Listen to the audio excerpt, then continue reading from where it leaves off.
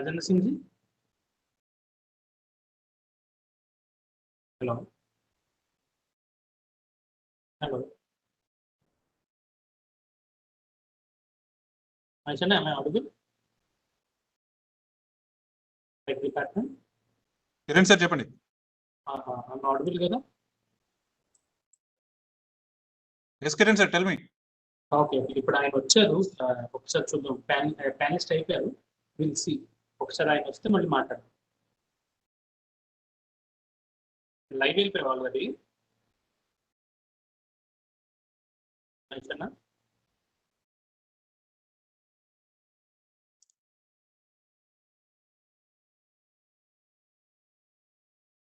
Kindly make Sanjana a panelist. Thank you. Good morning, sir. Good morning, Sanjana. All set? Yes, sir. Okay. Sanjana, kindly hold YouTube live for a moment. We'll go live once the event starts. Sir, I can't hear you. Just a minute. I'll bring on my earphones. No, I'm not telling you. I'm informing the IT department. Okay. Not to go live till we start. Yes.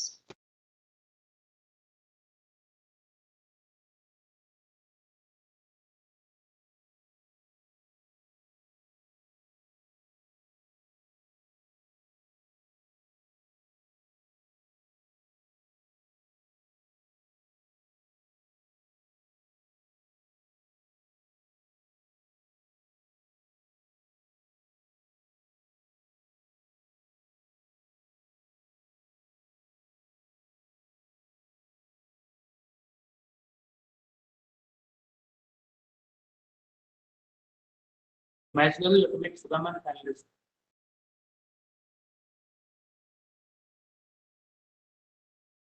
Thank you. Sudaman, you're not panelist. You can unmute yourself.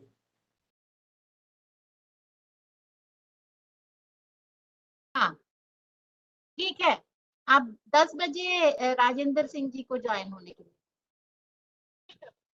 हाँ, आप line में ही रहिए, ऐसे ही line में रहेंगे ना, ऐसे ही रख दीजिए मोबाइल को फिर, क्योंकि अगर ना आप फिर बाद में ज्वाइन होगे तो पैनलिस्ट का नहीं उतर है ना, करा देना। हाँ, आपकी आवाज आ रही है? हाँ हाँ ठीक है, जी, okay okay ma'am, thank you. Okay, line में ही रहिए, ठीक है, मतलब ठीक है, इसमें वेबसाइट में ही रहिए। Thank you. Thank you ma'am.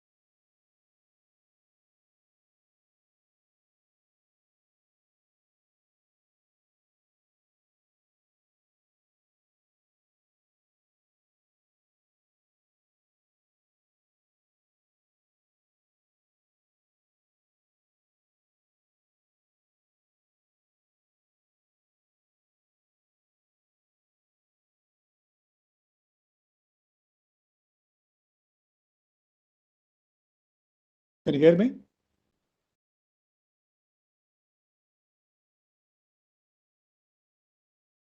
Yes, sir. Can you hear me? Yes, sir. Yes, sir.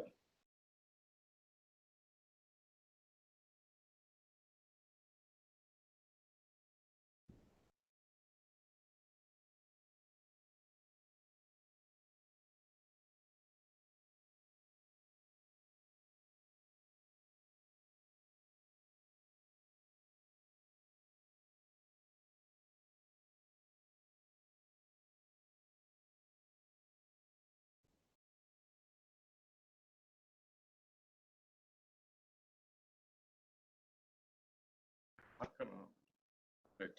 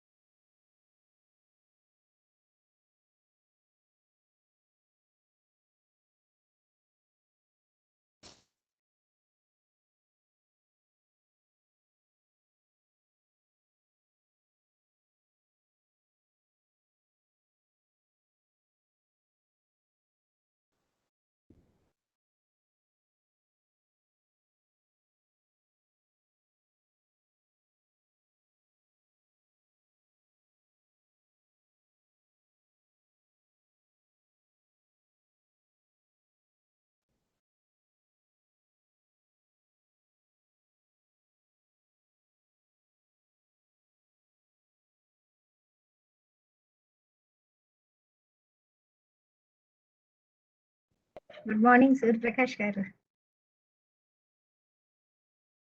Good morning. Sir, namaste. నేను మ్యూట్ చేశాను, మ్యూట్ లో ఉన్నా.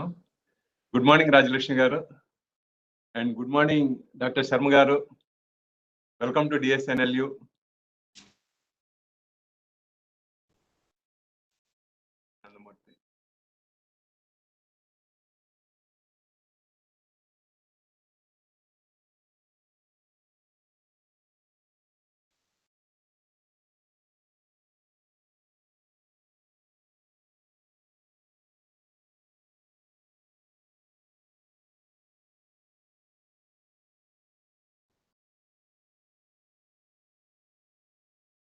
Dr. Rajendra Singh has come.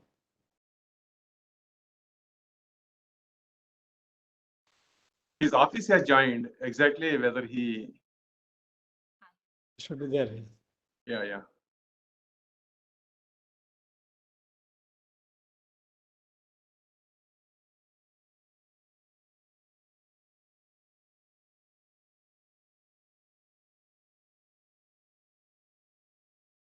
Yes, Kiran. Yes. Rajendra Singh గారు వచ్చారా? We'll join at 10 o'clock, sir. The office has joined. Okay. It's connected, sir. Connected, huh? Okay.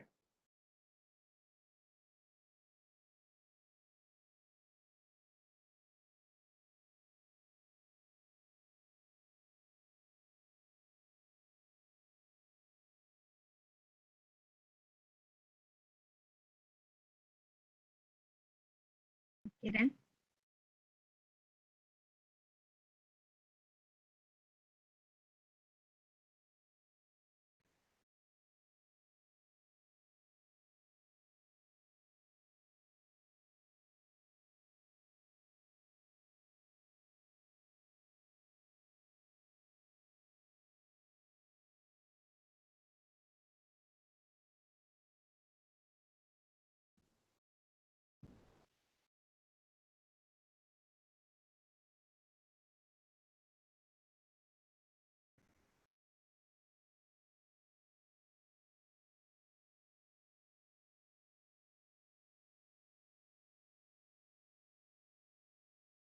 Good morning, everyone. Sanjana, you can start.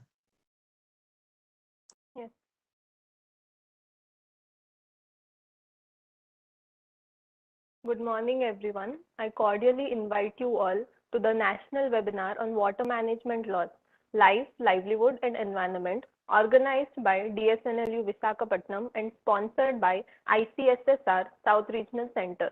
It gives me immense pleasure to welcome the chief guest of this webinar, Sri Rajendra Singh, our guest of honors, Sri EAS Sharma, and Professor V. Usha Kiran, and Director. I would also like to welcome our Honorable VC, Professor S. Surya Prakash Rao, and all the faculty members of DSNLU, students, presenters, and all other participants. Now, I call upon our Honorable Vice Chancellor, Professor S. Surya Prakash, on DSNLU, to begin with this national webinar with his opening remarks. Well, thank you. Good morning to all.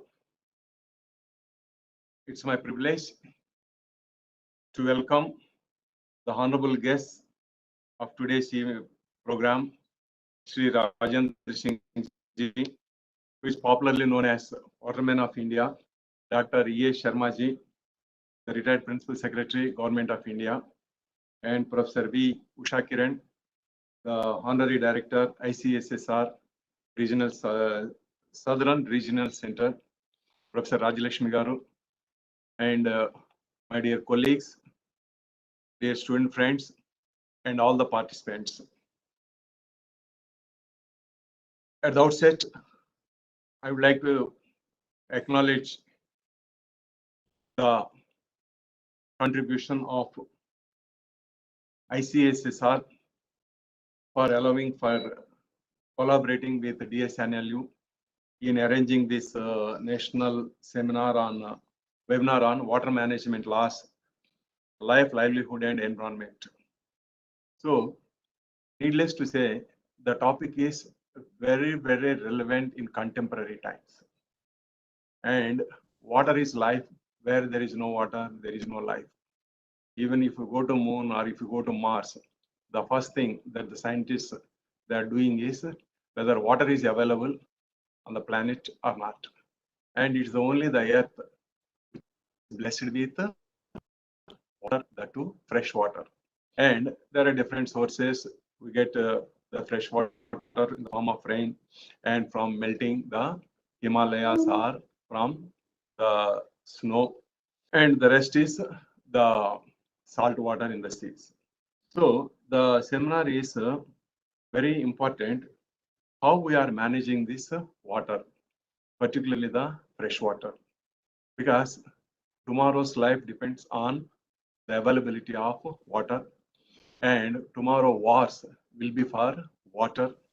And in India, because I do not want to delve into the nitty-gritty of laws, but an overview of how we are managing.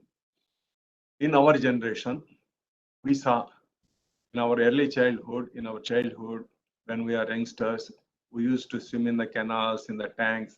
We used to drink water from the tanks. We used to drink water in the rivers, Krishna, Godavari rivers. And absolutely, even from the canals also, absolutely, we never scared of any diseases. Particularly those who are living in Krishna Guntur districts and those who spent life in Godavari districts, they know pretty well. Godavari water, people say that it is as good as coconut water. This was in 60s and 70s. And India, for that matter, was blessed with good number of rivers, perennial rivers, and with all fresh water. And today, after independence, all these rivers, they survived for millions of years, and till we got our independence. We never heard before independence that the rivers are polluted, tanks are polluted, or canals are polluted. But today we are hearing, after this pollution control board came into existence, there is a lot of consciousness regarding the environment, and there is more and more pollution, particularly polluting the water. Polluting the rivers means we are moving towards the suicide of the mankind. And I do not want to go into Godavari pollution or this Ganga pollution, just I would like to bring to the kind notice of the experts Sharmaji and particularly Rajendra Singh ji. In AP, we have a freshwater lake, one of the biggest freshwater lakes in India, that is Kolleru Lake. And in our childhood, we learned that millions of birds, they used to come as far as from Siberia. And this Kolleru Lake, this was spread over to 2 districts, that is Krishna and West Godavari districts, and with 250, approximately 250 square kilometers, and such a freshwater lake which survived for millions of years. Today, it is polluted. This is occupied, and out of this 245 square kilometers, 42% of the lake, this was became occupied for aquaculture, and something around 8.5% for this agriculture. And today, this is totally polluted, occupied, and tomorrow this is going to be a challenge for the environment. And similarly, the rivers are polluted, and most of the cities, they connect their drainage because poor recycling plants operated by the municipalities. The easiest way is to pump the whole drain of the city into the canals, into the rivers, and even into the sea. And ultimately, what is happening? There is a lot of responsibility for the pollution control boards, and it is better not to speak about the efficiency of the pollution control boards. And in spite of these pollution control boards at state level and central level, the water is polluting, particularly the fresh water. So now the time has come, at least in the state of AP, to save the Kolleru Lake. And those who raise any questions about the pollution of Kolleru Lake, simply the officials, they will be transferred, and at times, if necessary, they will be disappeared. It needs no more explanation. So I think that the today's experts, they will throw some light to motivate the students and to become activists, because it is not the responsibility of one citizen or one official. It is the responsibility of the citizens as a whole. It is the responsibility of the society as a whole, civil community. Unless our great grandfathers, they have transferred, or we inherited all the fresh lake and fresh rivers. And our generation, what we are going to hand over to our next generation, the polluted rivers, the polluted lakes. That means the not only the environment, but also the health. If the health of the people is affected, automatically the health of the nation also will be affected. With these few opening remarks, because I'm not an expert in water, land, water management, or environment, but still, with my common sense and what every day I have been watching in the news regarding the pollution of water and rivers, I hope that the experts, today experts, they will throw some light and they will ignite the discussion and enlighten particularly the student community. So tomorrow we can question. Haji, hello. Question the government for the betterment of, for improving the health of the rivers as well as the lakes in not only AP but also in India. Thank you very much. Thank you so much, sir, for your remarks. Now, with great pleasure, I would like to introduce our chief guest, Sri Rajendra Singh. Popularly known as Jal Purush or the Waterman of India, Dr. Rajendra Singh is a renowned river rejuvenator and an environmentalist. Dr. Singh has been awarded several international accolades, chiefly the Raman Maksase Award in 2001 for community leadership, Jamnalal Bajaj Award for use of science and technology for rural development in 2005, and the Stockholm Award, also called as the Nobel Prize for Water, in 2015.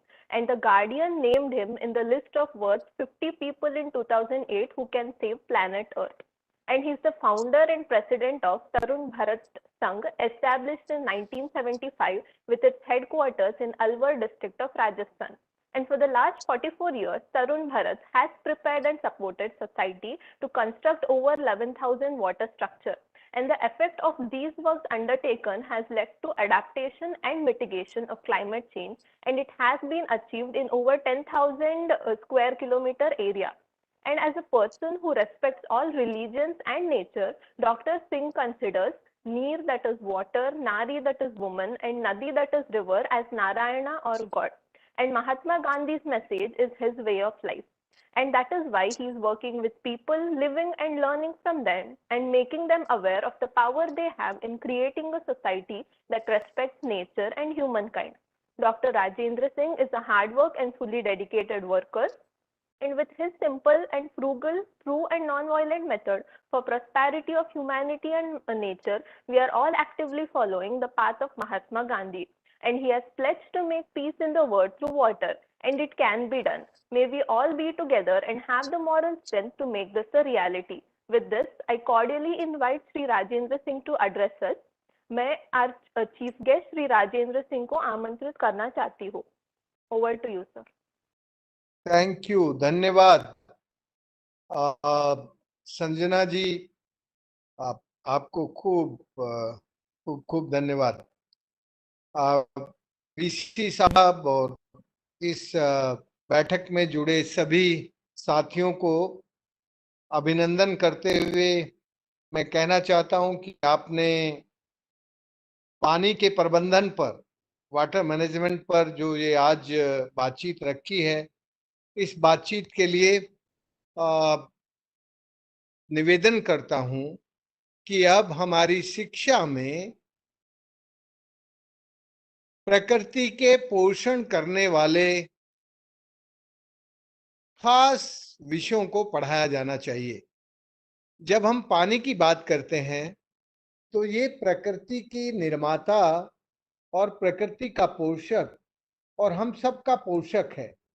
इसलिए इस पोषण में, इस प्रकृति के पोषण के काम की आज बहुत जरूरत है, जबकि हमारी पृथ्वी पर कोरोना जैसे वायरस और ग्लोबल वार्मिंग और क्लाइमेट चेंज का जो थ्रेट है, उससे बेटाइम बारिश और बढ़ती बाढ़ और सुखाड़, ये जो डेवलपमेंट के मॉडर्न डिजास्टर हैं, ये डेवलपमेंट के डिजास्टर तब तक आते रहेंगे जब तक हमारी शिक्षा में प्रकृति और मानवता, नेचर एंड ह्यूमैनिटी, इन दोनों के नरिशमेंट का शिक्षण शामिल होगा.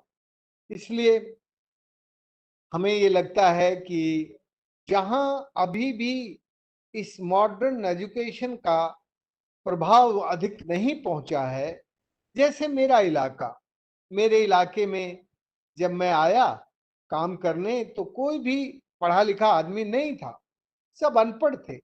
और उन्होंने मुझे सिखाया कि राजेंद्र भाई, we not need of your medicine, we not need your education, we need water, and scarcity of water, our whole area displaced. So if you can start the water conservation, we rejuvenate and we rehabilitate again in this area. So that time I not believe this big change is possible. But the old man, illiterate farmer, who before facing the health problem of malnutrition, night blindness, so I treated him first, and after the treatment I start the water conservation. So due to the water conservation, when the water come in the wells and water come in the river, the pupil, youth, young people come again in own land and they start agriculture. And due to the agriculture, area is enriched in greening. And when the greening come, so the trans evaporation of the leaves of the tree and plants, so the micro cloud formation start in my area, and that process is really process of the climate change adaptation and mitigation. So due to the increasing the green area in my region, so the micro cloud formation start, and the micro cloud invite to the macro clouds, and both they give the good rains. So now in my area, 2-3 crops in a year. That time no crops, no animal, because no water. So due to the water, due to the rains, the moisture come in the soil, and the moisture in the soil giving the greenery on earth, and that greenery making the real change, the big change. And that is the big change with nature. That is the big change with the respect of nature. This is the big change, the respect of water. So due to the respect of water, the conservation start, and we use the science with sense and science with common sense, and technology and engineering we using with the consciousness and concern with the nature and concern with the humankind. So due to this respect of science with sense and use the technology and engineering with consciousness and concern, so no destruction, no destruction, no displacement, no disaster in my area. Why no disaster? Because we give the respect to the earth, and earth give the greenery, and greenery give the O2, oxygen, and the atmosphere change in my region. Before, the temperature level going to the 48. But now in my area in last 30 years, the temperature not going up to 46. So now this is the big change. And due to this big change, very good agriculture. And the youth come back on earth and they start the agriculture. So today is a role of in this role of universities and role of the education institutions create an atmosphere with love, affection, and respect of nature, and that nature can nourish to every humankind. So we can start now in the sense of science and uh, technology and engineering with consciousness. So that is the process of the nourishment of humankind and nature. My dear friend, I can say, when I start the work, so that time not a single youth in my area, they displaced to the cities for the employment and for the bread and for the रोटी के लिए, अनाज के लिए सब गांव छोड़ के शहर चले गए थे. But now this is the big change in my region. The youth is interested in agriculture. Youth is interested in water conservation. You know, now the young people taking the different type of the interest in agriculture. A lot of youth is growing crops where the less water they use, and they make a link the crop pattern with rain pattern. So one is they give the three-tier agriculture, the small plants, medium plants, and bigger trees, the fruit trees. So the less water they are using, but they are growing the very less height How are you? vegetables and middle plants like lemon and the big plant like mango, so the same water nourish to the different type of the trees, and they really reapplicating and scaling up the work of water conservation. When I start the work, I have no money, so I personally start with my voluntary labor, and one water body completed in a beginning in a 3 year, and after that water body, the visual impact they see in the wells is recharged, and the young people come back and they start the agriculture. And who start the agriculture? They are reapplicating with the relationship network. The every relative they are invited, and they seen the impact, and they start this type of the work. So I have no extension department, I have no really formal training. So the training skill development in efficient use of water and the water literacy start with a local pupil in a local way, and local by I use the local system. The local system is a relationship network. So I can say, if we are really doing the management of water, the management of water can teach to everyone if we can start some water literacy, and after that water conservation action, and after that when the people can see and visualize the impact of that, so they can start in a change agriculture pattern, and agriculture pattern they can use with the crop pattern and rain pattern, they can integrate them, and that is a really create an impact on the rivers, on the rivulets, on the streams. So they when the underground aquifer come up, so our water streams rejuvenate, and when the rejuvenate the water stream, so create a rivulet, and that rivulet make a river. So now in last 38 years continuously, only on water and only with the nature, we rejuvenate 12 rivers and 10,600 square kilometer area, who is in the records, government of India is a dark zone, now is the word zone.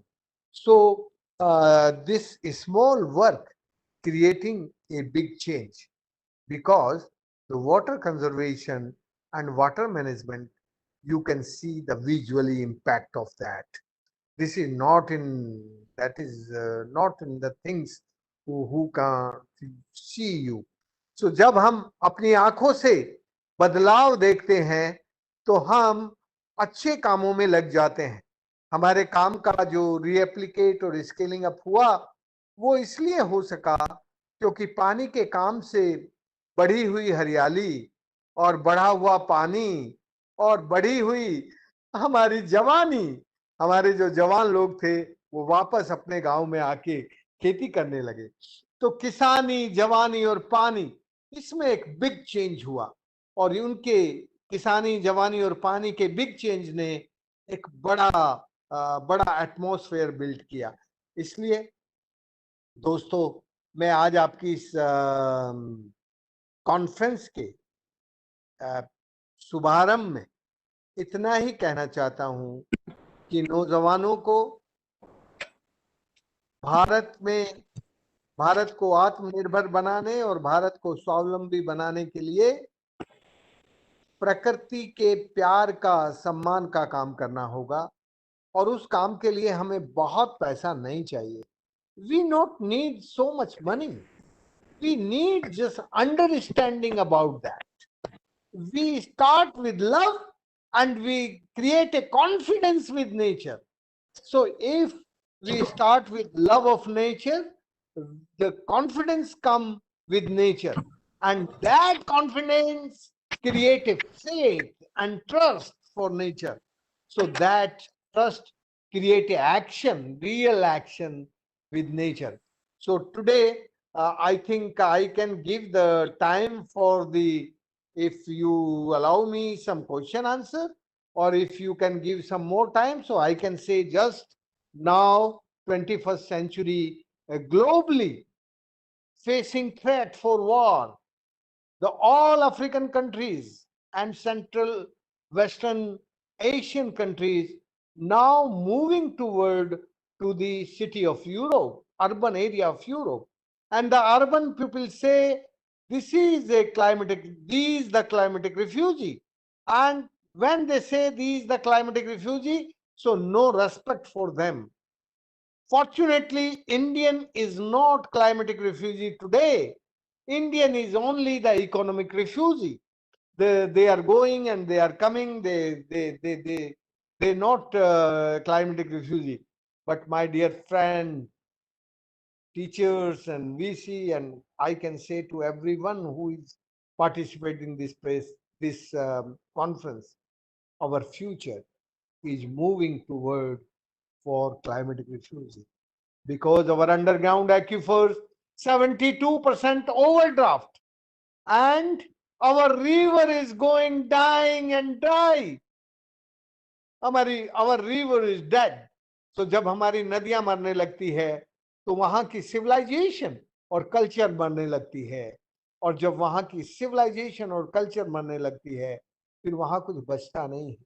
इसलिए दोस्तों, हम भारत को यदि global teacher बनाना चाहते हैं, if we have the imagination for the global teacher of India, India can make a global teacher for future.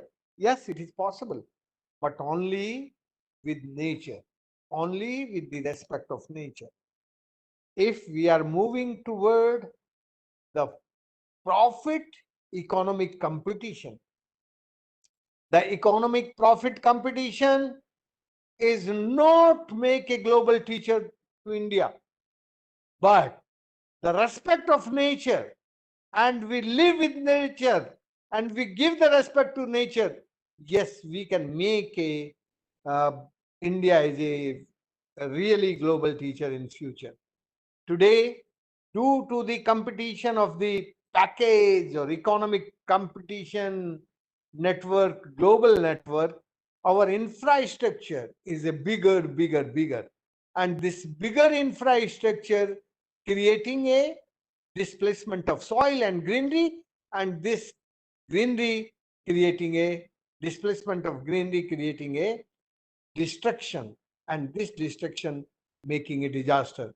So this process is not suitable, not Sanatan. हमें सनातन विकास चाहिए, हमें सस्टेनेबल प्रोसेस ऑफ डेवलपमेंट चाहिए। हम यदि सनातन विकास चाहते हैं तो प्रकृति में बिगाड़ ना हो, प्रकृति में विनाश ना हो, प्रकृति में रिजुविनेशन हो, पुनर्जनन हो। और ये जो रिजुविनेशन की प्रोसेस है ये स्टार्ट होती है with revolution, with the revolution in the education, with the revolution in our mind and brain, and that revolution making a change toward to the create a prosperous future and prosperous nature. So I give thanks to you and congratulate to you. You are doing really great job for better future for the water management, and this water management is creating a really change for our Javani, our Kisani, or our Pani. पानी माने water. हम water management करके अपने अपनी farming को ठीक कर सकते हैं और अपने यूथ को एम्प्लॉयमेंट दे सकते हैं, और हमारे पास एम्प्लॉयमेंट के तरीके नहीं है। इसलिए दोस्तों, हम लोग पूरे भारत में किसानी, जवानी और पानी को चेंज करने के लिए महात्मा गांधी के जन्मदिन से 2 अक्टूबर से यात्रा शुरू कर रहे हैं। मैं चाहूंगा कि आप सब जवान लोग उसमें जुड़े। धन्यवाद। जय Hind. Thank you. Thank you so much, sir, for your educational words. We all hope we could follow your footsteps. Sir, if you could please turn on your video, we would like to take a photo. Okay. Okay. Thank you very much. We request everyone to turn on their cameras for the group photo. Or if you want, you can ask some question if you have some time. Okay? Or if your Yes. time is over, so thank you very much. आप बोलना और बताना चाहते हैं तो बताइए। बस मैं इतना ही कहना चाहता हूं सुधा जी कि Sudha ji, our future is really bright if we can start our life with the respect of nature and respect of water. आप जानती हैं कि हम नीर नारी नारायण मानते थे और जो हमारे 5 एलिमेंट हैं उसको हम भगवान मानते थे। वैसे भूमि, जैसे गगन, वैसे वायु, आ से अग्नि और न से नीर, ये जो हमारे 5 एलिमेंट हैं यही हमारे भगवान थे। जब तक हम इनको भगवान मानते थे तब तक हम दुनिया के गुरु थे, ग्लोबल टीचर थे।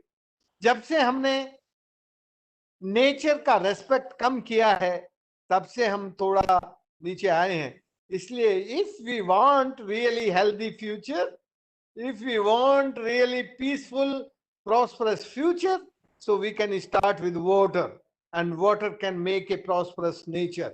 And if the prosperous nature, the woman and everyone is happy. So I can say really thanks to you if we can start in education with the respect of nature.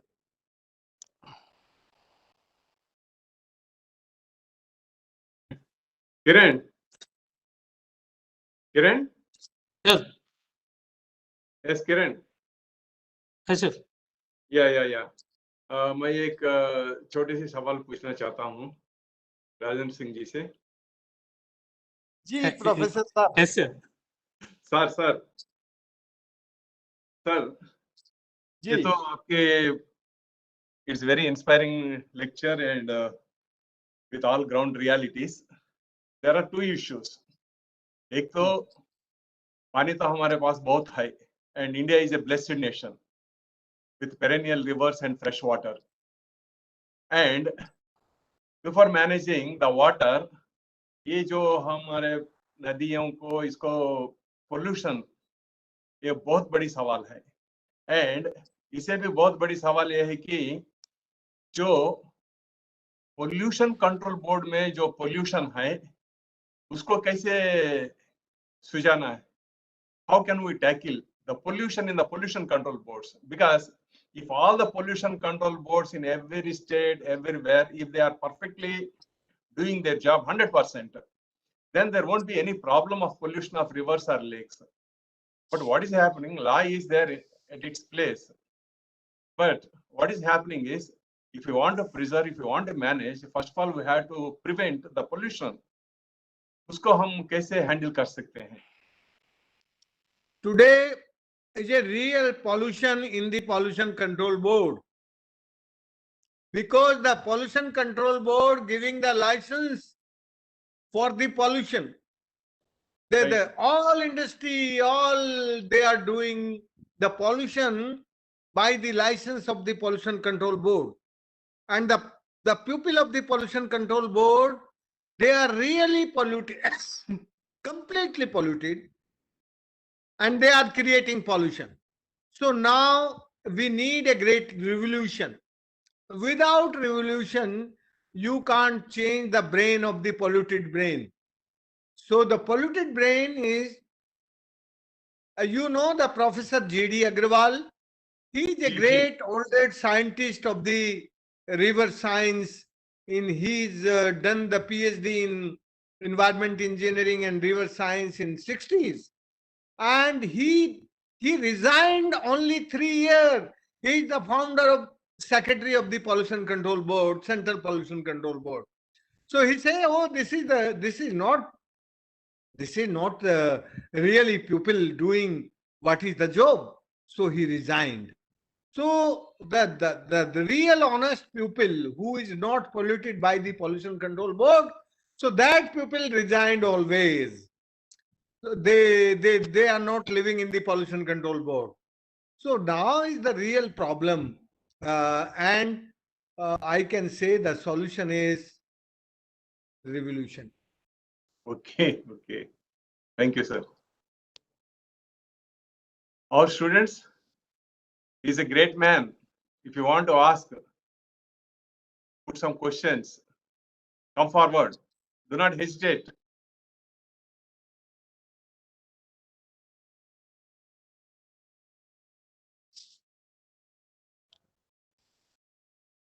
Kiran, over to you.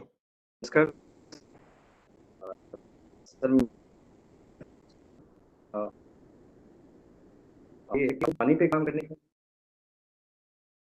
Sir, in the meanwhile, Rajendra Singh जी, एक बार आप camera के आपके आगे रखे तो एक बार photo ले लेंगे जी. Okay. It's okay. No, sir. Right, No, right, no, no. sir. You have to turn on the camera, sir.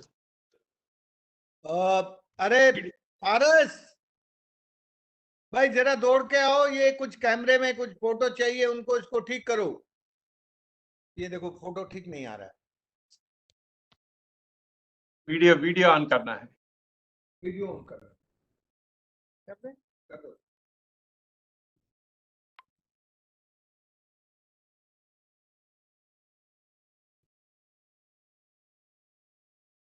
अभी ठीक है.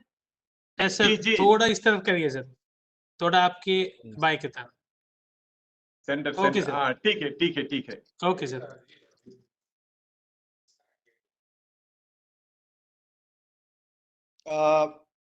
मुझे अच्छा लगा सूर्या प्रकाश जी, आप सबने अच्छी बातें की. हम लोगों को अपने फ्यूचर को अच्छा करना है तो फिर पानी से शुरुआत करनी पड़ेगी. और पानी आज पॉल्यूटेड है, एनक्रोच्ड है. अरे फिर हो गया कुछ गड़बड़. एनक्रोच्ड, इसको ठीक कर. Water is pollution, facing the problem of pollution, encroachment, and over extraction of water. So everywhere, who is the powerful pupil, they exploit and they encroach the all water bodies. So these three threats today, we can really think about that. ठीक है Surya Prakash ji. Someone was Rajendra asking Singh a जी, एक question. Question आया है. Shahaji M पूछ रहे हैं कि what is the liability of corporation when they pollute water. The liability of the corporation is only for the no dirty water. गंदे पानी को अच्छे पानी में नहीं मिलने दें. गंदा पानी कभी भी अच्छे पानी में नहीं मिले. ये रेस्पॉन्सिबिलिटी है कॉर्पोरेशन की. इसका मतलब ये कि जो उनके शहर में गंदा पानी हो रहा है उसको ठीक करना, ये उनकी रेस्पॉन्सिबिलिटी है. ठीक करके ही उनको अपनी उससे बाहर निकलने देना. आज हमारे कॉर्पोरेशन और ये सब प्रॉब्लम क्या हो गया है कि Indian democracy corporate driven democracy बन गई है. तो जब आपकी डेमोक्रेसी पीपल्स डेमोक्रेसी नहीं बचती है तब ये प्रॉब्लम आया करती हैं. तो आज जैसे मैंने कहा ना, water is facing three threats. Pollution due to the corporation and pollution control board, they are the real responsible, and encroachment and over extraction of the water. So no river in your country today who is really have the water right on environmental flow. No river I can say they're flowing with the environmental flow. So this is the problem, great problem.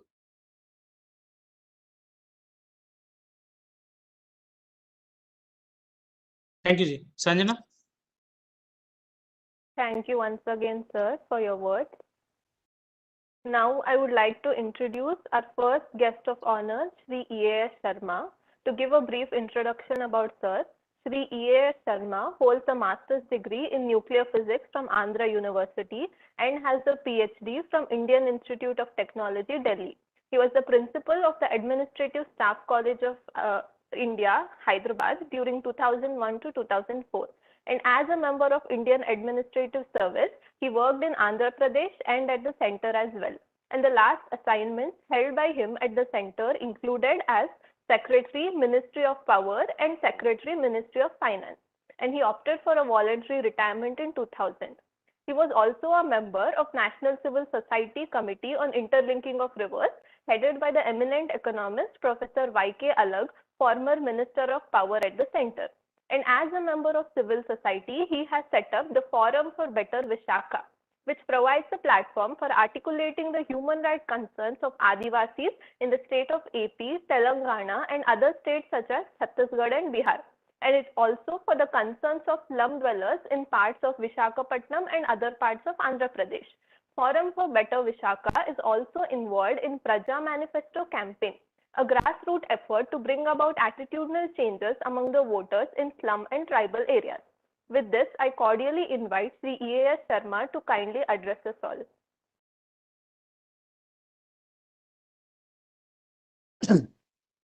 So thank you very much. Thank you, National Law School, and also the ICSSR, which has sponsored this excellent webinar. I'm very happy that Dr. Rajendra Singh is here among us. He is not a stranger to Vizag. We have been working together, Dr. Rajendra Singh and some of us, on the water bodies of Visakhapatnam and Uttarandhra area. I just wanted to, we mentioned about the pollution of rivers in India. The Controller and Auditor General of India, the Constitutional Authority, CAG, they have done a sample study on the Indian rivers. They looked at a sample of 140 projects, 24 river stretches, 22 lakes, 116 blocks, and 25 states across 25 states. Can you hear me? Can you hear me? So 25 states. After doing the study, they came up with state-wise. They came up with very detailed findings, but the sum and substance of their conclusion is water pollution in 14 major, 55 minor, several other hundreds of rivers in India has become a serious problem. Millions of liters of wastewater from sewage, industrial waste, agricultural chemicals are released into the rivers constantly. Only 10% of the wastes are treated. The rest 90% is released into the rivers of India. Today, as Dr. Rajendra Singh, as your Vice Chancellor has pointed out, there is not a single river which you can say it is pure, including the Ganges. And the oxygen levels have come down. The river water resources, bioresources are very badly affected, including Ganga. So this is a very, very important finding, which shows that this has become a very serious problem in India. Now, these water bodies all over the country, any city, any town, wherever you go, they are falling prey to urban growth every day. Just to give an example, Visakhapatnam, during my lifetime, there were 150 water bodies. Today, we are left with only 5 water bodies, and that too, those 5 water bodies, the capacity has come down because of siltation and various other encroachment, as Dr. Rajendra Singh has pointed out.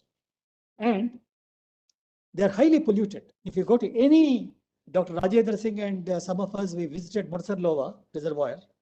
Then we went to Bhimurapatnam, the tanks, and many other water bodies. Everywhere you find plastics, sewage water, industrial waste, highly polluted. Sometimes the water is very turbid. It looks dark in color. So this is the position.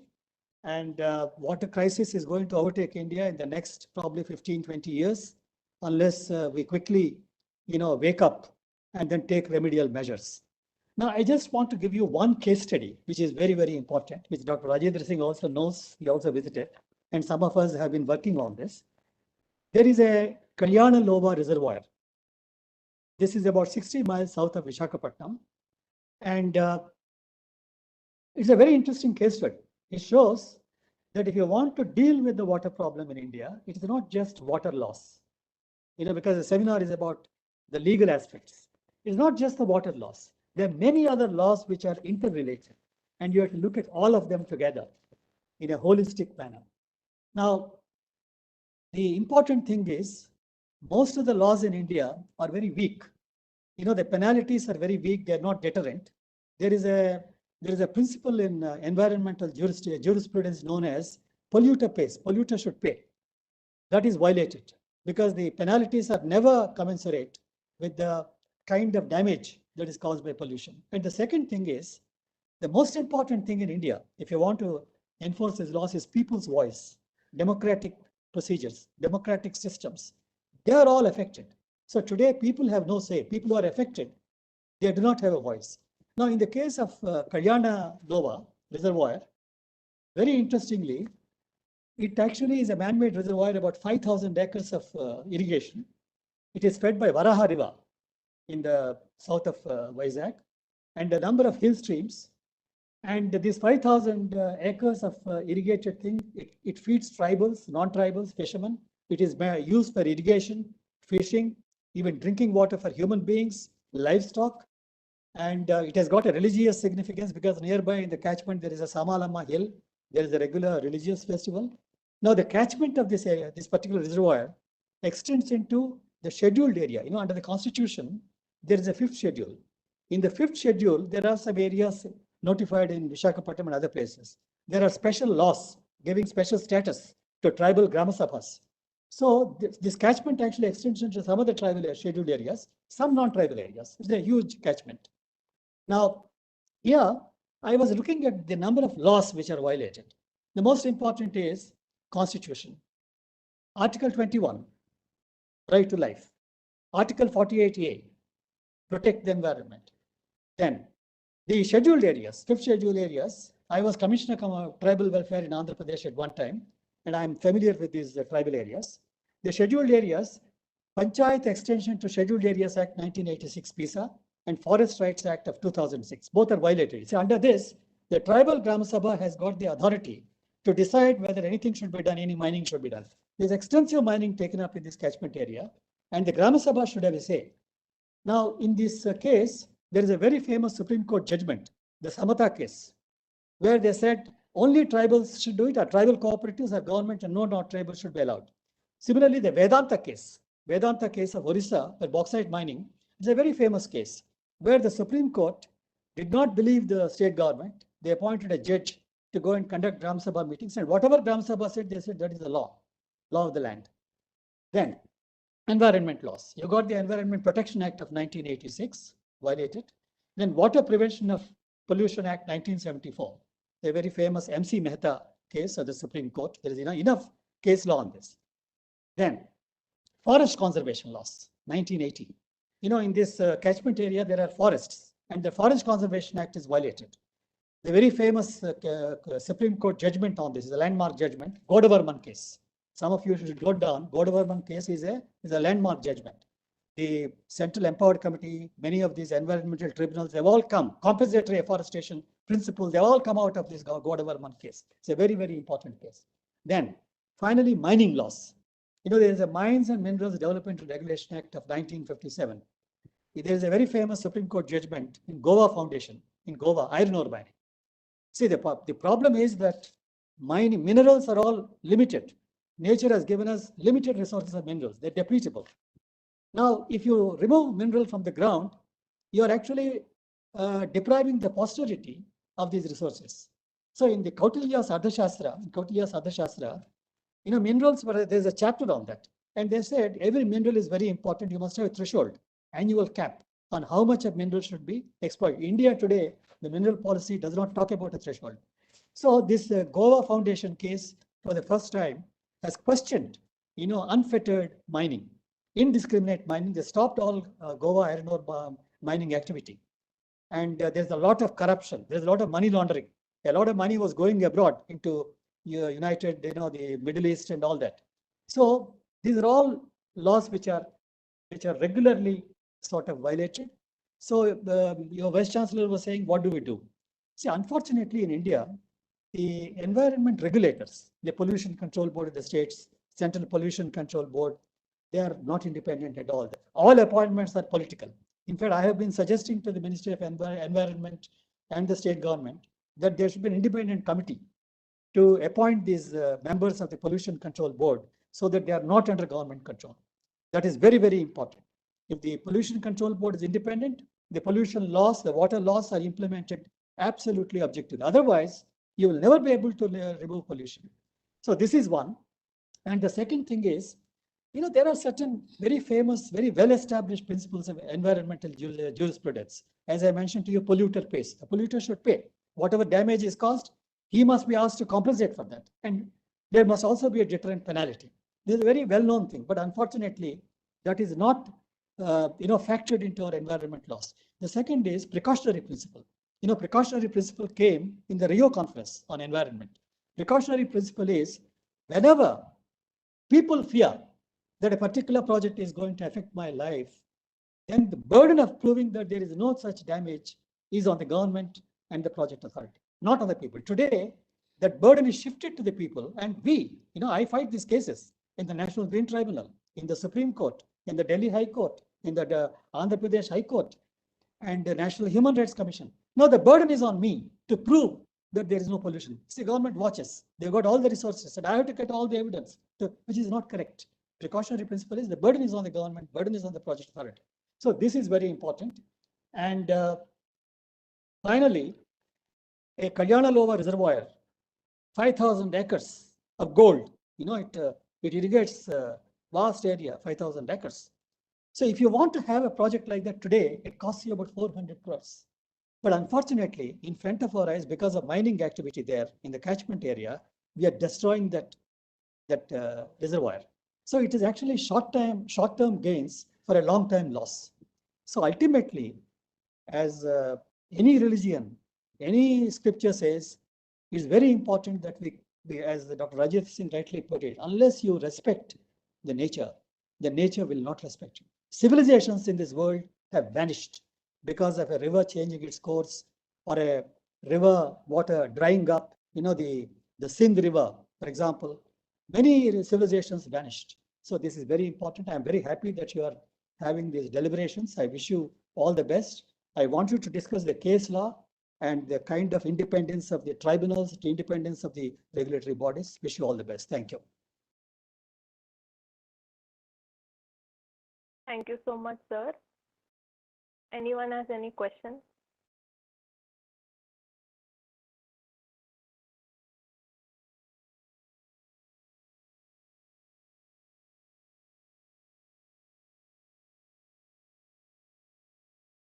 Go ahead, Sandra. Thank you, sir, once again. Now I would like to introduce our second guest of honor, Professor V. Usha Kiran. Professor V. Usha Kiran, she serves as an honorary director for the Indian Council of Social Science Research, the Southern Regional Center, and she's a professor of commerce at Osmania University and has acquired over 32 years of teaching and research experience. She also holds other positions such as Director in Directorate of Placement Services, Osmania University, and Head of Department of Commerce. And she has been conferred upon with various awards, which include the National Merit Scholarship, Best Commerce Faculty Award by Institute of Practical Accounting, and Telangana State Best Teacher Award for 2020. She is also associated with various academic institutions like Human Resource Development Center at Osmania University, Telangana State Police Academy, and other affiliated and constituent colleges of Osmania University. On the administrative side, she has served as an NSS officer, student advisor, head in the Department of Commerce for Women and PG College, Sikandrabad. She is also a member on Board of Studies, Selection Committee, and governing bodies at various autonomous colleges. With regard to her social contribution, she renders social service through Chaitanya Seva Trust at Burugula village, Rangareddy district in Telangana, which runs an old age home and an orphanage. She is a financial advisor and development committee member of this trust. With this, I cordially invite Professor V. Usha Kiran to address us all. Thank you, Sanjana. Am I audible? Yes, ma'am, you're audible. Thank you for the sweet introduction. Good morning, all the dignitaries and dear participants. I'm very happy to associate with you all on this particular day. And whenever any project assistance is being asked at SRC, that is Southern Regional Center. Yes, please. Your video is not on, ma'am. If you choose to start your video, you can.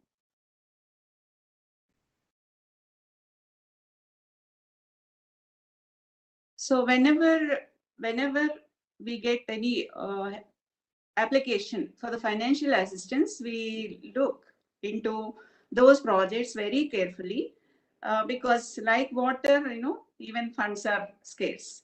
So we look at the merits, the strengths of the projects, and then we will be giving the financial assistance.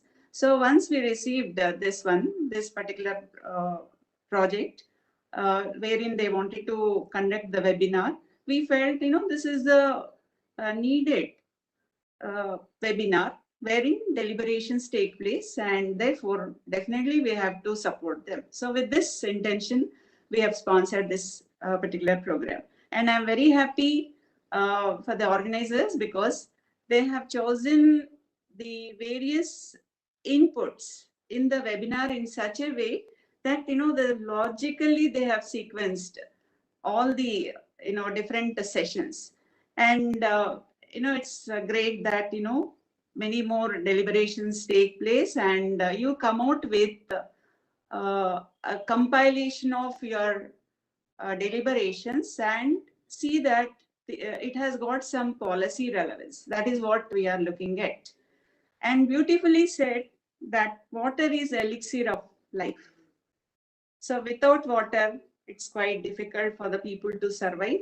We all know that. And a recent research has been conducted by IIT Kanpur. I'm just quoting that for your benefit. They have taken up a research study on what happens if Ganges dries. So this study was made in the year, I think, 2018 or 19. And they've come out with the facts that around 115 million people will be losing the livelihood, and they will not be getting the food. So that is a impact if a river dries up, or if water is not conserved.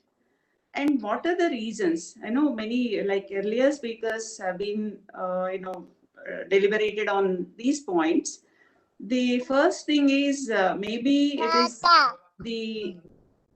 is something like people are becoming selfish and they want to see that they are gaining profits, they are making money within a short period of time.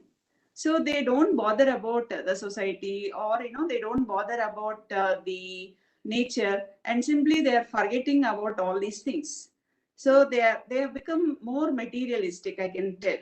So in such a case, if we are allowing, in the name of adventure tourism, like the governments get revenues, no doubt about it. Adventure tourism at all those 4 places, that is 4 glaciers pertaining to the river Ganges, then there is a lot of human traffic there, and naturally with that there is a warming up, and because of that the glaciers are flowing down, and naturally you don't find that kind of a nature there which we used to have earlier, some 20 years back, or 15 years back. So in the name of adventure tourism, or in the name of capitalization, or in such cases, if you are simply destroying the nature, then that definitely affects us. Therefore, we all have to take up, like, Dr. Rajender was advising us, we all should think of going together and, making a revolution, stating that, rivers are lakes, they have to be saved. So that is the most most attitudinal change that we should expect in the people. Then comes the question of the Telangana. I would like to quote one or two examples of Telangana state, wherein how water is being conserved. Of course, the disputes will be there, but still, barring those disputes and all those, anyway, as you people are, law teachers and law students, you know very well how to file cases and how to argue, so on and so forth. All that is, being taken care. But, when we are looking at a project called Kaleshwaram project, it's a multi-stage lift irrigation project where the water is lifted to such a high, and it is it is really giving a scope for a lot of irrigation all around the Telangana where we don't have the water resources. Then we have got Mission Kakatiya project, wherein we are trying to see that each house is getting the water, the purified water. And then another conservative mechanism which has been taken up by Telangana, initiated by Telangana government, is the various lakes that are being chained up. That is, in the sense, water flows from one tank to another tank. So that's very, very important. If you stop water from flowing from one place to another place, then there is a destruction. Instead, you allow the water to flow in its original way. That is the best thing what one should attempt at. And then lastly, I would like to tell, one of the important aspects which everybody should think is about the desilting of the water. In the sense, like, you have got tanks, you have got so many water resources where there is a lot of silting, and you will have to go for desilting.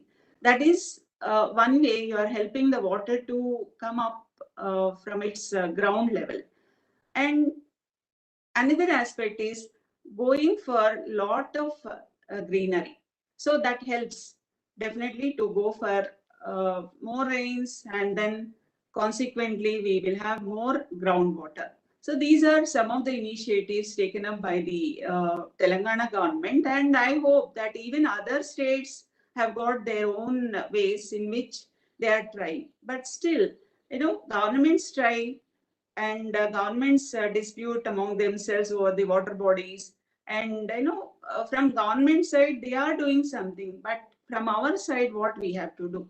So as academicians, especially as a funding body, I look forward that you take up more and more research on this particular area, because you have plenty of funding sources. Maybe very recently the ICSSR has announced some projects and PDF postdoctoral fellowships, and also doctoral fellowships are available. So what you can do is not just ICSSR, but you can get funding from various other ministries also. You please approach those ministries and those funding bodies and go with a project which is worth, in the sense, it should be societally relevant, it should be something like policy relevance. When you have got these two things, and when your methodology is perfect, definitely you are going to get a project. So the 6th is the last date. Still 2 days time is there. Of course, writing a project proposal in 2 days is quite difficult, but still you can try, and you can just forward your application, and better try for some funding, because any university, it will be the metrics we look at is how many projects you have and how many research papers you have, and where exactly you are publishing your papers. That's more important. Therefore, in this connection, since I have got so many teachers assembled here, I appeal to all of you to take up the research in the most relevant areas relating to the society and try to find a solution for them, and put forth your research in such a way that it gets documented. Documentation is very important for your university. Therefore, please document your research, see that it is published in very good journals. Think about the Scopus listed or ABDC listed journals, some international journals where you have got a lot of impact factor, not paid journals, please.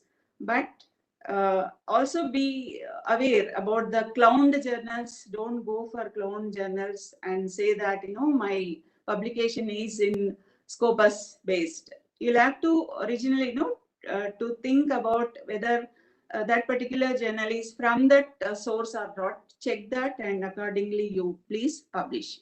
So you have got your organizers have listed out so many topics for you.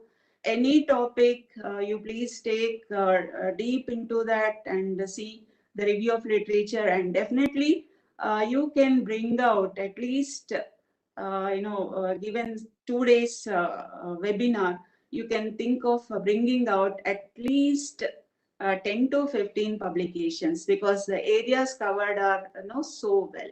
So my appreciation is for K. Sudha and the other coordinator. And thank you, Professor Surya Prakash ji, for giving the opportunity for these people to do this. And thank you very much. And I wish everybody a happy learning. Thank you very much. Thank you so much, ma'am, for your educational words. Now I call upon Dr. K. Sudha, the convener of this national webinar, DSNLU, to address us about the objective and importance of this webinar. Over to you, ma'am.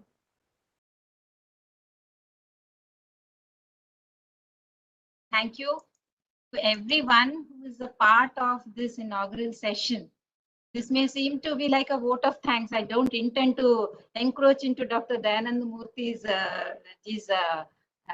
jurisdiction, but I think I should explain to you the journey, how we started with this webinar. Actually, Rajendra Singh ji, माननीय राजेंद्र सिंह जी, आप और ES Sharma ji दोनों ने ये water management law webinar start करने के लिए inspire किया है.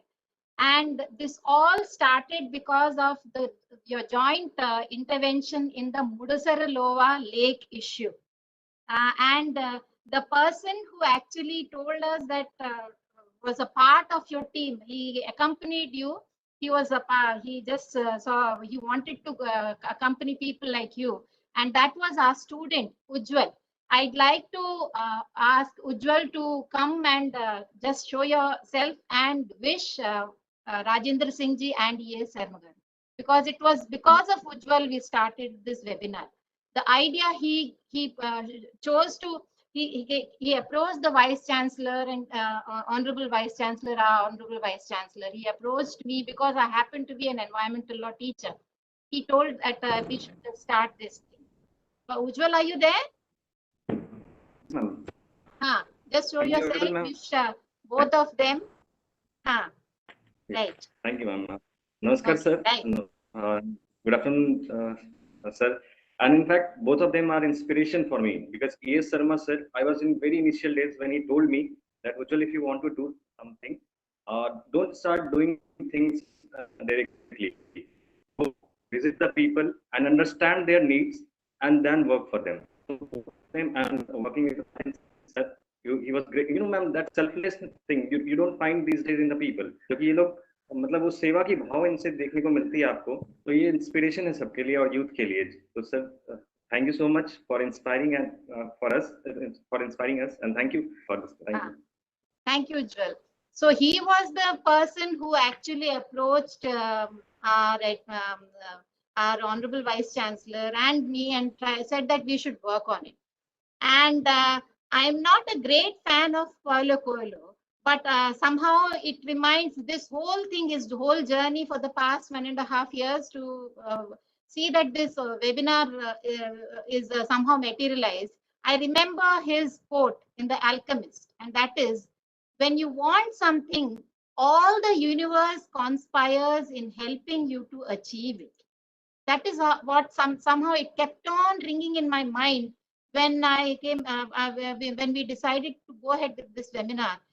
It is in any event, when you plan an event, there will be some kind of a glitch, but somehow, touch wood, till now, there has not been a single glitch in this webinar. The whole thing happened so smoothly. There's not even one discord between all the people who are a part of this major event. And everyone, it has synchronized so well, and everyone has cooperated so well that somehow it's amazing to even think that we could come to this stage. And after the Mudusaralova issue, but then we started thinking about who should we have what should be the what should we include in this seminar and webinar, and how should we take it forward. So in this, we have many people who have helped us, who are not here visible. Many resource persons have volunteered and they are a part of the two-day event. But some have actually helped us from, and the people like Dr. Usha Ramanathan, who has helped us in actually planning and designing, starting with editing the brochure. She was throughout. She has been a person who has been very supportive and helped us in actually designing the whole webinar. I thank her.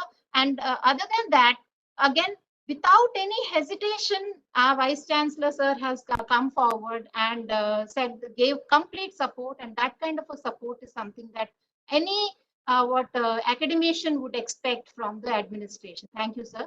Then when we look at the way about designing of this particular webinar, the first thing is that we thought that the moral content should be good, and we were inspired by the people like E.S. Sarmagaru and Rajendra Singh ji. That is why we asked them. They immediately they accepted our invitation, and then followed next comes the. It is a kind of a work which it's a kind of a lifetime work. They have dedicated their lives. Rajendra Singh ji has been working since 4 decades. And E.S. Sarmagar, we know because he is a part of our own Visakhapatnam. We know how dedicated they are. So their dedication is to keep nature and nurture nature. Apart from that, we also were fortunate enough to get very good resource persons who have equally put a lot of effort in actually in terms of the expertise in nurturing laws.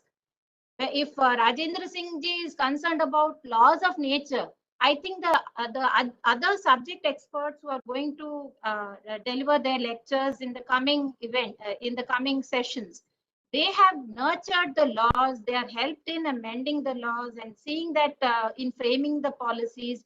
And that is how we could really, and their love for their profession, their love for the subject has brought him to this webinar.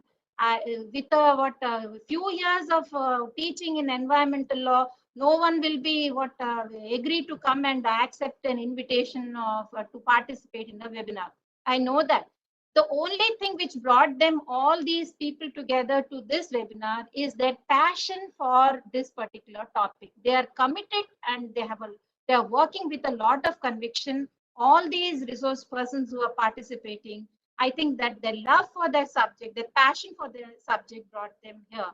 And the topics that we have, it's a kind of when we invited Professor Philip Cullett, he raised one issue and he said that, see, this is a very big scope. What am I supposed to speak on? Because it covers many things. From an environmental law teacher, I thought I had actually tried to reduce the scope of that particular topic. For environmental law, water law is something which is a part, and going and looking into water law specifically is like something where I thought that we had restricted the scope of the study. But when actually Professor Philip asked me, this is a very big scope, what am I supposed to talk?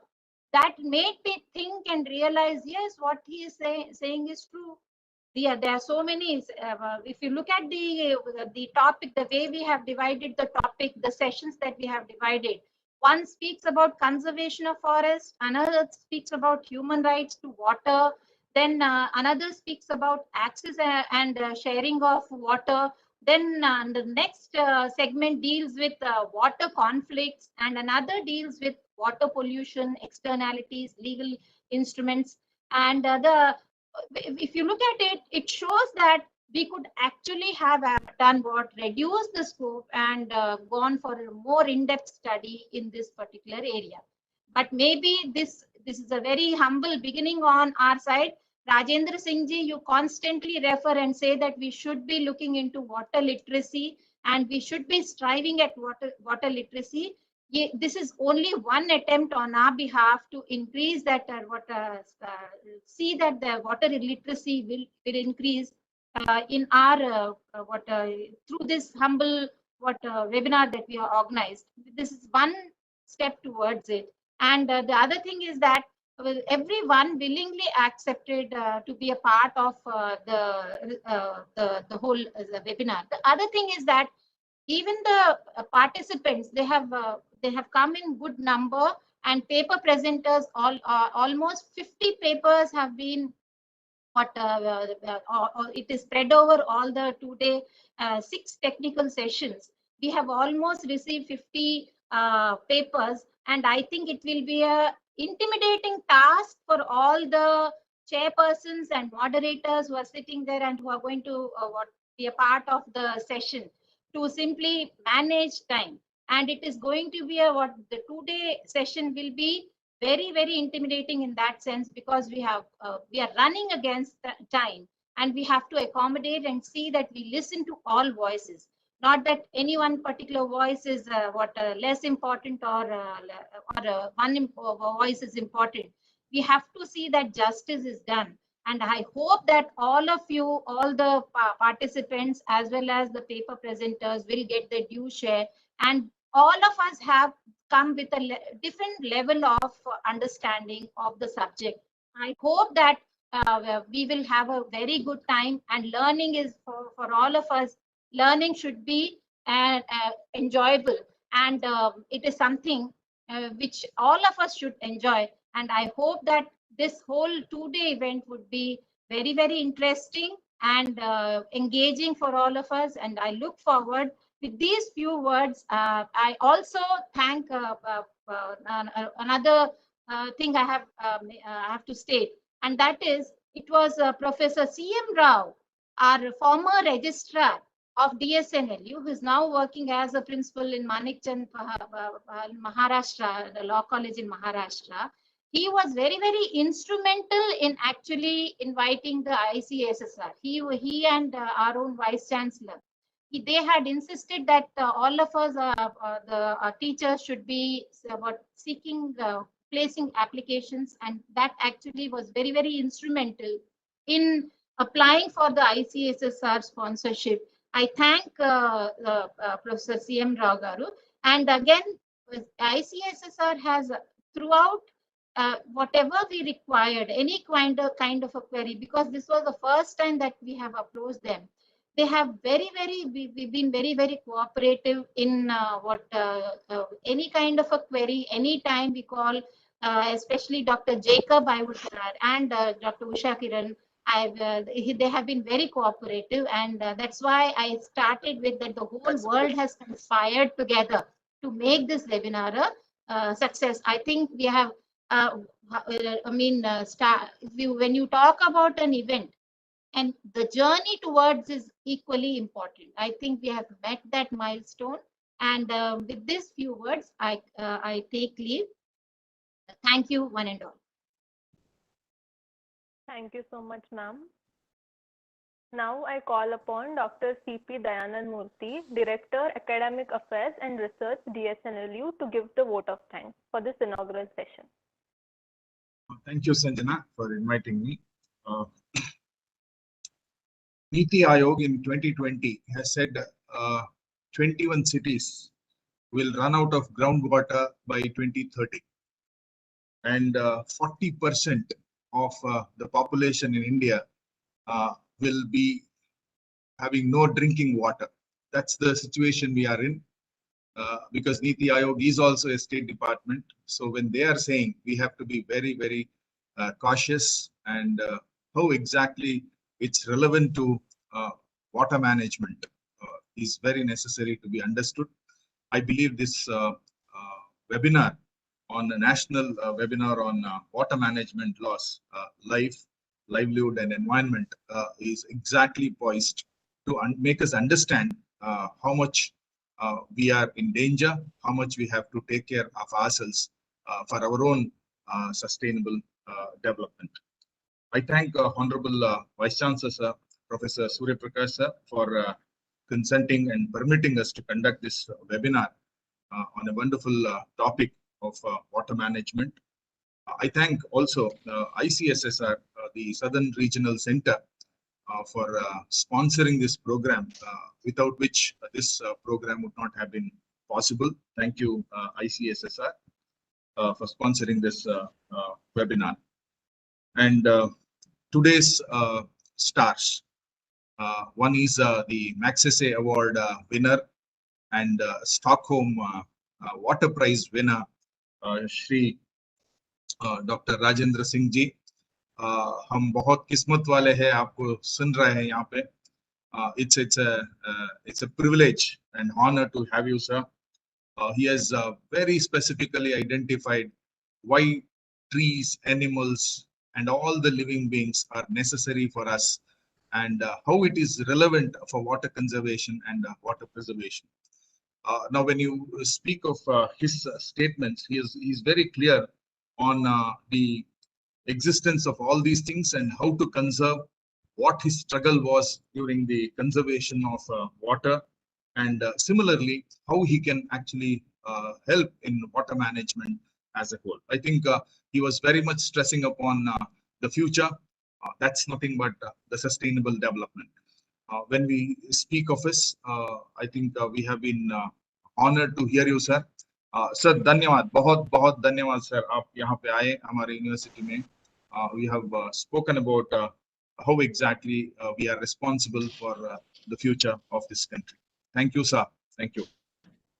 I also thank the second speaker.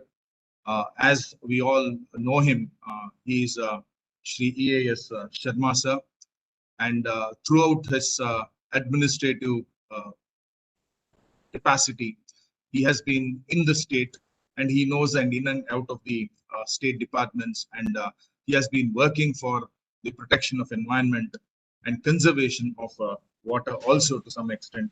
And we have been seeing him from almost 9 years after coming to Vizag. I've been seeing him, hearing him. He's working in the grassroots level and preserving the rights of the people there. And his experience sharing was an honor for us. Once again, thank you very much, sir, for being with us. And we once again thank you. And I also thank Professor Usha Kiran, ma'am, the Honorary Director, ICSSR, Southern Regional Center.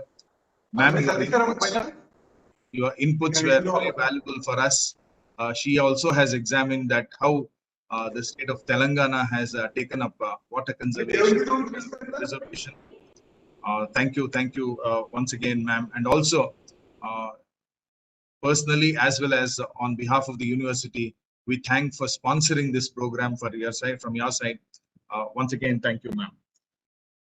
I also thank all the resource persons and the chairpersons for the upcoming sessions, for consenting to be part of this program. Thank you all the resource persons who will be part of this for the two-day national seminar.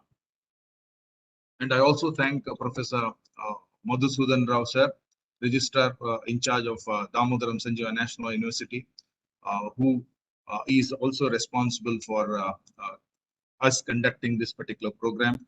I thank all the participants who have, as Sudha ma'am was telling, we have received 50 papers. That's a big number, right? I also very much thankful for them for expressing their interest to be part of this webinar. And we'll see how inciting and how the inputs will be coming in as to this water management law and regulation is concerned. I once again welcome all of you and also thank you for being part of this particular webinar. And I thank all the faculty members, the students, the supporting staff for being with us, and to state that there is an urgent need for improvement of the management of water resources.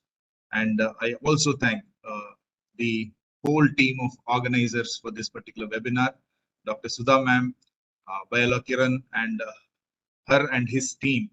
I think these 2 days will be very interesting, and we take a lot of learning from these presentations and the inputs from the panelists and the chairpersons of the panel discussion.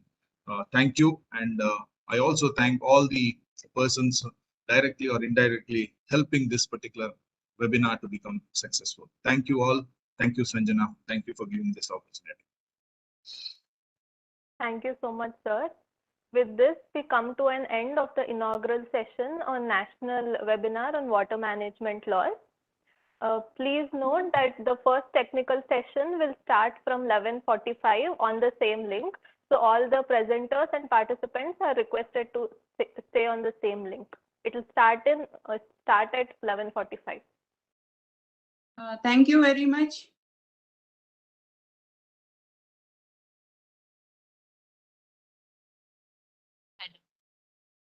Good job, Dr. Sudha garu and Kiran. Right.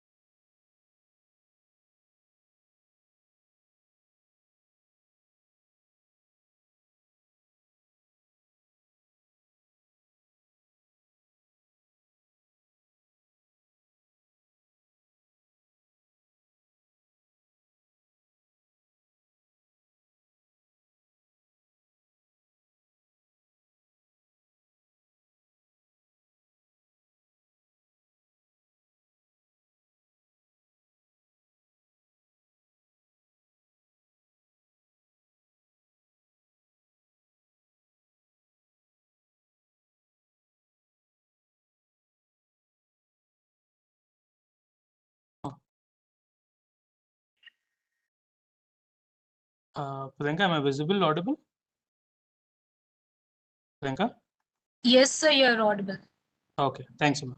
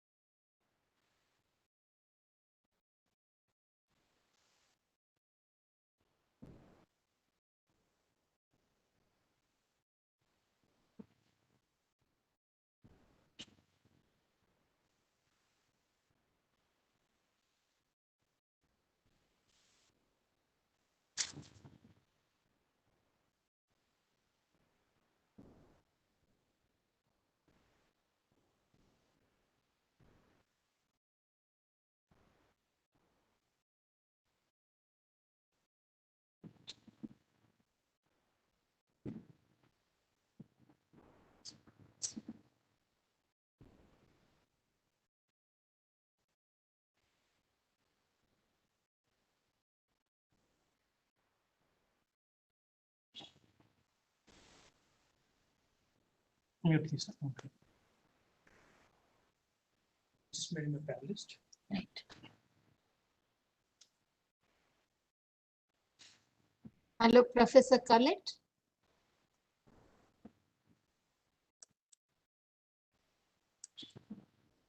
Yes, hello.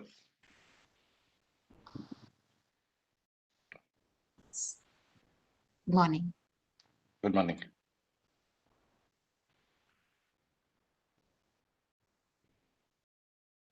Start search. I think we can start Uma. We have 2 minutes. I think we can ask Priyanka to start. Priyanka, I think you can start. Okay, ma'am. I hope everyone is present here.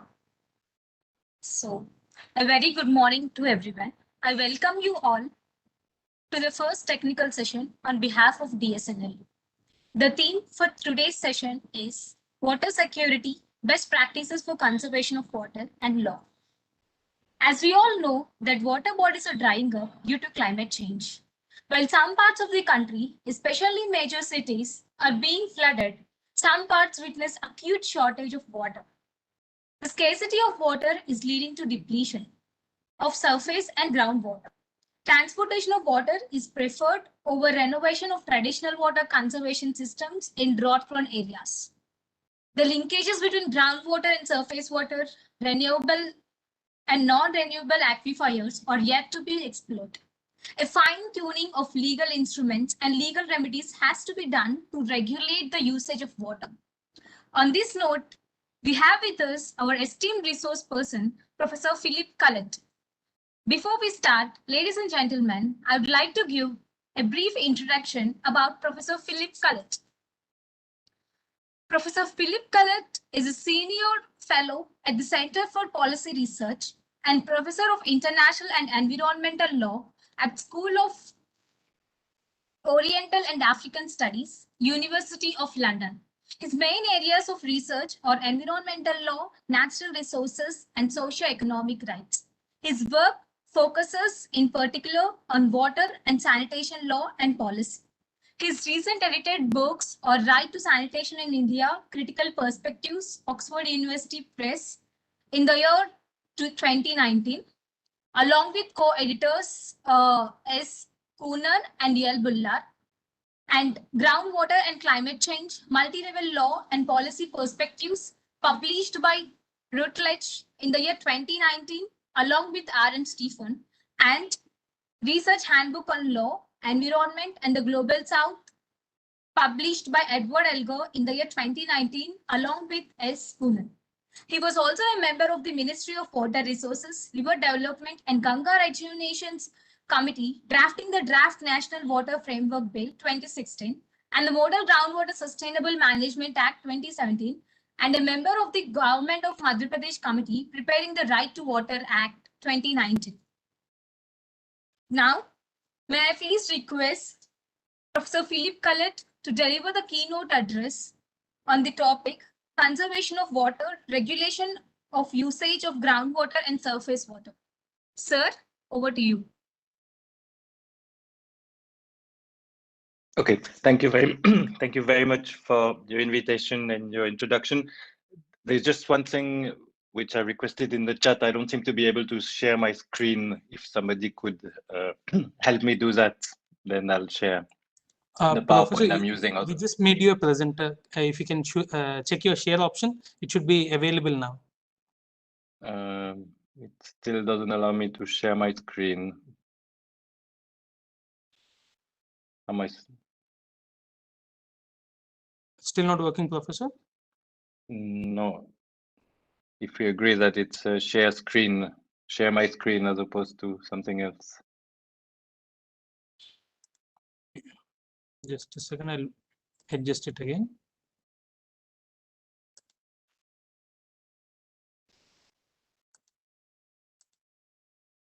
Please check it now, Professor.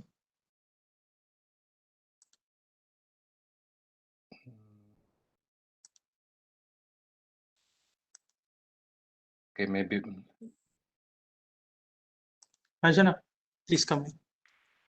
Kindly make sir a presenter. I made him presenter, but it's not working. Okay, I'm trying to uploading the file if that helps. Does it work this way? Yes, sir, it is visible now. It is visible now, sir. Thank you so much. Fine. Though I won't know how to. Okay, no, it's fine. Okay, sorry for this technical issue. Okay, so the topic I'm supposed to address is very broad, so I'll just be dipping into a few issues that will hopefully help inform the rest of the discussions for the panel. So I've rephrased slightly the topic in terms of mixing the title topic with my own topic to frame water security around issues of conservation and regulation, in the sense of trying to give a framework for addressing both. And from what I've seen of the paper presentation that follow, that should hopefully link with what the different papers are going to do.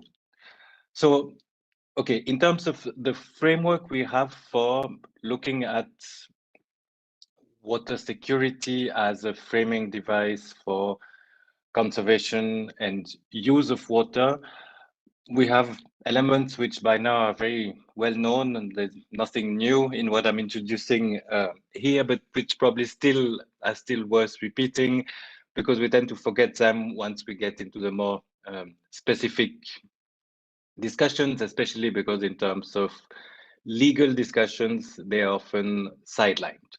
So the first thing is scarcity. Scarcity has been on everybody's lips for many decades, but particularly since the 1990s, it's been the element that everybody wants to emphasize in terms of saying that this is the most important thing that we need to look at. So physical water scarcity, as in the limited availability, finite availability of water, is definitely a major concern, that's both at the global level and within the country. Now, at both at the global level and within the country, it's very clear that it's not the only concern. Some areas face extreme water scarcity, and some areas face more issues related to floods, or maybe face as much issues related to floods as scarcity. But from a law and policy point of view, everything seems to be structured around the ideas that what we face is water scarcity. Now, from a conservation point of view, that should be good news in the sense that it seems to indicate that protection is a major concern of what we want to look at in terms of water regulation. Limited water availability, meaning that we need to be able to focus on conserving it before we focus on using it. But that's only an entry point. That doesn't seem to be how things pan out in practice. Second element is that physical scarcity is only one of the elements of scarcity that matter. And in policy terms, we may or we may not frame it as economic or social scarcity. I guess social scarcity even less than economic scarcity. That's why I've put it in brackets. But the fact is that issues of availability or difficulties in accessing the water that's available are just as significant as actual physical availability. So we can definitely not stop at the physical dimension when we want to talk either about conserving or using water.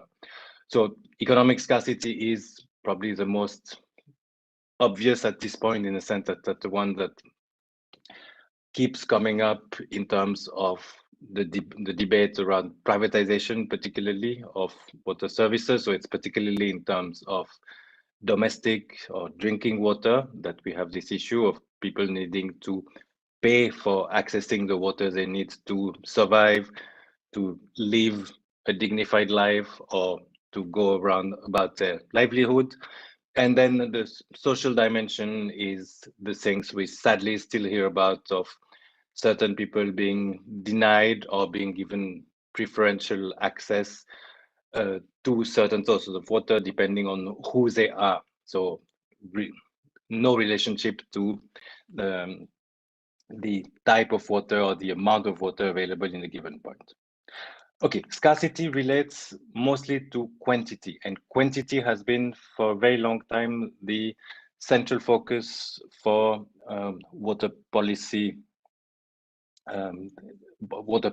and law, which makes sense because for a long time, the main issues that people was facing is that they didn't have access to enough water. So we're probably now going back to the issue of drinking water. Increasingly, that has proved to be insufficient, probably for two reasons. One is that the pollution of water sources has increased, so increased economic activity and so on. Second is that the more we use available water, the more we go and search for water which is not necessarily clean, and that's typically what's happening when we start mining groundwater. In many places we go down to types of water which are actually not usable, or which may be dangerous for human health. So having access, or having the technology allowing us to access that water, is not sufficient. But this becomes a more difficult issue very often, because while strictly speaking, limited availability of water is something you can easily measure. There's just no water in the glass that you want to use. With quality, it may be something that's invisible, and that's also only triggers long-term consequences, typically health consequences. Therefore, policy making around it is not taken up with the same level of urgency, unless there are other factors that come into the picture. Thirdly, there is also the need to add the issue of livelihood. We can't talk about water security even if we have figured out enough availability of water in a given context to meet different water needs, if this is not done in terms of figuring out the way in which the different water users are going to be allocated. And where do we start? Clearly, it has to start with livelihoods. So fine, maybe the first two refer more to the realization of the fundamental right to water. This one refers to the realization of a host of other rights in a way, but framed here as livelihoods in terms of the water that's needed to ensure that you can go about your daily activities in that sense. And this could be both consumptive water users. I just wanted to bring that distinction here. Consumptive water users, so where you actually withdraw some water that you're not going to give back to the system when you irrigate, for instance, or non-consumptive, where you just make use of the broader environment that's provided by, let's say, a river. Like here I've put the example of riverbed cultivation. That would be the same argument that we have when we talk about a dam. A dam used for generating hydropower is non-consumptive in that sense, as opposed to the water that's diverted for irrigation. Okay, now moving one step ahead, maybe just going back to the idea that scarcity and floods both need to be taken into account. I just wanted to get back to the way in which it's framed in policy terms. So in the national water policies, the existing one, it may not last very long anymore, since there may be a new one coming up very soon. The starting point is that water is a scarce natural resource. So here we get a confirmation that scarcity is what matters at the outset in terms of policy making. And we also get a sense that the issue of the overabundance of water is a different type of concern. But that's only true if you look at it at a global level. So at a global level, at the level of the whole country, there may be scarcity. That's definitely not true when you look at the level of the lived experience of specific villages or regions, which will have their very own different understandings of what the problems meant in that sense, because of what they experience on a yearly basis. Second point is that I've already referred a couple of times to national, global levels and also to the local level. I guess what we're talking about when we're talking about ensuring water security through conservation and regulation is really the need to look at water at multiple levels. And that's something which everybody will agree with in principle. That's also something that fits in with the constitutional mode of having the main regulatory powers with the state concerning water. But there is really very little integrated understanding from the local to the global level in terms of recognizing or acknowledging, for instance, the fact that groundwater is something that we all understand as being a very local source of water, but most of it is recharged through rainfall. Rainfall is what we otherwise call climate change, as in, okay, we don't call rainfall climate change, but rainfall is influenced by climate change. Evolving rainfall patterns or monsoon patterns are typically what we need to take into account if we want to have a long-term groundwater policy. There is very little that's been done until now. And okay, this is something which cannot be done at the national level because it's a global issue. There is yet to be a proper realization among policymakers that this is something that needs to be taken forward. Thirdly,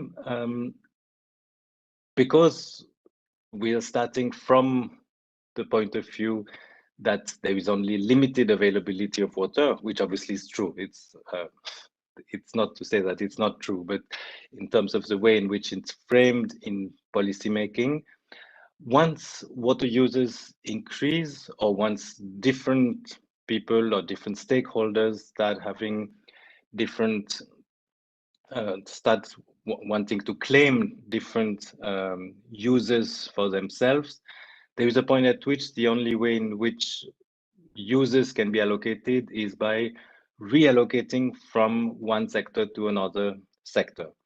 So one of the big issues that arises is the way in which, in practice, that's what it turns out to be, water is to be or not to be reallocated from irrigation to other sectors. And the reason why it's from irrigation elsewhere is because irrigation takes the overwhelming share of water today, and therefore it seems it's a given for policymakers in a way that if anything needs to be done, it's to take away a little bit from irrigation to give it somewhere else. In policy terms, when it comes to this kind of decisions, if it's to take away from irrigation for drinking water, then nobody is asked anything, in the sense that there is both a right to water, a fundamental right to water, and a policy priority for drinking water in all the water policies that we have. And therefore, it seems obvious to anyone, to policy makers or implementers, that it can only be right that if we need more water for drinking water, it can be taken away. Obviously, that's then that may then come into conflict with the livelihoods of some other people.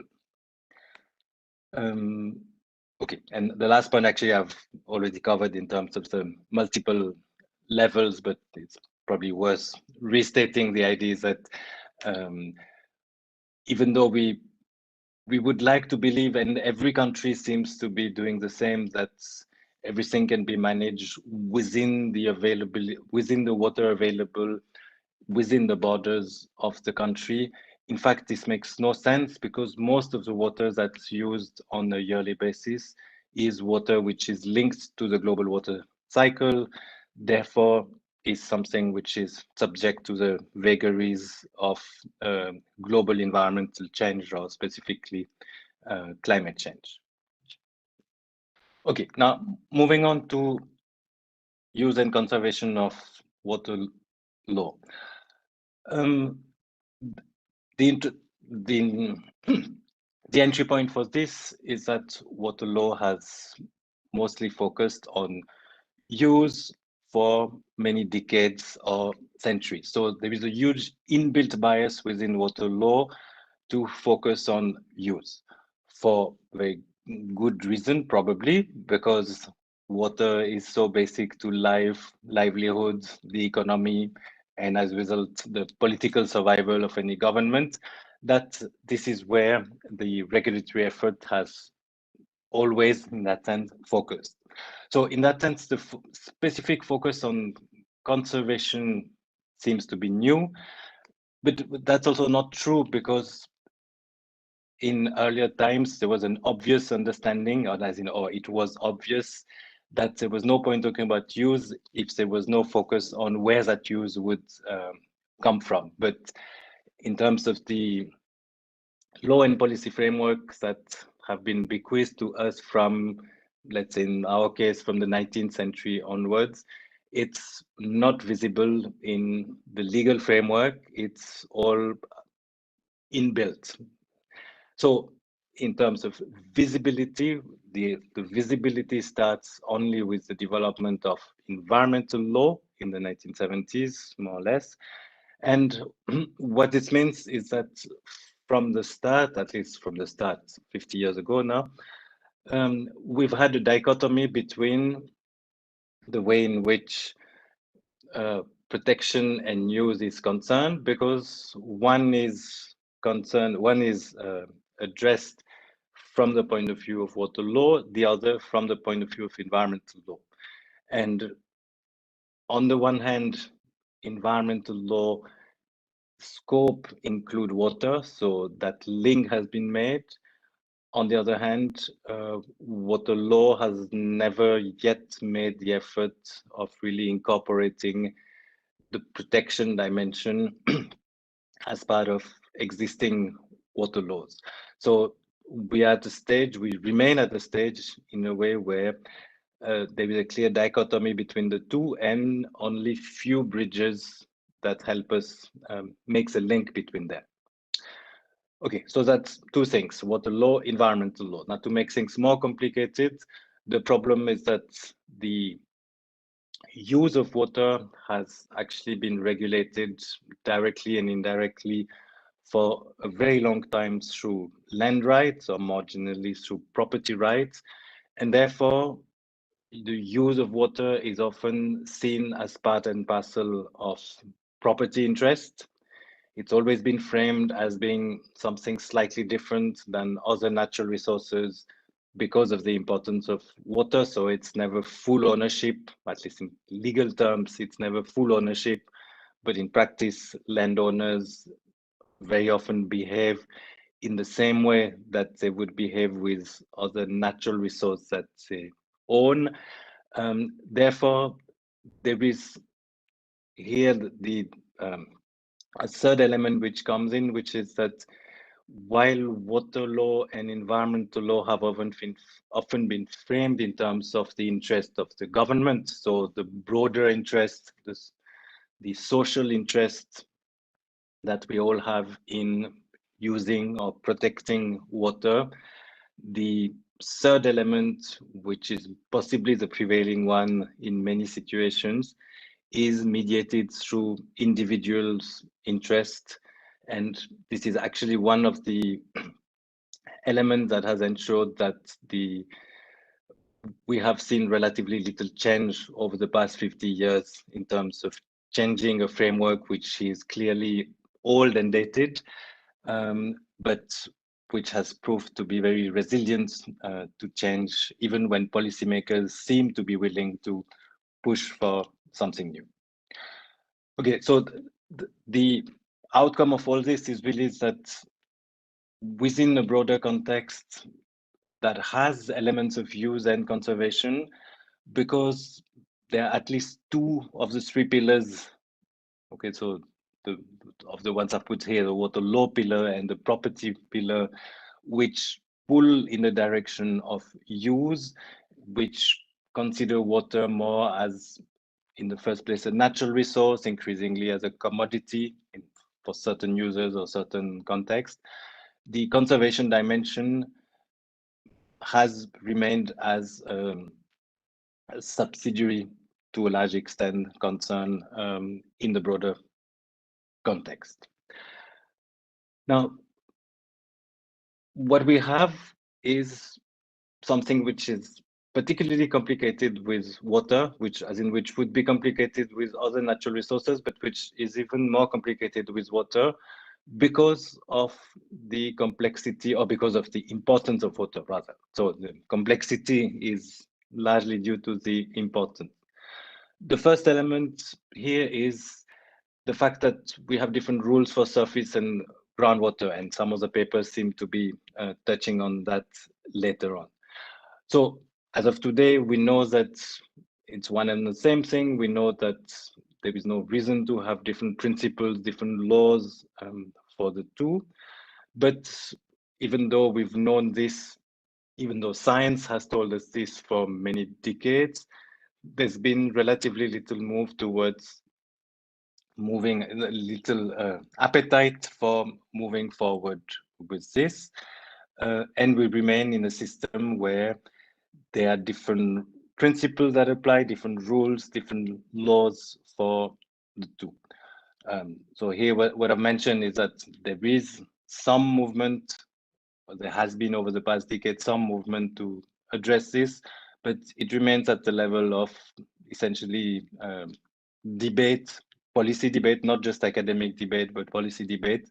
It's proving very difficult to implement that. Second thing is that we have different rules for different users of water. So that means that it's not just a broad division between surface and groundwater, but also between different users of, let's say, surface water. Typically, okay, here I've just highlighted one example. We have different quality norms for different types of drinking water. So pipe water supply is different from bottled water. You may be aware of some of the distinction that is made, that, for instance, with these water ATMs that we have nowadays in quite a few places, they provide water in open bottles. So if it's open bottle, it's not the same quality standards as when it's bottled water in the manner of the Bisleri bottle that we buy, which is sealed. So the sealed and unsealed bottle. These are tiny distinctions which make a lot of difference in practice. And there are lots of similar examples that could be given. Thirdly, there is also an interesting dichotomy between the national and the state level, beyond that issue of the environment and water law addressing issues separately. In the case of groundwater is interesting for this. Groundwater is, like the rest of water, a state subject, but at the same time, whatever little environmental measures have been introduced in the sector, they've been introduced through the Environmental Protection Act, which means at the national level. So there is an interplay between national and state level measures. And there is also an interplay between the environment and the water realm. That has not proved to be particularly successful over time. In part, okay, obviously there are lots of different reasons, but in part because of that limited integration of the different frameworks that we have. In other words, there are different initiatives that are taken, but that possibly pull in slightly different directions for their own aims without looking at what would be the broader picture. Typically here, the broader picture of groundwater or aquifer protection. Now, if I move toward the basis for protection, then we have principles that also pull in different directions and which don't help us get an easy or integrated idea of what happens or what needs to happen. First, there is the idea that water cannot be owned and belongs to everyone in a certain way. That's the idea of the public trust doctrine, which the Supreme Court has recognized at least since 1996. And in principle, which tells us that water is a different type of natural resource, that we cannot see it as in the same way as other natural resources. Second is, again, the idea that water is linked to land, hence, access to land, water is linked to land, and therefore that individual landowners have significant control over water. So that goes completely against the ideas that water is shared. But in practice, these two things go hand in hand. Okay, no, not hand in hand. They go, they progress in parallel up to this day. Thirdly, there is the idea of water as a fundamental right.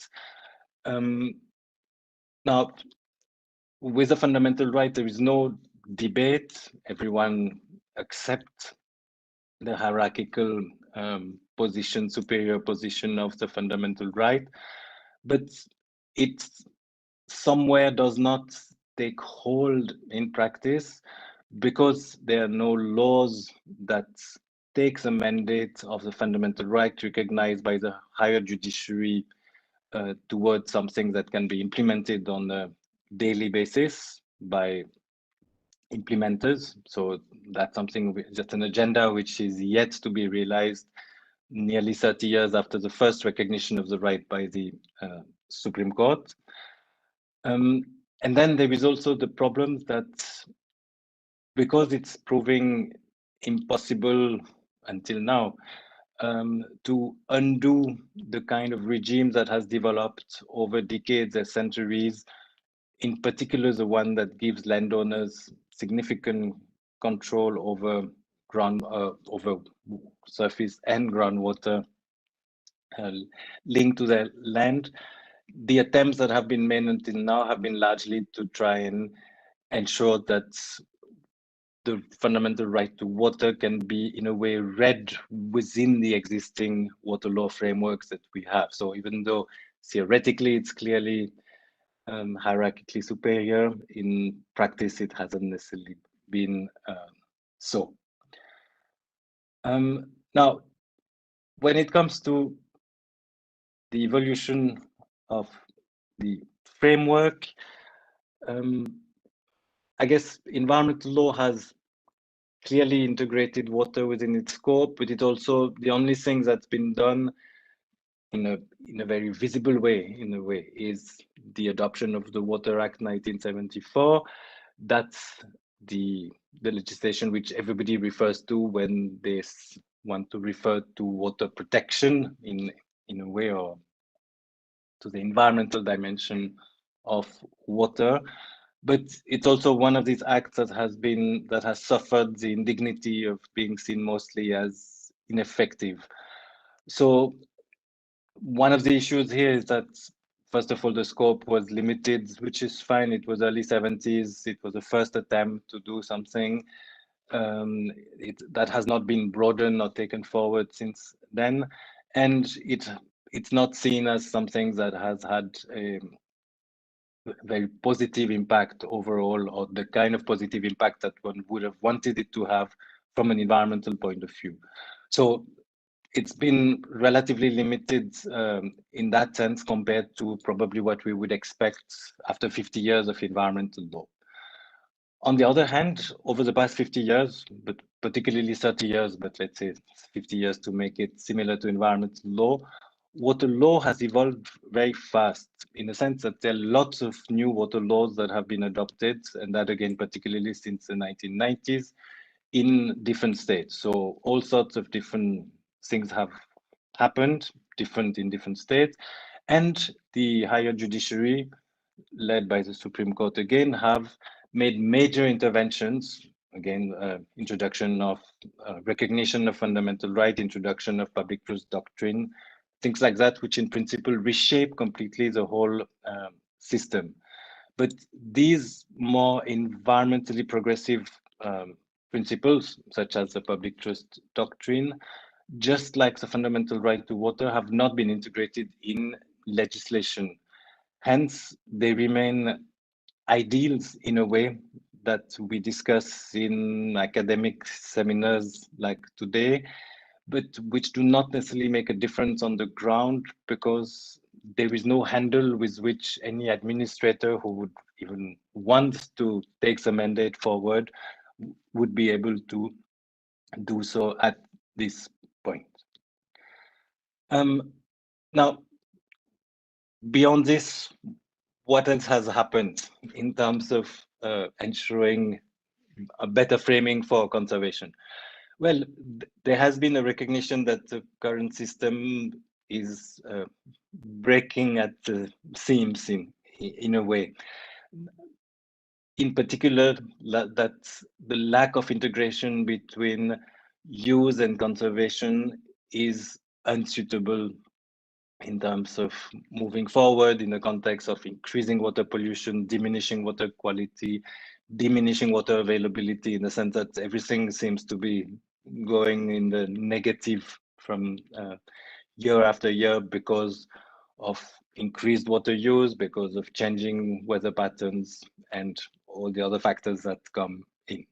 So both at the state level and at the union level, there have been some attempts over the past decades to think beyond the existing box. So here I've just taken one example, which is the Groundwater Sustainable Management Bill of 2017, which moves the framework away from the existing groundwater laws that focus exclusively on regulating individual landowners' use. So again, focus on use, a regulation of use which is supposed to help with conservation, but which is not informed by a conservation policy only, which is triggered only in terms of the government trying to regulate use. Here, there is the idea of moving to a different framework where the starting point is a water security plan, which will allow, first of all, the local community rather than individual landowners to plan their water use in terms of the amount of water available and in terms of the conservation measures that will put in place to ensure that water is available not just today, but in the long term. So just one of the examples one can give of what's been happening in terms of thinking forward and in terms of changing the framing of water regulation away from use as essentially or virtually the only entry point for thinking about conservation. It's not that there has been no thinking about conservation as such, because water scarcity has forced all policymakers to do so, but not from the broader perspective that we may want to see from an environmental point of view. Now, all these efforts that have been undertaken over the past decade or so have not yielded anything yet, in the sense that none of these laws have been adopted at any level. And I guess what this tells us is that it reflects, at least in part, I'm sure there are lots of other factors as well, but it reflects in part the fact that there are strong inbuilt a vested interest in the system which do not want the present system to change. And it's proving very difficult for policymakers to force the existing vested interest or existing stakeholders in the system to change their mind or to accept the fact that we need to move forward. Once the problem is, the only point at which the acceptance arrives is once there is actually not enough water anymore to fulfill all water needs, by which time it's usually too late. So the idea is to try and react before that. Finally, just to finish and to maybe open up for further discussion afterwards, beyond the idea of bringing in a stronger conservation perspective, one of the new things that's been happening in recent years is the idea of trying to rethink the way in which we conceive protection as well. So environmental law, just like the rest of law in that sense, has been accused of being anthropocentric for good reasons. I think it's obvious in a way. And probably it's even more true for water, where the only concern has been to manage the use. So here, just re-emphasize that old paradigm of the idea of trying to use as much water as can be, because whatever flows to the sea is wasted. By now, we know that it's a slightly very bad idea to allow rivers to dry and not let them flow to the sea. But it's just to highlight the extent to which water policy may have gone, and that's only a few decades ago. So there is a huge the travel that we need to, or the journeys that we need to make is very long or very arduous in a way. So in a context where it's clear that we need to be able to bring together the social and environmental dimension, where there's no point talking about conservation without use, because use will remain, the fundamental right to water will remain. It's not about a question of displacing existing frameworks, but in an attempt to rebalance the priorities, this new idea of this now still evolving, let's say, idea of river rights is an idea that can help us in rebalancing the way in which water law looks at protection. So now in this country, we have one example already, which is that order of the Uttarakhand High Court to recognize Ganga and Yamuna as having rights of their own. For the time being, this is not operationalized because the Supreme Court so decided. It probably makes sense because that order may have been difficult to implement in the way it was proposed.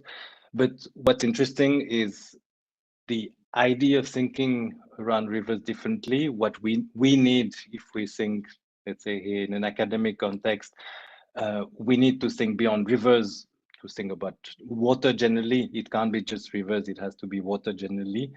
But the very idea of changing the perspective through which we look at water is something that is probably something we want to engage with.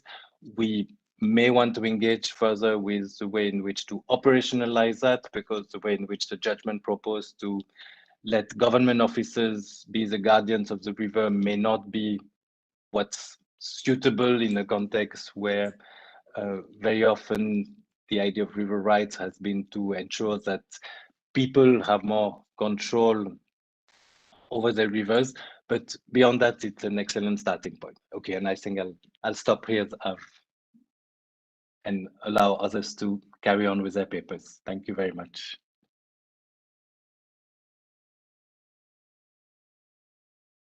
Thank you so much, sir, for such an insightful session on the conservation of water and water security, and also enlightening us with the elements that are needed for ensuring the water security and differentiating between the use and conservation from the point of law and policy.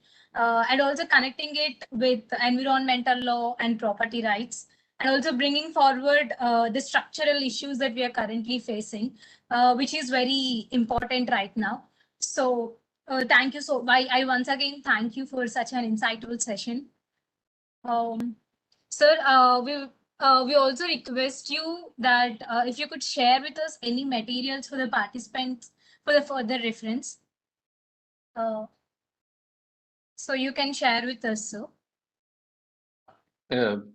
Okay, fine. I'll put in the chat in a second. Yes, sir. Thank you so much.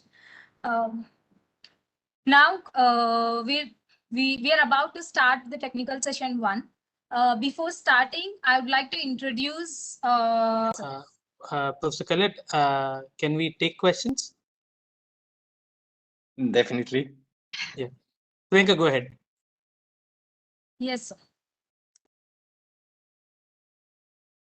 Sir, I cannot see. Give me a second. I'll read it out. I can see it. I think Yes. I can't see any questions. So if you, I'm very sorry. They were sent to the host computer, private message. I'm very sorry. So I'll read out the questions for you, Professor. I'm very sorry.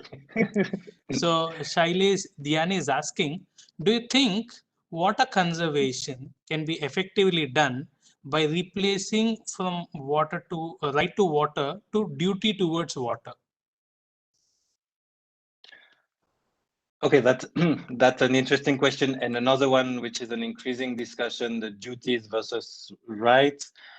I would definitely not go away from rights towards duties, in the sense that one should not replace the other. But it's very clear that having certain types of rights need to be linked with duties. Now, the fundamental right to water is a right which goes with the duty of the government. So it's not about the duties of other individuals as such. But the duty of conservation, for instance, is something which is shared by all of us, and there is an increasing debate around that in terms of ensuring that we don't put the burden only on others in terms of saying we want the environment to be clean, but it's for someone else to do it. Framing it as duty helps. What I would not advocate for, in a sense, is a duty which is enforced by, let's say, the state, rather than a duty which is framed in terms of moving towards ensuring that people are more aware. So it's more an awareness creation, which leads to people doing certain things on their own willingly rather than being forced, because there is an increasing debate around pushing people or forcing people to do certain things which they may or may not want to do, which may be what collectively we think is good, but at some level, until and unless we ensure that people are convinced by what it is that they are doing, it's not going to happen. Because if it's only going to happen as long as the eye of the law is behind them, namely the officer of the law is behind them, we will not succeed in ensuring a successful policy outcome, because there'll never be enough people to check how many times you throw plastic into a river, let's say, or how many times you throw your garbage in a place which will contaminate the groundwater source from which your neighbors get their drinking water.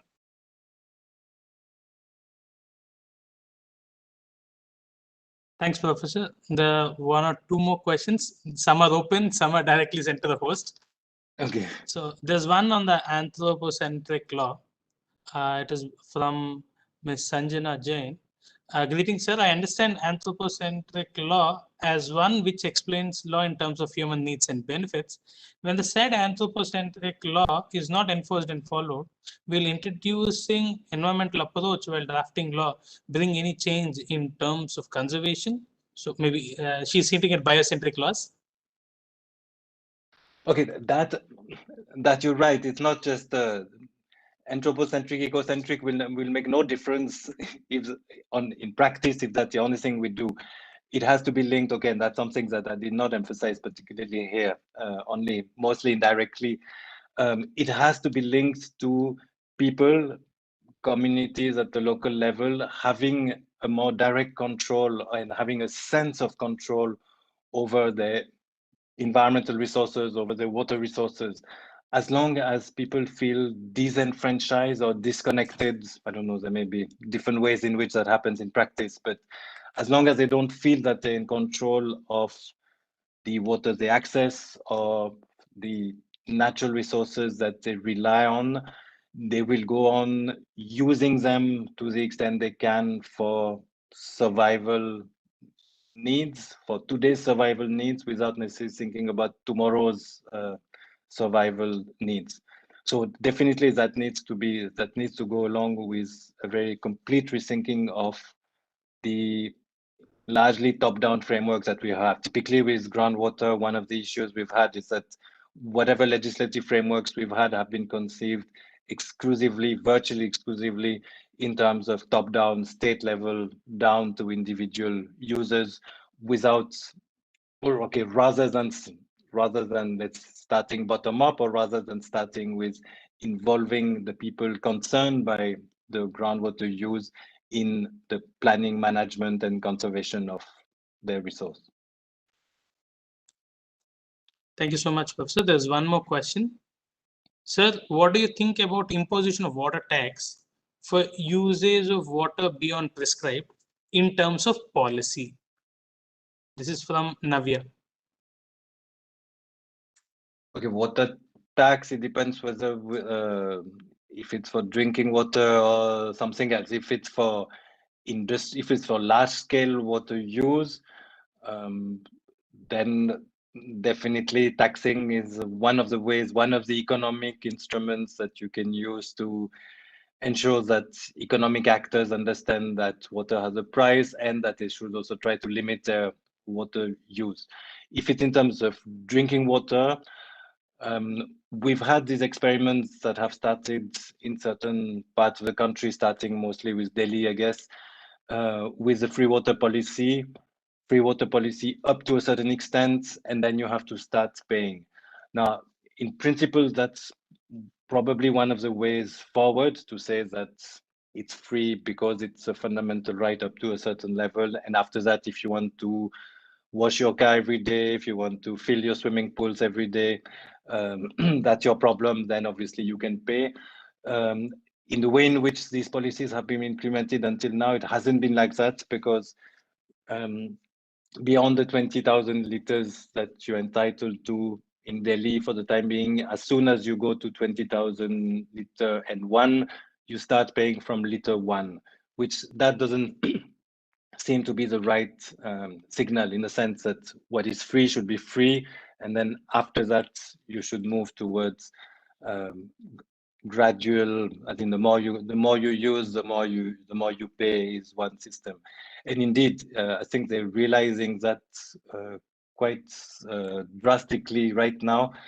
It was reported only yesterday in the paper that in an experiment for 24/7 in some of the more affluent part of South Delhi, they've realized that people use from, I think, what was it, 5 to 10 times? Okay, the maximum was 10 times, I remember, more water than other people in Delhi. And people were saying, we're happy to pay.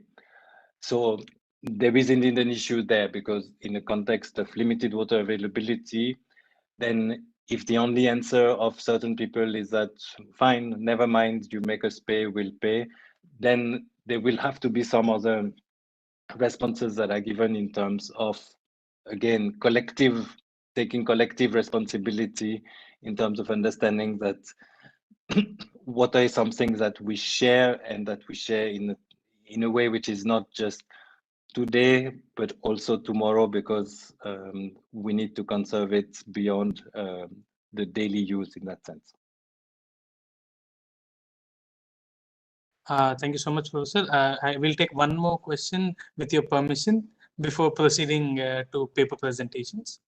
Dr. Susmita is asking, sir, do you think CCT will help in combating climate change and water protection? I'm guessing CCT is climate change treaty. do you think that climate change treaty will help in combating climate change and water protection? Oh, okay, fine. No, I was also wondering what is it. Okay, the climate. That's a good point, indeed, and you're right to ask. Given that I mentioned the global dimensions, that's something which nobody seems to have really been able to explain yet.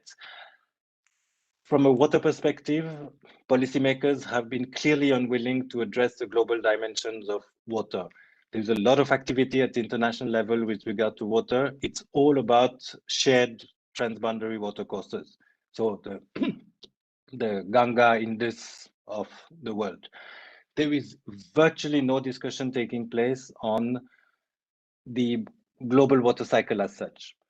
So that's from the water side. From the climate change side, interestingly, the same kind of thing has happened where water has been one of the things which has been remarkably, okay, not absent, but remarkably given remarkably limited visibility in climate change debate. That may be just about to start changing. It looks like the latest IPCC report is starting to emphasize more the water climate change connection. But in terms of the climate change regime itself, there is for the time being also relatively little on water compared to the amount of space which is devoted to carbon, to net zero and all of these things. Water is just completely invisible, comparatively invisibilized. And that doesn't make any sense to me, at least, because in a sense, water is more important than tons of carbon at some level, partly because it's a fundamental right in many parts of the world. And even if it's not a fundamental right, it's recognized as a basic need, as one of the most basic needs everywhere. So there is definitely a dichotomy there, which is difficult to understand. I guess the underlying reason is that because it's so political, water is so political and so important that policymakers are trying not to address it until they really have to, because it's going to be a very difficult discussion. That would be my understanding. I humbly concede that my guess is wrong because there's a clarification from the person who posed the question.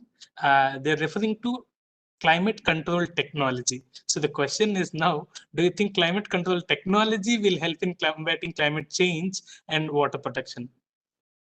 I'm very sorry, Okay. Professor. Okay. Technology, I will start by saying I don't know, because I'm I'm not good on technology, but what I will try to contribute is that I'm sure that technology will not give us a solution that we need to either water or climate change. We will need social solutions if we are to move forward. So it's definitely not the carbon capturing options or other such technologies that are going to take us forward in the direction we need, because we need a world which is not just carbon, which is not just climate change friendly, or whichever term we want to use. We want a world which is socially equitable, without the kind of inequalities we have today.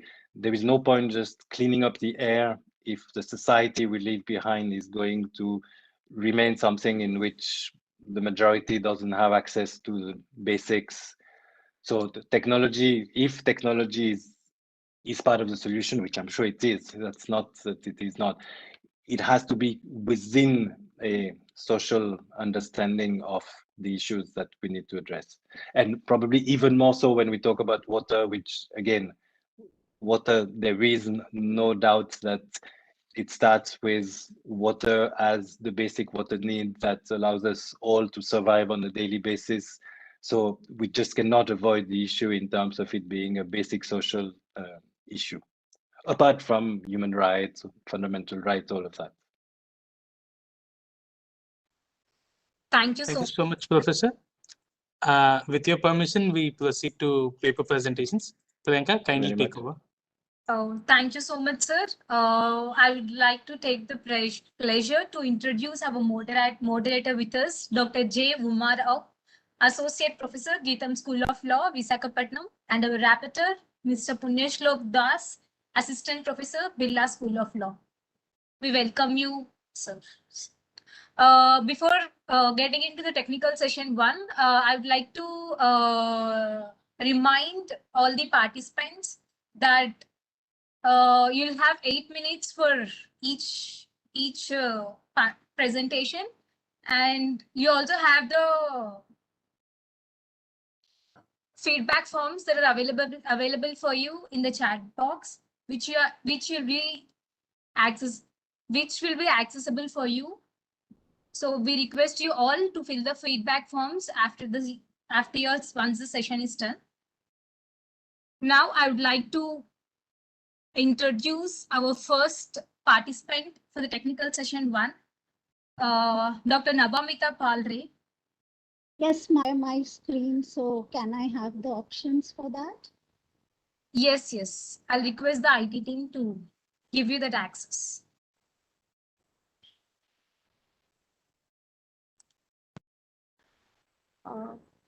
Please tell me if the screen is visible to all of you.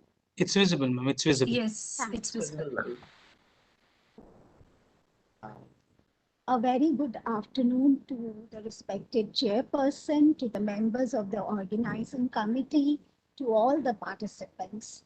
It's been an honor and privilege for me to have been given an opportunity to present a paper.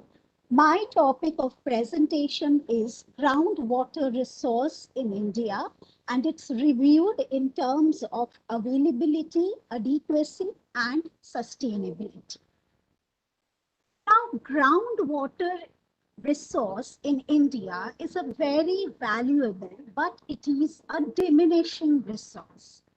As per a World Bank report on deep wells and prudence published in the year 2010, India is the largest user of groundwater in the world.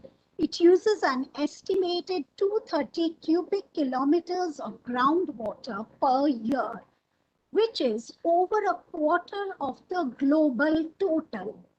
So if current trends continue, in 20 years, about 60% of all India's aquifers will be in a critical condition.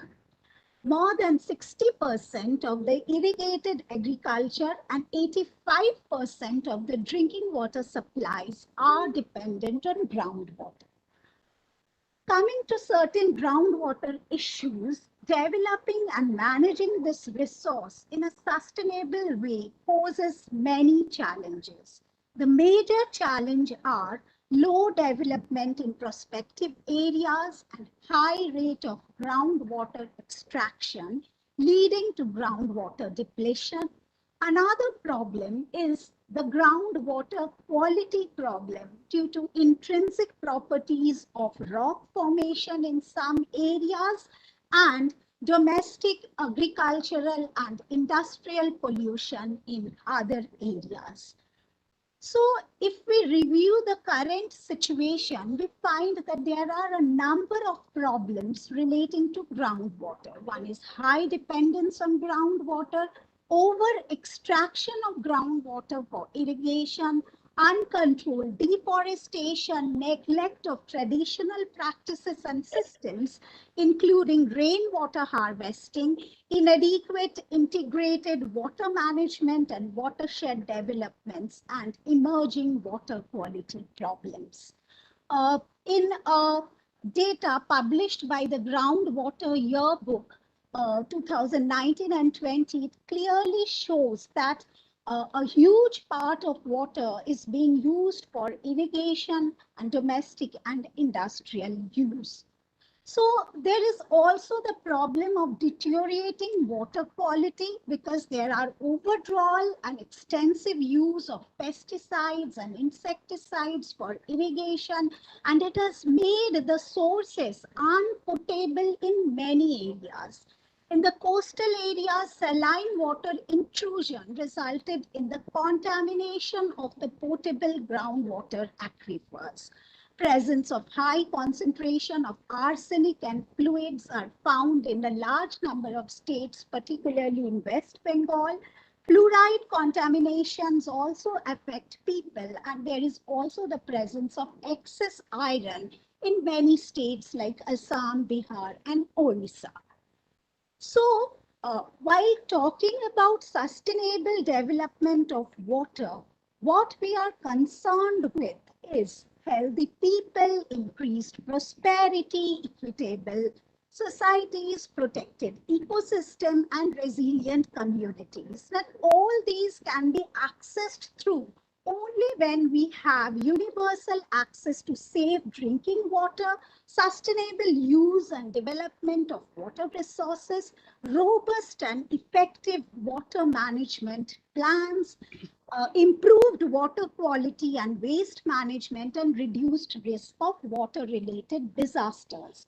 So water is considered as a human right under different international instruments and conventions. At the same time, in India, we have different legislations like the Environment Protection Act 1986, and another specific legislation on water, the Water Prevention and Control of Pollution Act 1974, which the purpose of which is to ensure distributive justice on the access of water. So when we talk about distributive justice, and it is inevitable that principles of sustainable development will apply. So the principles like polluter pay principle, precautionary principle, and doctrine of public trust plays a pivotal role, just as Professor Philip has very well articulated on all the points. The Supreme Court of India has also opined that groundwater is being shared as a resource. It must be protected under the public trust doctrine. Now, coming to the management or sustainability of groundwater, the United Nations Development Program speaks of the formulation, establishment, and implementation of water policies. And it also clarifies the role of the government, the civil society, and the public sector, and their responsibilities regarding property rights and management. So coming to the sustainable measures that have been adopted, we can see that a number of measures have already been adopted, like rainwater harvesting, wastewater treatment, artificial recharge, constitution of a central groundwater authority in the year 1987. There has been an amendment of building bylaws in many states like Punjab, Haryana, and Tamil Nadu, and the other states are also in the wake of changing the laws, then correcting suboptimal development of water and allocating funds for that purpose, then spring development. Now, I'll come to the conclusion and just refer to the different actions that are needed. In place, we think we need a very effective coordination and communication between the various agencies dealing with the various aspects of groundwater. Then groundwater being in the dynamic state requires to be monitored on a continuous basis for quality as well as for quantity. Detailed and precise studies are required with modern tools which would help us to get more accurate data, and this more accurate data will also help us in the assessment, proper assessment. Project futures sector-wise demand, including quality and type of users, and we can also develop a national master water plan for both short and long-term perspective. The right of individual exploitation of groundwater needs to be restricted, both for economic reasons and for equitable distribution. Just the last slide, regulation, monitoring, and enforcement to prevent over exploitation and pollution of drinking water source through public and collective rights on local communities seems to be essential, because there is a prevailing debate as to who should have the rights. Then for mitigation of quality problems, steps have been initiated to shift from groundwater-based to surface water-based schemes, and also a conjunctive use of groundwater, surface water, and roof water harvesting. So to bring this holistic approach of integrated water resource management, there is a need to rope in services of technical experts to assist the state governments in the proper implementation of the program. So thank you. That was all from my side.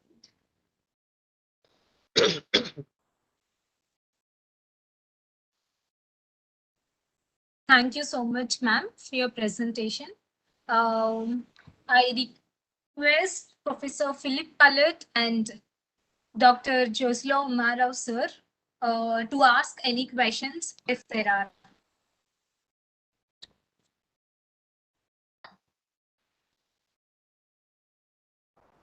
Can we take the good afternoon, Priyanka?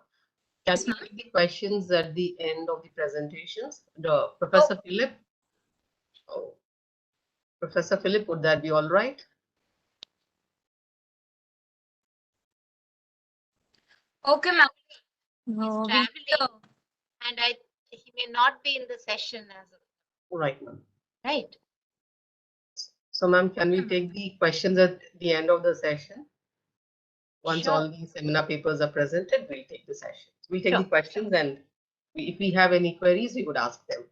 Sure. Okay, ma'am. Sure, Thank you ma'am. so much, Priyanka. Thank you, ma'am. Now I invite participant number 2, PM Khan, to start with his presentation.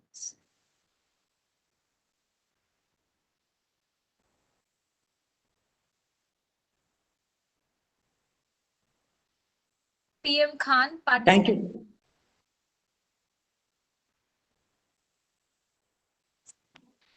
Yes, madam. Yes, yes, you can start with your presentation. Good afternoon, all of you. Thank you for giving this opportunity for my paper presentation, Urban Problems Relating to Water. That why I am choosing this topic is, friends, in the year 2019, in my hometown Guntur, 20 members are died due to water pollution, municipal water pollution in Guntur town due to diarrhea. So the use of water is vital for socio-economic development of the society and sustainable development. For that, it is a source of our life and development, and it includes disappearance of urban lakes, pollutions, and hazards of kite flying, supply of drinking water to cold drink manufacturing companies, and pollution in apartments, attempt of car manufacturing in auto nagars. So release of vehicle and old emissions standards, and felling of trees like that. Friends, the municipal waste generation is being dumped directly near rivers and nalas. It also emanates poor gases. Vicinity of the river, every domestic, institutional, commercial, and any other non-residential solid waste generation situated in the area except industrial wastes. Friends, we have number of laws and legal provisions. Why I am saying is that so many laws and legal provisions are there in IPC section 277 of the Indian Penal Code. Indian Penal Code is our law of the land, friends. Section 284 of the Indian Penal Code, which says that flows of the water in a public spring or river. Section 284 of IPC drafted poisoning of substance of endanger human life.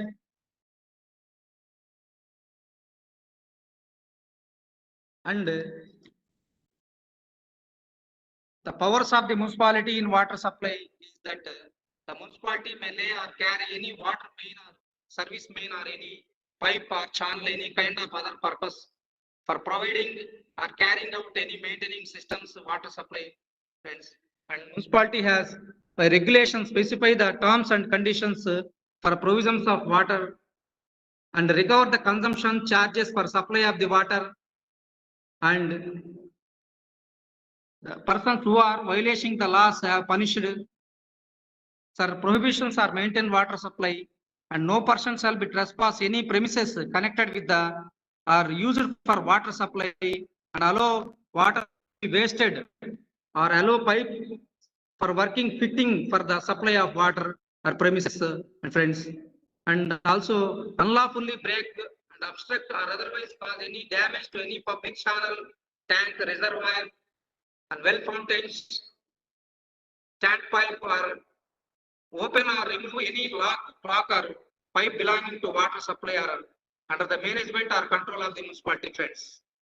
And also the municipality shall impose fine to initiate penal actions prescribed any existing violation of the section, friends. Also, what are the responsibilities of the municipalities for drains and storms water drains? For these only so many ill healths are come, friends. The municipality shall provide and maintain sufficient system for public drains in its jurisdiction, prepare a map for drains and sewage networks, friends. And prepare an annual plan and maintain the upland drains by undertaking and cleaning and destilling drains regularly, and be ensured that it is not mixed the municipal solid waste and is processed separately as the soil compost.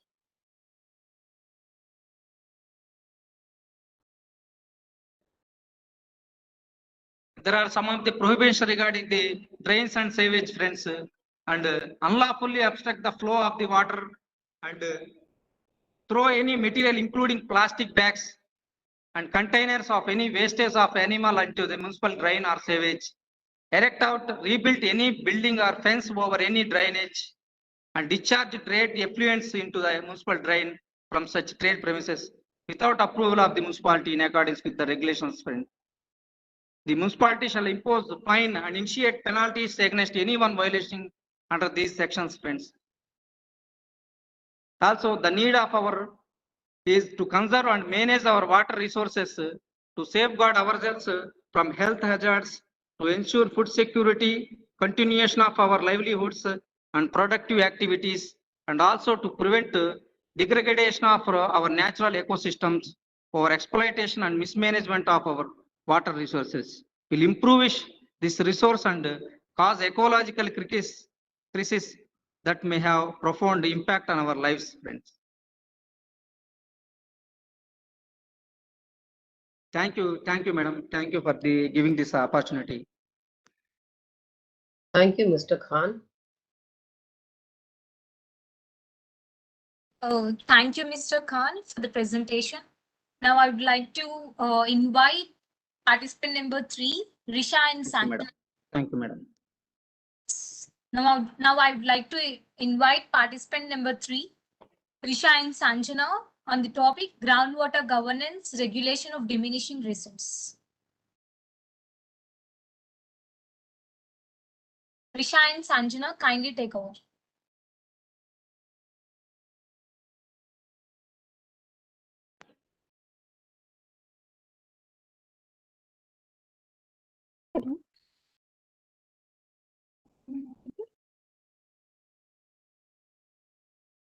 Hello.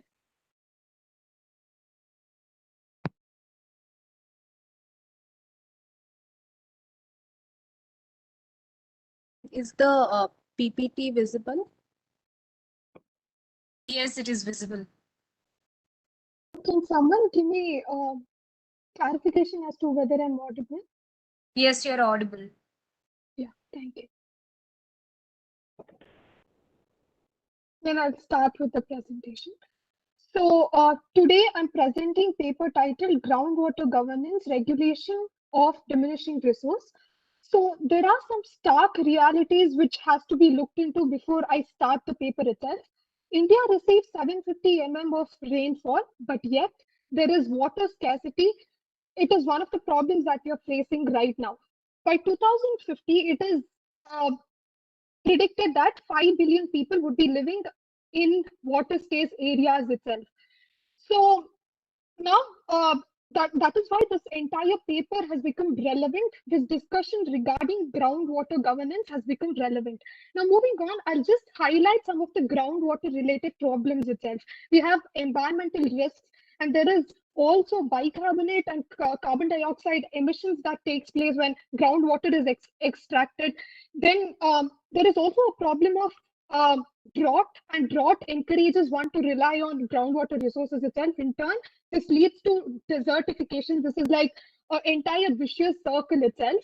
And there's also a problem of government giving electricity subsidies, which encourages farmers to go ahead and exploit groundwater resources. That is why aquifer management is of relevance, which we'll be explaining through the course of our paper. Now, moving to the history part. It is important to understand the history bit because it helps us to understand the premise on which these legal frameworks are drafted, which in turn helps us to understand the root cause from where we can go ahead with the suggestions itself. So to begin with, we have some of the British laws like Law on Canal Irrigation, Article 262, and then Indian Easement Act itself. So these are some of the laws which has fastened groundwater with that of property rights itself. Either groundwater is completely excluded or it is fastened with the property rights. The problem with this outlook is, can be explained with the help of Acton versus Blunden case itself. So the approach is you can exploit the groundwater resources as long as you have the property rights itself. That is the outlook that is being followed, and even till date, the people continue to have the same outlook itself. That is one of the major problems for non-enforcement of the water laws itself. Now, moving on, we have the Plachimada case. There was a polluting industry, and hence the court invoked public trust doctrine, and it stated that refusal of license to this particular industry is justifiable. So this was the approach in this particular judgment. But even till date, there has been a lot of confusion regarding providing compensation to the victims itself. So this history makes us ponder about the future. Based on this particular history, the authors will be, I and Risha will be talking about the future, what suggestions or additions can be made to the legal framework itself.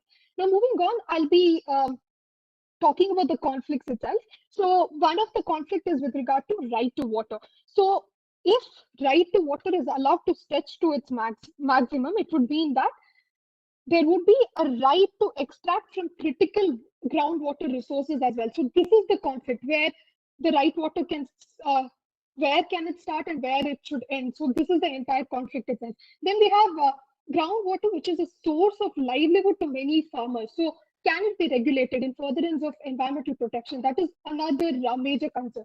Then we have right to health. So exploitation of groundwater resources leads to geogenic pollution, ultimately leads to health problem itself. So if this usage of groundwater is regulated, then there would be an added burden on the state to provide alternate resource in furtherance of right to water itself. So there's a conflict between whether the government should choose right to health or right to water. So these are some of the problems. Now, I would just, since we have begun with the farmers issue itself, I would just like to mention one of the suggestions given by Sanjay Pahuja, the water resource specialist. So, sir has told that farmers should be educated so that they can make informed decision, and they can also be part of the enforcement mechanism itself, like looking at the replenishment level or the groundwater levels itself. Now, moving on, there is existing framework. So we have section 33A of Water Act, then there is state board. This provides the board to take action against the polluting industries itself. Then we have Panchayat Act also, which takes actions against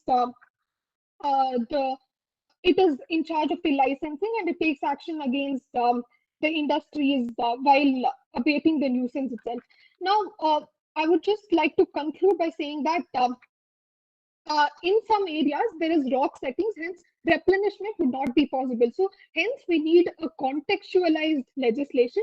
And in addition to this, surface water and groundwater are interlinked. So there is a need for integrated water resource management itself. Now, I would like to call upon Risha to take over. Yes. Risha, I would like to tell you that you don't have much time, so could you limit it to 3 minutes? Yes. Thank you so much. So, to address all the forms of water under one legislation, the concept of integrated water management, integrated water resource management was brought in 1980s. So, the Central Groundwater Authority gave certain suggestions for ensuring protection of quality and quantity of groundwater, and on focusing on land-based management of the groundwater supplies. So as per the guidelines, certain notified and non-notified areas have to be specified.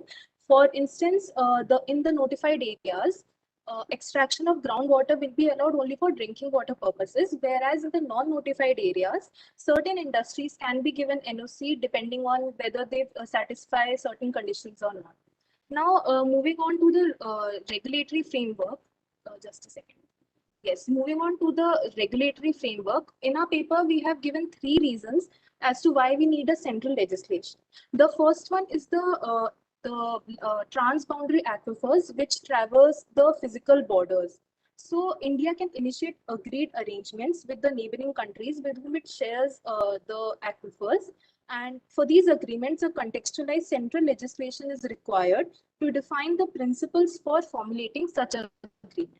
Secondly, from time to time, NGT itself has stressed upon the need for a central legislation to come up with the mid ground when it comes to liberal interpretation of Article 21 and the recognition of right to water. Thirdly, one of the drawbacks is the limited applicability of state legislation to notified areas only. This leaves the non-notified areas unregulated, and due to continuous exploitation, it might happen that the non-notified areas might shift to the notified areas. Lastly, in conclusion, I've already stated why we need central laws. Apart from that, there is a need for contextualized state legislations, and the CGWA and PCBs can collaborate because CGWA has statistical information about groundwater usage, and this will help the PCBs to develop better measures. And according to the existing conditions of groundwater in India, drinking water purposes should be prioritized, followed by irrigation of only those crops which are not water intensive in nature. Following this, under EIA, public consultation with the indigenous groups should be mandated because they're more well connected to their environment and they're the worst affected parties if any adverse groundwater extraction project is taken up. When it comes to disputes regarding groundwater, NGT must consult the CGWA. And lastly, even soil pollution affects groundwater to a large extent. So the CGWA should come up with a list of areas where landfills cannot be operated. So in our paper, we have stated that if these recommendations are implemented properly, they can definitely prove to be a turning Risha, could point you in the conclude, resource please? of groundwater governance. Yes, ma'am, that's it. Thank you. Thank you. Thank you so much, Risha and Sanjana, for insightful presentation. Now I would like to call upon participant number 4, Ashutosh Anand and Kaustubh, to present on the topic of groundwater contamination, understanding the legal vista and underlining lacuna. Ashutosh Anand and Kaustubh, kindly take over.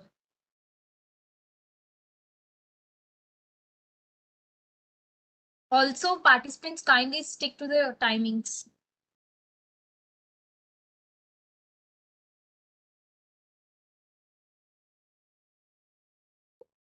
But am I audible? Yes, yes.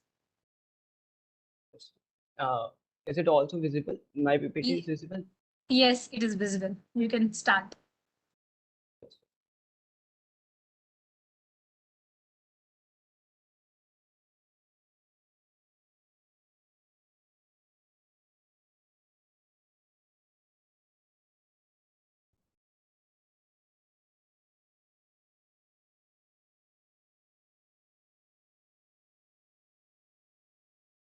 Pardon me for this. Like taking too much time.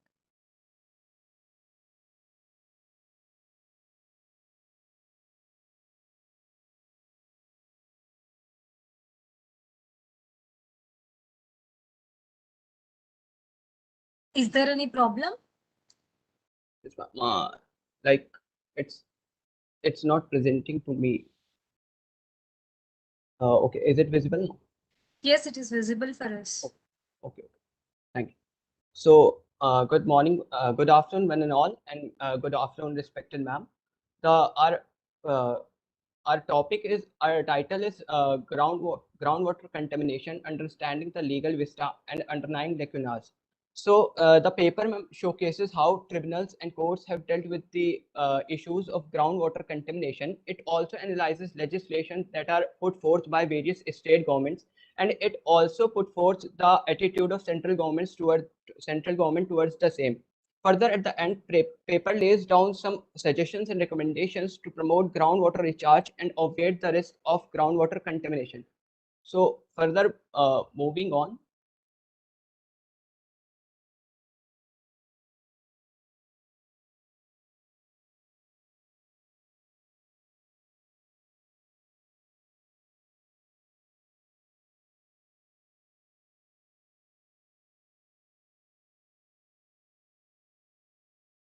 So I don't know what is this WebEx showing me. So further, introducing what's the issue has already. Am I audible? Can anyone please? You're audible. You're audible. Kindly continue. Okay. Thank you. So the what as already various panelists.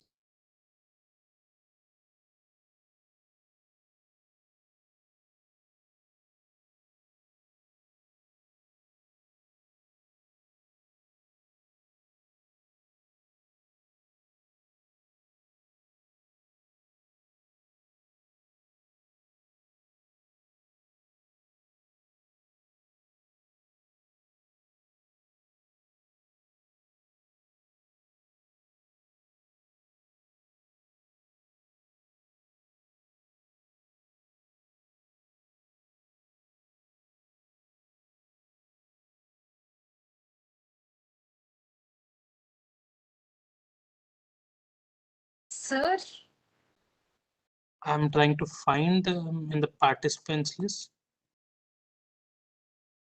Can't find Ashutosh and I can't find Kaustubh.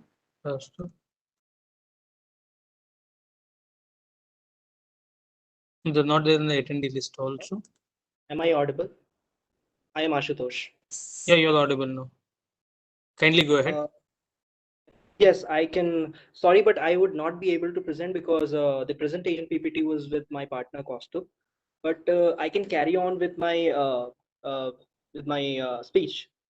So my name is Ashutosh Anand, and I would proceed with the paper and talk about the relevant legislation related to the issue of groundwater. To begin with, there is absence of any central legislation that can administer the groundwater regulation in India.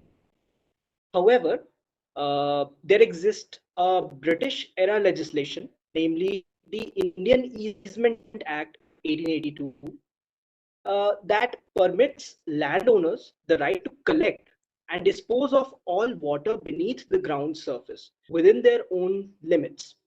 Am I audible? Because the network connection is really poor. You're audible. Please proceed. However, the act suffered from several shortcomings, which became more evident after the independence and during the Green Revolution. First and foremost, it was based on English case laws. Therefore, it was unable to adapt itself to the varied climatic conditions and irrigation patterns of the country. Secondly, more than 30% of the population who did not own land were excluded from having a stake in groundwater management. Thirdly, there was absence of any upper limit on the amount of groundwater the landowners could derive from within the land. Therefore, looking at these factors, a dire need for legislation was felt during the Green Revolution because the groundwater had an advantage over all other irrigation options during the Green Revolution. So in 1970, the Ministry of Water Resources drafted a model bill to manage groundwater. In 1992, 1996, and 2005, these model bills were revised. The 2005 model bill calls for the establishment of Groundwater Regulation Authority. However, these bills did have some lacuna too. Firstly, the bill did not include all of the individuals who do not own land but require groundwater access. Furthermore, the bills did not cover the quality of groundwater. Owing to the absence of any central legislation regulating the extraction of groundwater, various states such as UP, Assam, Andhra Pradesh, etc., came up with their own legislative frameworks to have control over the alarming condition of groundwater.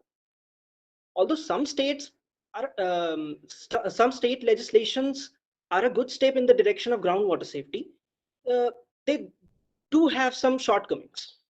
These acts are primarily designed around the previous model bills. The states acts and proposed bills could have been, more effective if they included provisions related to safeguards for natural protection areas and drinking water protection zones. Moreover, the states should take steps in regard to involving the communities at the village level. In the future, as mentioned already, the world will encounter more problems connected with groundwater. A very radical change of policy will be required in the agricultural sector, especially. So this may demand considerable measures such as financial incentives to encourage farmers in groundwater scarce areas to switch to less water intensive crops.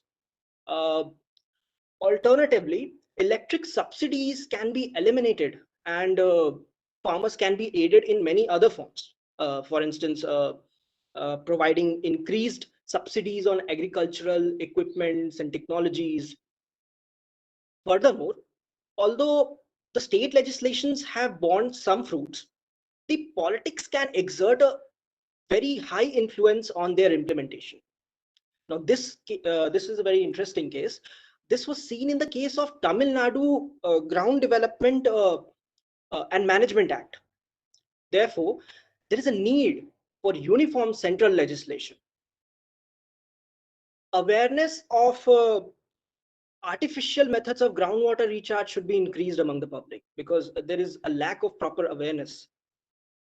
Another option to improve groundwater efficiency is to encourage farmers to use micro irrigation techniques like drip irrigation and micro sprinklers.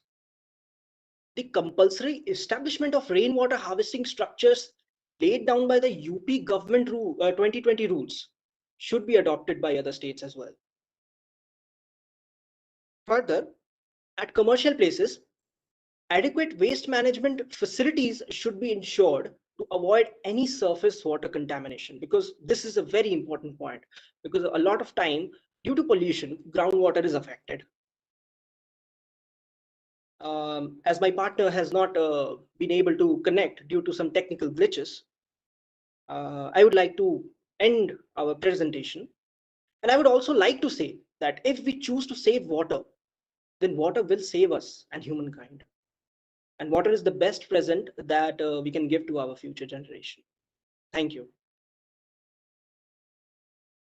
Thank you so much for your presentation. Now, I would like to request Uma Rao ma'am for the question session. Ma'am? Thank you, Priyanka. Yes. Now, I would want to ask Dr. Navneeta Paul Ray, how can we balance the local and central laws on groundwater conservation and contamination? Has your paper dealt with that? Yes, ma'am, it has dealt with that.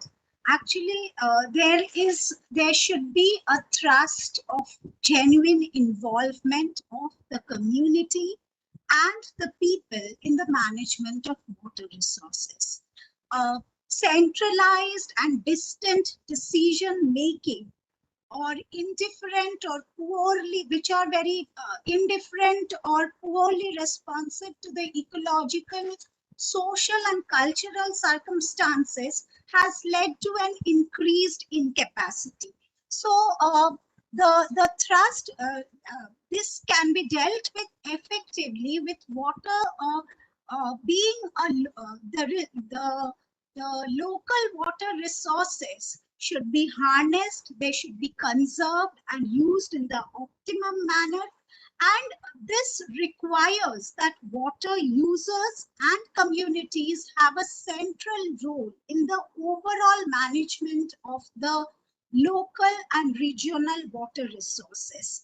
The higher levels of government should play a suitably supportive role or a regulatory role in providing appropriate inputs of information. It could be technical help or financial resources. So in this way, if laws could be framed, which could start with the local level, and then the hierarchy should also be fixed by the laws, that could be a method of providing some remedies to this scarcity of groundwater resource. Thank you, Navamita. I'm really glad you spoke about the local participation, because when local people own the water resources, that they would take very good care of it. Thank you so much. Now,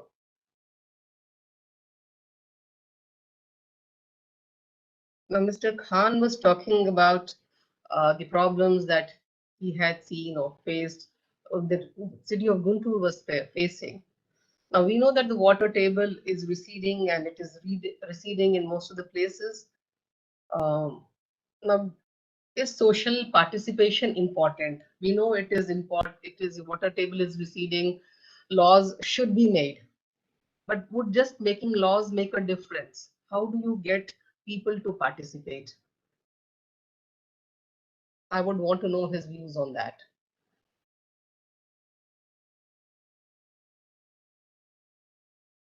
Is Mr. PM Khan there?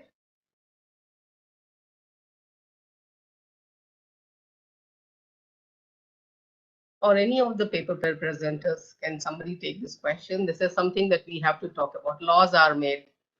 We all know laws are made. There are multiple laws. But then unless people participate, the social participation, no law would be effective, especially when it comes to an important resource. So this is one area that one has to think about. How do you get people to participate? Plethora of laws. Right. Yes. Sorry for interrupting. I'm Sanjana, ma'am. I think I can answer this question. Sanjana, please. Ma'am, during my presentation as well, I mentioned about Sanjay Pahuja sir's opinion itself, ma'am. He talks about the AP model, and he says that farmers need to be educated. So there can be some sort of education programs devised for their needs and benefits itself. So the two benefits of this would be, one is they can make informed decision, and another thing is they can be employed as well for the enforcement mechanisms, like for checking. There is a requirement for maintaining data and all regarding the abstraction levels and then the replenishment levels. I think for that, including farmers would be important. It would give them a source of livelihood as well, ma'am. All right. Thank you, Sanjana. Sanjana, I would want to ask you that you spoke about groundwater governance and regulation of diminishing resources, and then you've also spoken about the farmers. Farmers have to be educated. Do you think they should also cover as to what crops they should grow? Because we know that when Green Revolution had come, it was only about increasing the food grain. So you had use of pesticide, you had irrigation. lot of irrigation. So we are growing crops which are water thirsty and which probably are not used to particular part of our country. So do you think that the farmers have to be educated about the kind of crops that have to be grown in particular areas? Yes, ma'am. Actually, this is also part of our paper, ma'am. So we have mentioned about, we've just made a passing mention about how HYV seeds using of that would be, Right. it would require a lot of water.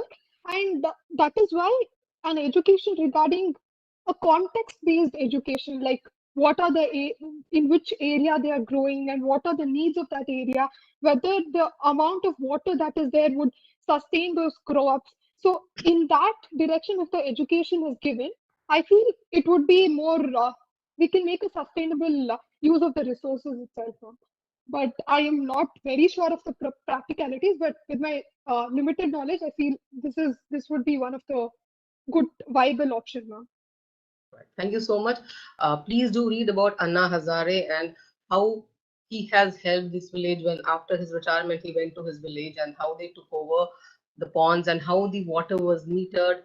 And you should read about it. If you haven't, I would request you to read about Anna Hazare. Thank you so much. Yes, ma'am. Just one more point, ma'am. Ma'am, one more thing regarding the education itself. One of the alternatives to groundwater exploitation is having creation of farm ponds.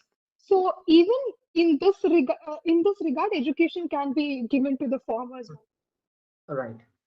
Thank you so much. Yes. Thank you. Ashutosh Anand and Kaustubh, are they there? Yes, ma'am. Ashutosh Anand is there. I would want to ask you, you spoke about subsidies on agriculture equipment. So I would want to, I mean, my point of view is if you give subsidies on agriculture equipment, I remember reading in Gujarat that people who had money were digging deeper and deeper bore wells.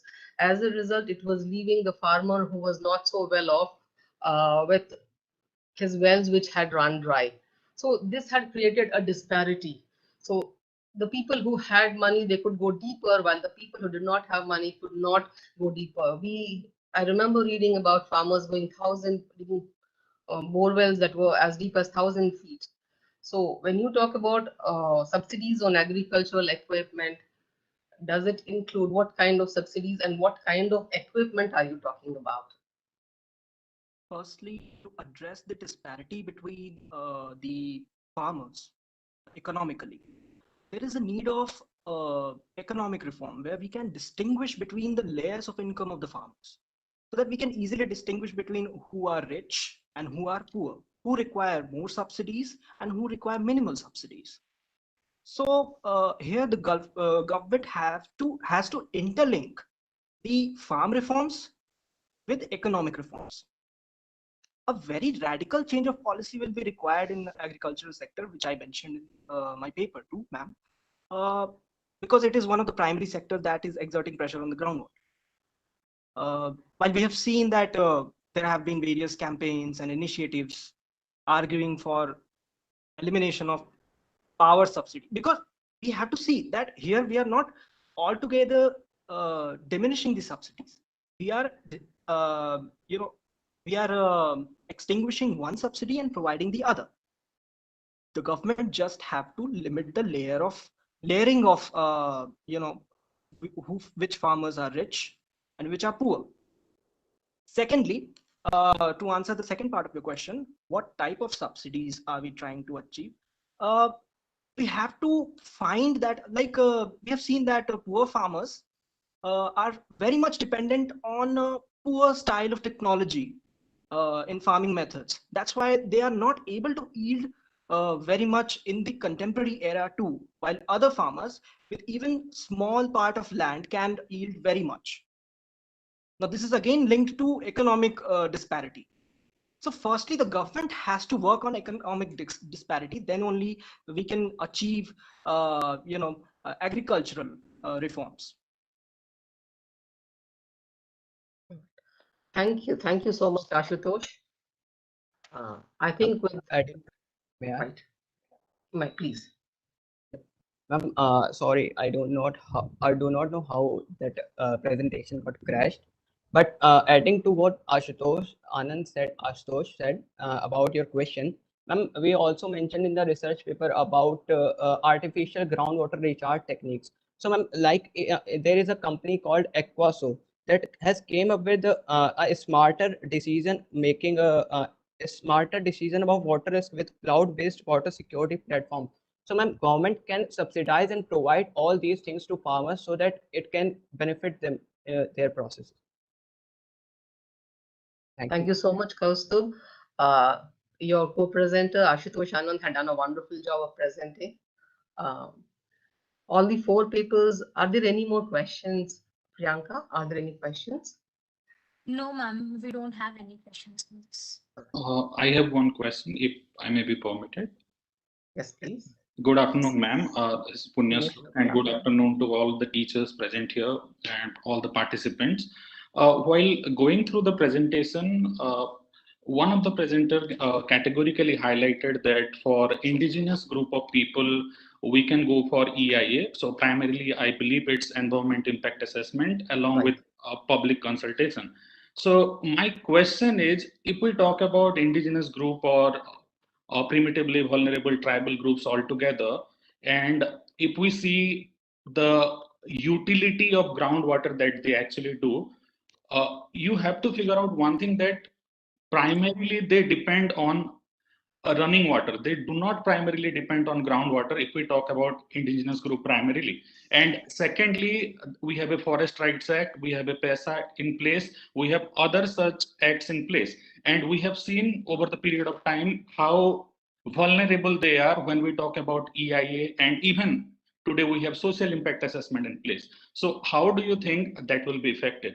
And my second question is, if we talk about drinking water, that we can get from the SDG, that we can primarily get from the Sustainable Development Goal number 6, which do not just deal with drinking water per se, but it also talks about quality and sustainability of critical water supplies and supply chains. So the second question is based on the ground reality. Now we are talking about localizing it. We are talking about giving community resources and power to the community at large to decide.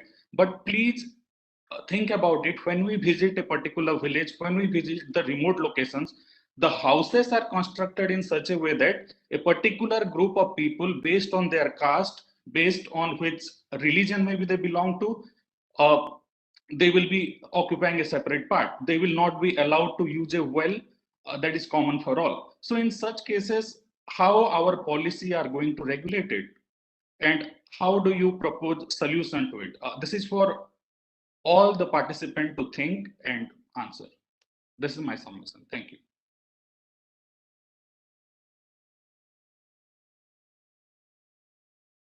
So the first question that sir asked was actually dealt by my co-author.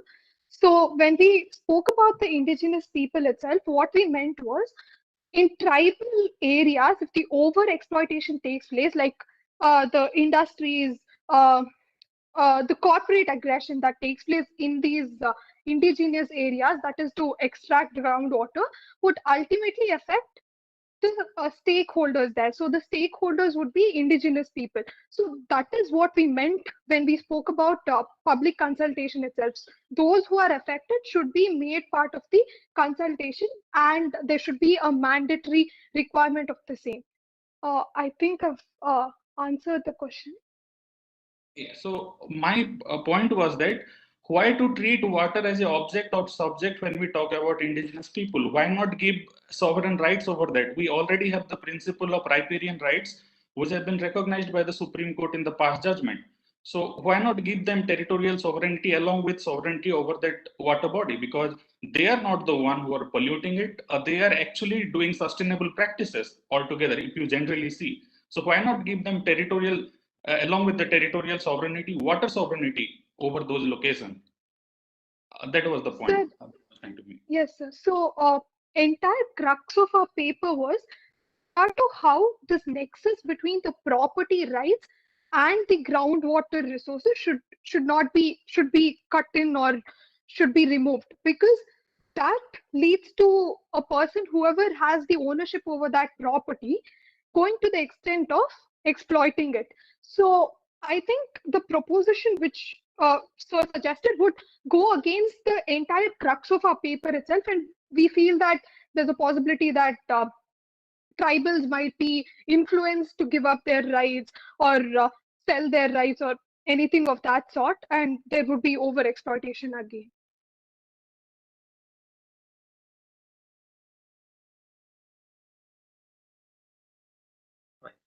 I think we have come to the Sanjana, thank you for the clarification. And Punyashlok, as usual, you asked such incisive questions. We had four technical papers. We had four papers in this first technical session. Each one of them speaking about the different dimensions of groundwater availability, adequacy, sustainability, then urban problems, the regulation of this diminishing resources, and then the contamination problem. The papers were very well presented. And then I would like to thank Priyanka. You've done a wonderful job. Thank you so much. Thank you, ma'am. And it is indeed an honor to chair this session. I would want to place on record my thanks to my dear colleague, Dr. K. Sudha, and the convener of this national webinar, and Mr. Bayola Kiran, who is the co-convener. Thanks to Punyashlok Das, and thank you, Priyanka. It was indeed an honor to be here. Thank you so much, ma'am. We are honored to have you here. Thank you. Thank you, ma'am.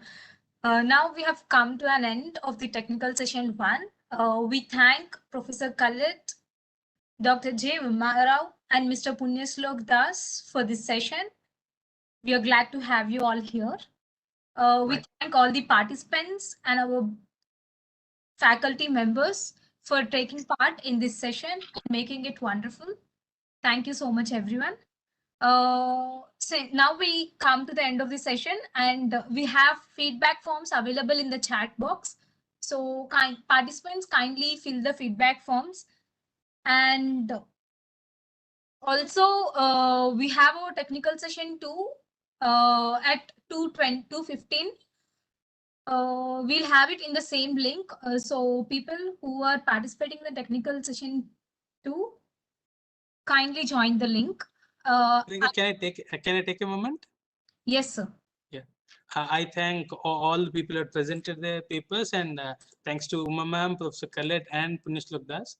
And this link will remain active. Stay tuned. We'll play a very small video, an interesting one.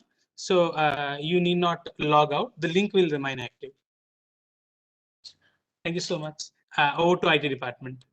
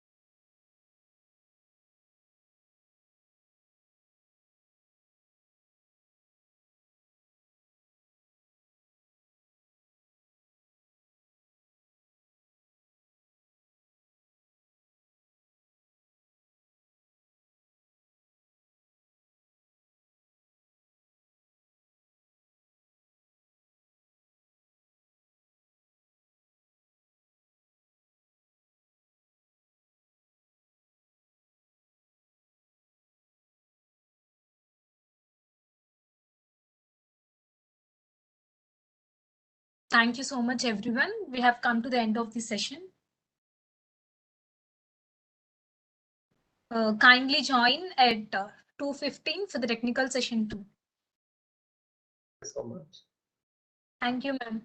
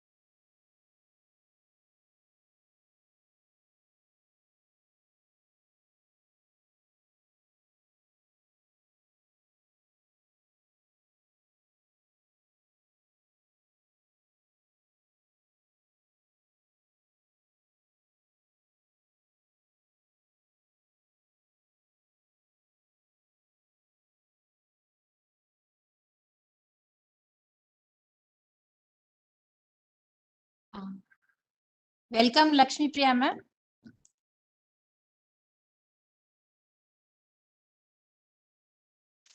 I think we have Lakshmi Priya ma'am is there, Dr. Lakshmi Priya. We still have Sujit, Dr. Sujit Kunan has to join, and Rajalakshmi ma'am, Professor Rajalakshmi. Just we'll wait for a while. Once they start, come, we can start.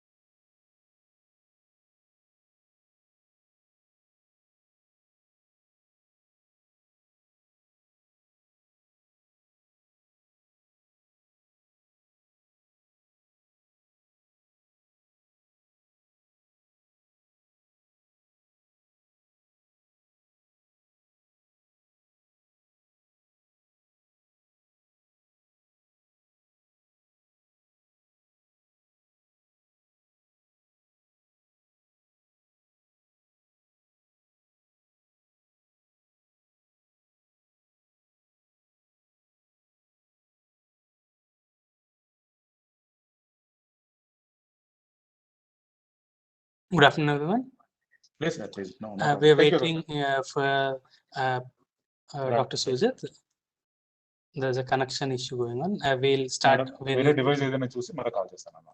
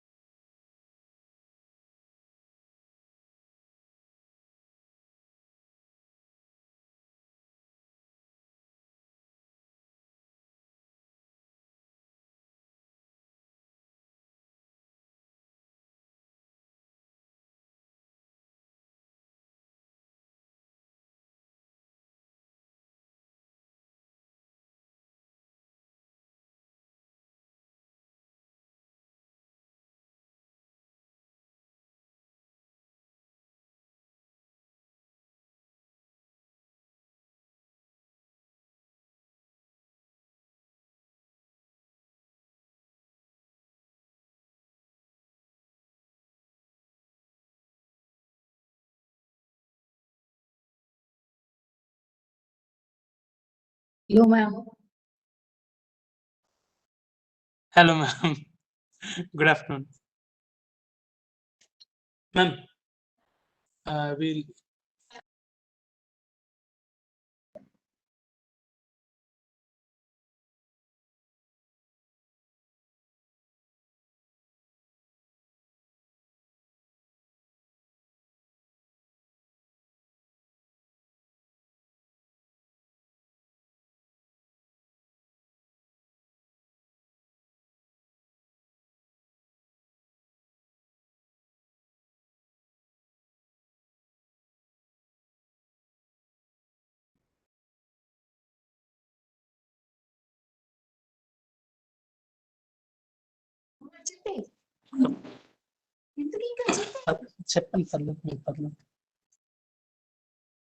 Now I think we can start.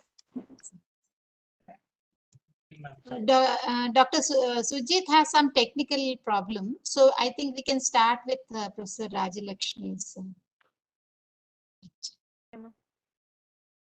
Good afternoon, ma'am. Good afternoon, Sudha. Good afternoon. Sanjana, kindly proceed accordingly. Just start. Good afternoon, everyone. Welcome to the technical session 2 on national webinar. The theme of this technical session is access to water as a human right. And we like to welcome our speaker, Professor V. Rajalakshmi, our moderator, Dr. Lakshmi Priya Vinjamuri, Associate Professor at Uttaranchal University, and our rapporteur, Anjana Ramanathan, lecturer at Jindal Global Law School. And as the topic of this session is access to water as a human right, the legal basis of water as a human right can be found in various international human rights instruments as well as Indian legal framework. And the principle of availability, quality, accessibility, and affordability are often focused upon while considering this aspect. And the right to water serves as a basis for other interlinked rights such as sanitation and health. Your voice is not so clear, Sanjana. Have to be louder. Right. Now, hello. Continue. Recognizing this importance of water, I would like to introduce our guest, our speaker for today, Professor V. Rajalakshmi, who will deliver the lecture on human right to water. So for the introduction, Dr. V. Rajalakshmi is an honorary professor of law at Andhra University and has a teaching experience of over 28 years. Her areas of specialization include international law and environmental law. And she has won various accolades, including Decennial Celebrations Prize for securing first rank in the subject of Public International Law in BL from Andhra University, Peri Narayana Murthy Gold Medal for Best Thesis from AU, and Best Researcher Award. Sir, is it not audible? Okay, Sudha, I think it's enough that I'm introduced as Professor International. That's okay. And what about, I sent PPT. Would you able to share it? Can you share it, please, Sudha? And, just a second, ma'am. I'll make you the presenter, ma'am. Just give me a second. So, You should access it now, ma'am. You can use the share button now. Is it accessible, ma'am? I got it. Right next to the video button, you will find the share button. Yes, ma'am.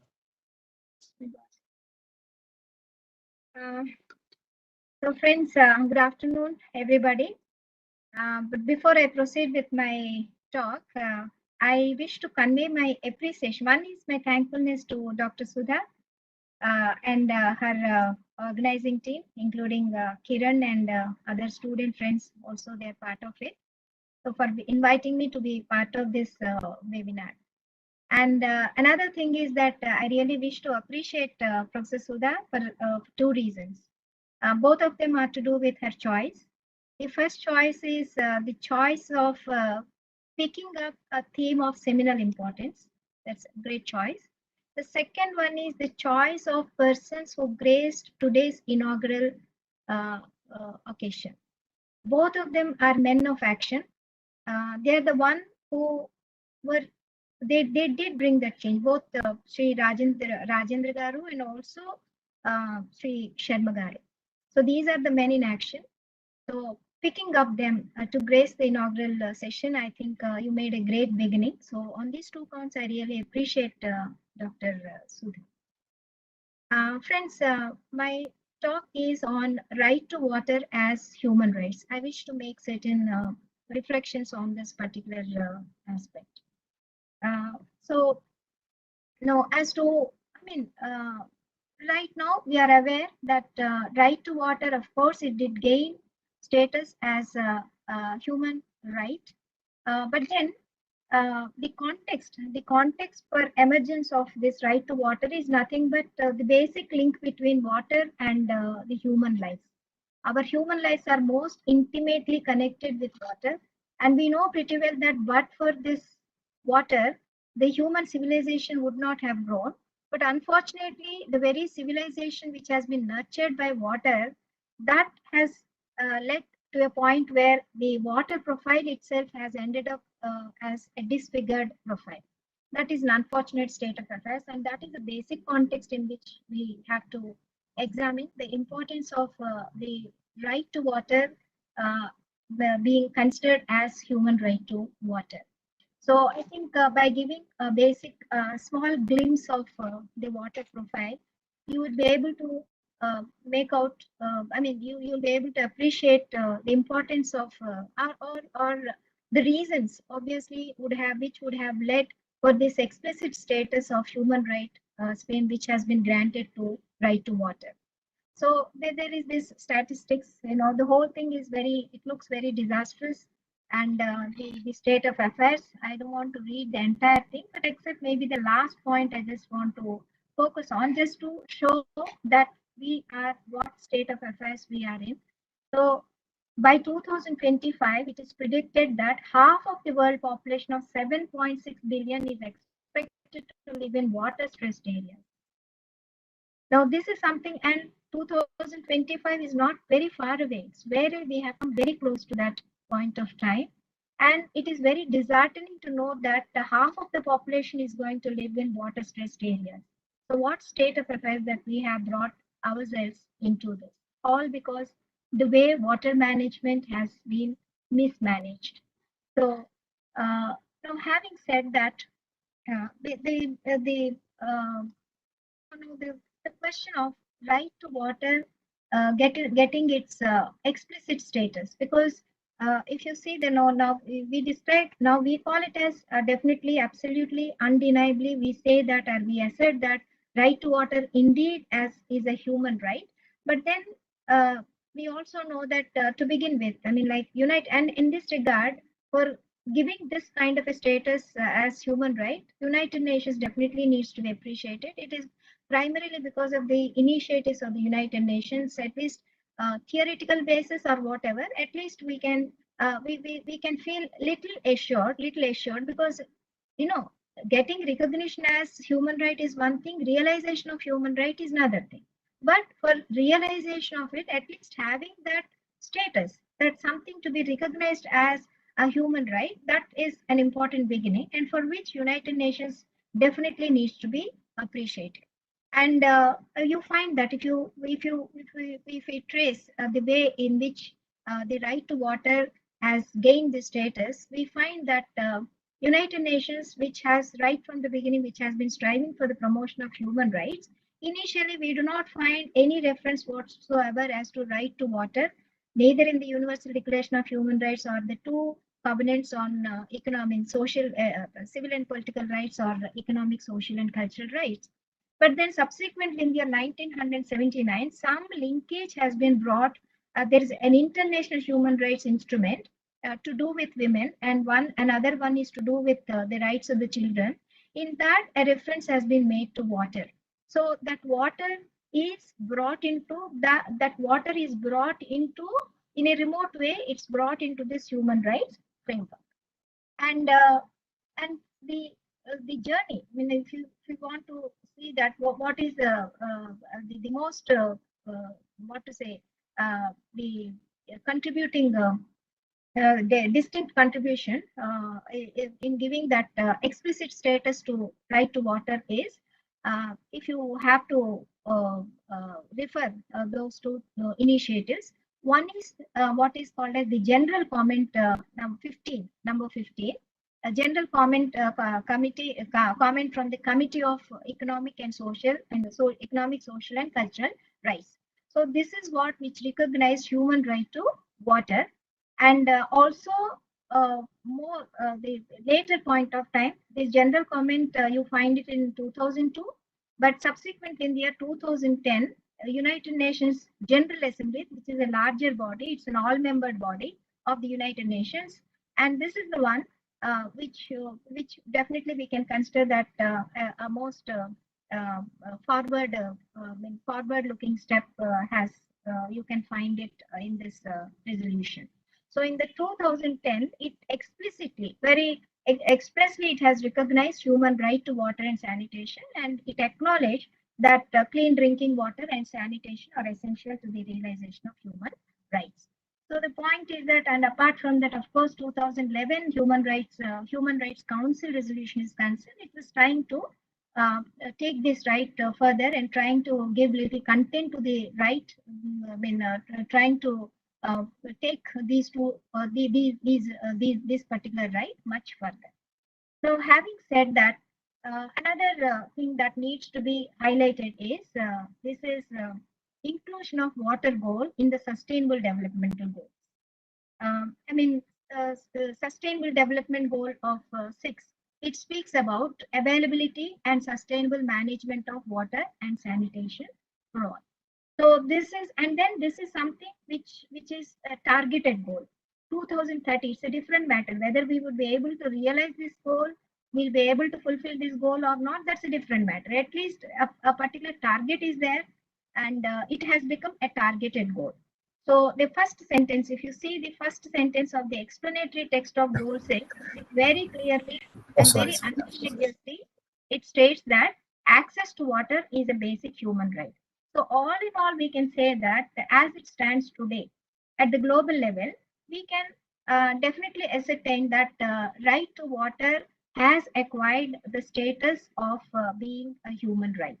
So that's a beginning. That's a good beginning, I feel, to proceed further. Now, in this context, there are certain questions to be reflected on. I will be reflecting on these questions as I proceed. I've just listed out what are those questions I would be reflecting upon. The first one is that the recognition of right to water as a human right, whether this helps in any way. Does it make things any better? This is one thing. I feel that having this explicit status as a human right, it does help. It matters. It does matter.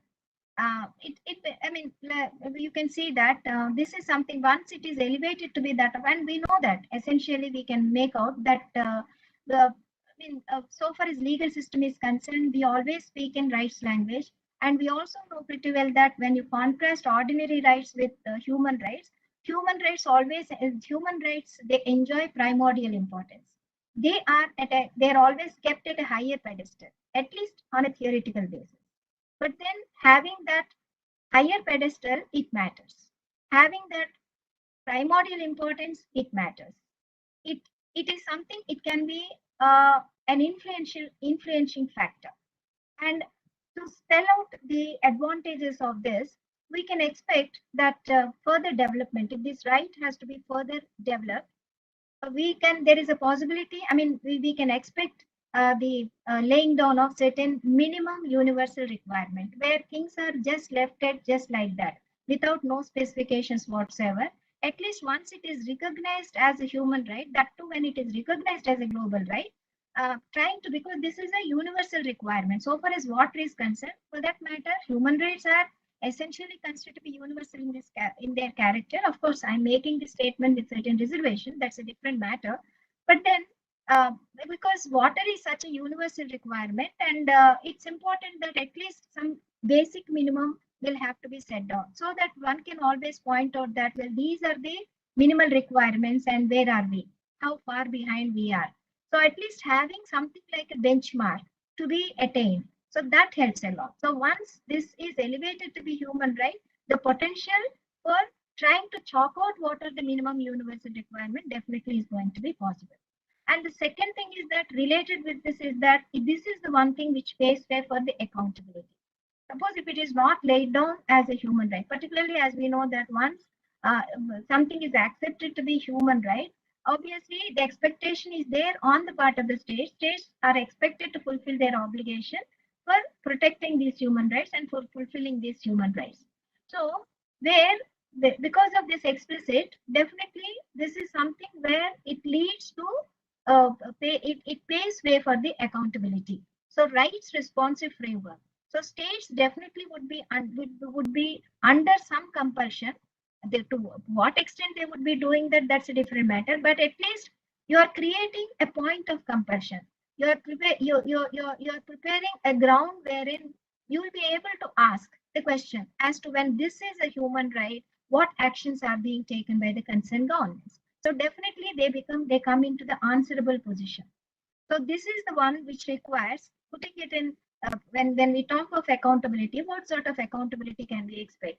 Number one is that it requires the states to ensure that conditions are placed. When you say that when it is recognized this right as human rights, then it is what the state is supposed to, what conditions have to be kept in place. And the second one is that there is also this obligation of preventing people from enjoying their human right. The other one is that it also must prevent the third parties from interfering in any way with the people's enjoyment of human rights. So all because once there is this sense, this obligation is created in the form of a human right, you can hope to get it. At least if this is not done, you can hope to question it. And once it is questioned, there is a hope that at least to a certain extent, there could be some arrangement or some measures that can be taken.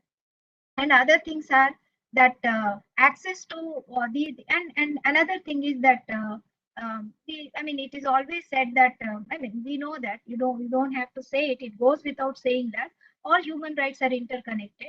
So when it comes to right to water, obviously it is connected with various other rights. So where access to, if you talk about access to water, once it is available, obviously it will have a positive impact upon the rest of the enjoyment of rest of the other things. And this is also a human right, particularly when it comes to human rights, it raises the question of equity. Because once it is understood that this is a basic entitlement, obviously certain groups cannot be left behind. So again, here comes the question of accountability as to whether those differentiated sections or those sections who are unevenly suffering from any unwanted or undesirable consequences, the necessity of having to take certain special measures. So this is where one will be able to pay some attention. And other things are this would also be providing a basis for information sharing, and then particularly participation of the people, because human rights are essentially to do with human beings. So naturally the logic goes, at least the theoretical logic goes, that they must be part of decision making when it comes to the realization of the human rights to which the human beings are very much entitled to that. So that way I would consider that human rights approach makes lot of difference. So that is one question I have addressed. And the second one is that when we talk about water rights, so whether water rights are the same as human right to water, or is there any difference? Yes, there is a difference. Human right to water is, we find that the basic difference is that human right to water is essentially, it is perceived as a natural entitlement. It is nothing to do with any other entitlement. But whereas you take any other, any right related with water, right concerning water rights, they are something based upon other entitlements. Say, for example, either by virtue of one being of ownership, one being an owner of particular land, or maybe party to an agreement based upon that agreement concerned with some water related arrangement or something. So it is something related with other entitlement.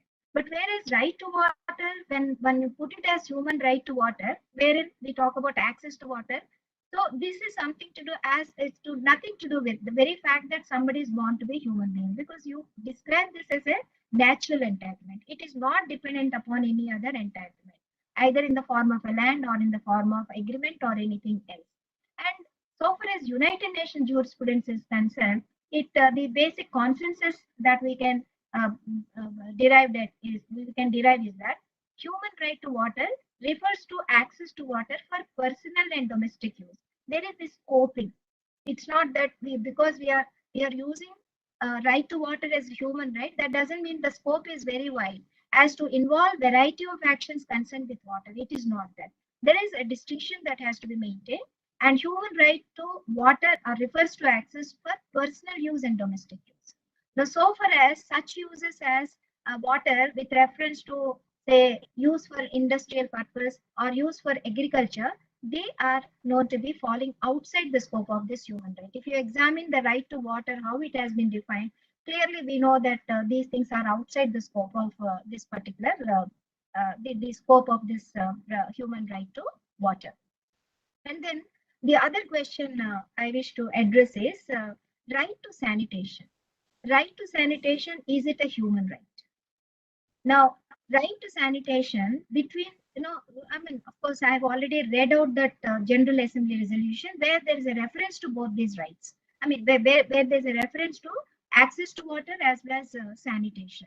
So we can know that, yeah, sanitation is a human right. But then it's important to know that right sanitation to have that kind of a reference in the General Assembly resolution having its link with human rights, it took some time. So between the right of access to water and the right to sanitation, the right of sanitation, for it to emerge as a human right, that's a late starter. Actually, there was a time where, I mean, it was rejected also. The question which arose whether right to sanitation should be considered as a human right. In the initial stage, the Committee of Economic and Social Cultural Rights, in fact, it has rejected such a legal interpretation, particularly when it comes to linking up with adequate standard of life. Then subsequently,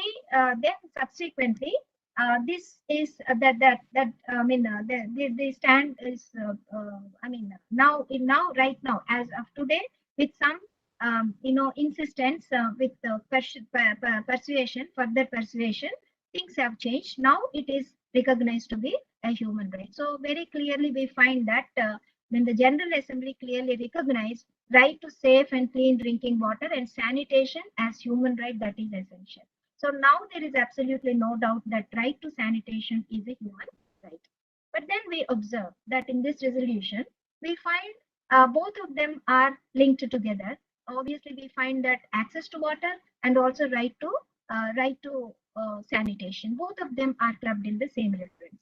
Now, there is another question. That other question is that is it desirable that both of them should be clubbed together?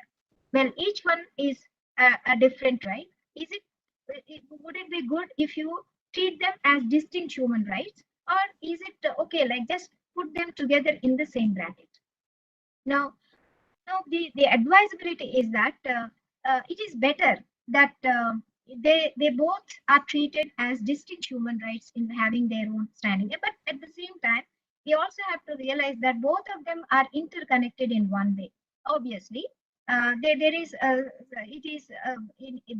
it is not that they're totally unrelated, but then we can see that situation of people who lack water would be different from situation of people who lack sanitation. There could be, I mean, you can't expect that having the problem of sanitation as well as problem of access creates only a similar situation. It is not like that. So the other apprehension with reference to this is that if right to water is clubbed with sanitation, there is a possibility that sanitation can be downgraded, because it's also generally observed that between the right to access to water and right to sanitation, higher importance or priority is found to be given only to the access to water. This is what we find that. So comparatively, this receives lesser prioritization. This again, this is the general observation. So therefore, it is felt that it is better that we take these two rights in a, if not completely segregated, at least giving a distinct attention. It would be very, very required and practical in a practical, pragmatic, as a matter of pragmatic requirement. So this is one thing. So therefore, it would be, where you treat them as distinct rights, because otherwise, what could happen? Say, for example, if somebody is questioning the government as to what arrangements had been done, whether they are adequate or not, suppose where they're clubbed together, there's a possibility, suppose a better arrangement has been done for accessing the water, the government can always say that, yeah, with reference to this, suppose, these are the arrangements that have been made. Right to, so some disturbance is coming. Okay. So therefore, we find that so when it is combined together, it is like the government is attending to that human right, even if the sanitation is very much what to say, it is given the least priority. Also, you cannot say the government is not doing is not attending properly to the realization of the human right. But on the other hand, the right to sanitation has been given a different standing. It is like it would become answerable, becomes accountable in the fulfillment of both these rights, because the situation could be different, arrangements could be different. So this is another perspective that has to be taken into account. And then, when it comes to the question of definition of right to water and sanitation, right to water has been defined. There is similarity, of course. You find that it speaks about entitlement of everyone in both these definitions. You find without discrimination, yes, discrimination is prohibited in both these definitions. And then when it comes to access to water, the requirements, it says what kind of an entitlement: sufficient, safe, acceptable, accessible, affordable water. Whereas here we speak about safe, hygiene, secure, social, culturally acceptable, etc. In addition to that, you find another dimension here: privacy and dignity. Because often when we talk about this sanitation, we talk about when sanitation facilities that have to be provided for. So here privacy matters a lot. It also raises the question of dignity. It also raises the matter of, unlike the case of access to water. So privacy and dignity, they are the added dimension so far as right to sanitation is concerned. And then, so far as key aspects of human rights to water, human right to water, there are five parameters. There are five elements that are given by the Human Rights by the Human Rights Council. Availability, quality, accessibility, affordability, acceptability. Each of them are different and each of them are essential. Because availability means, is it just a matter of just they are available? So what is important is that they have to be sufficient. It's not that whether they are available.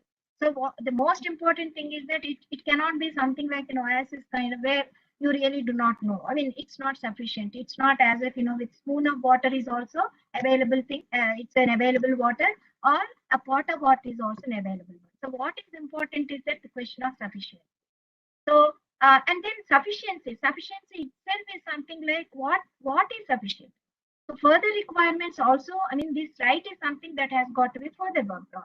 So including normally when you're using this right to water, because when we are trying to scope out the difference between ordinary water rights and right to water as a human right, we were talking about it is for personal use and it is for domestic use. So for requiring, keeping in mind the personal requirement, so in taking that factor into consideration, you have to examine this requirement of availability or question of sufficiency.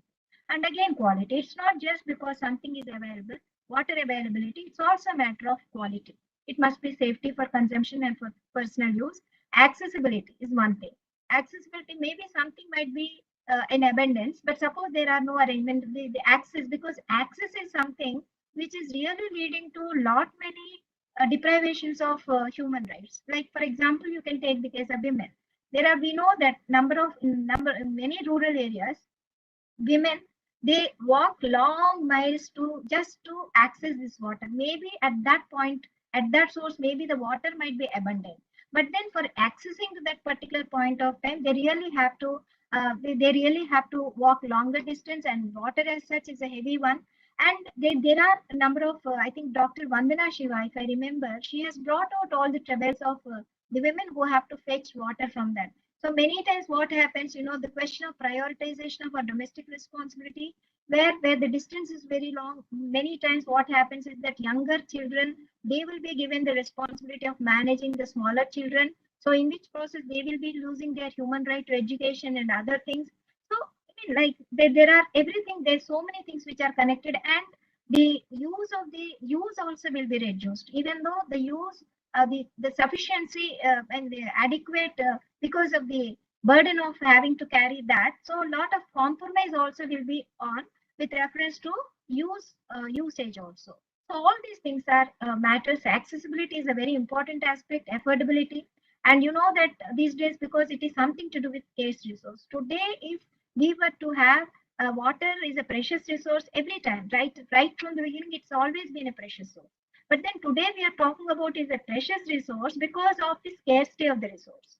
And once the scarcity comes, many questions in the modern world in which we are living in, the question of affordability, if some arrangement is made for that. So sometimes, the question of the price also gets attached to that.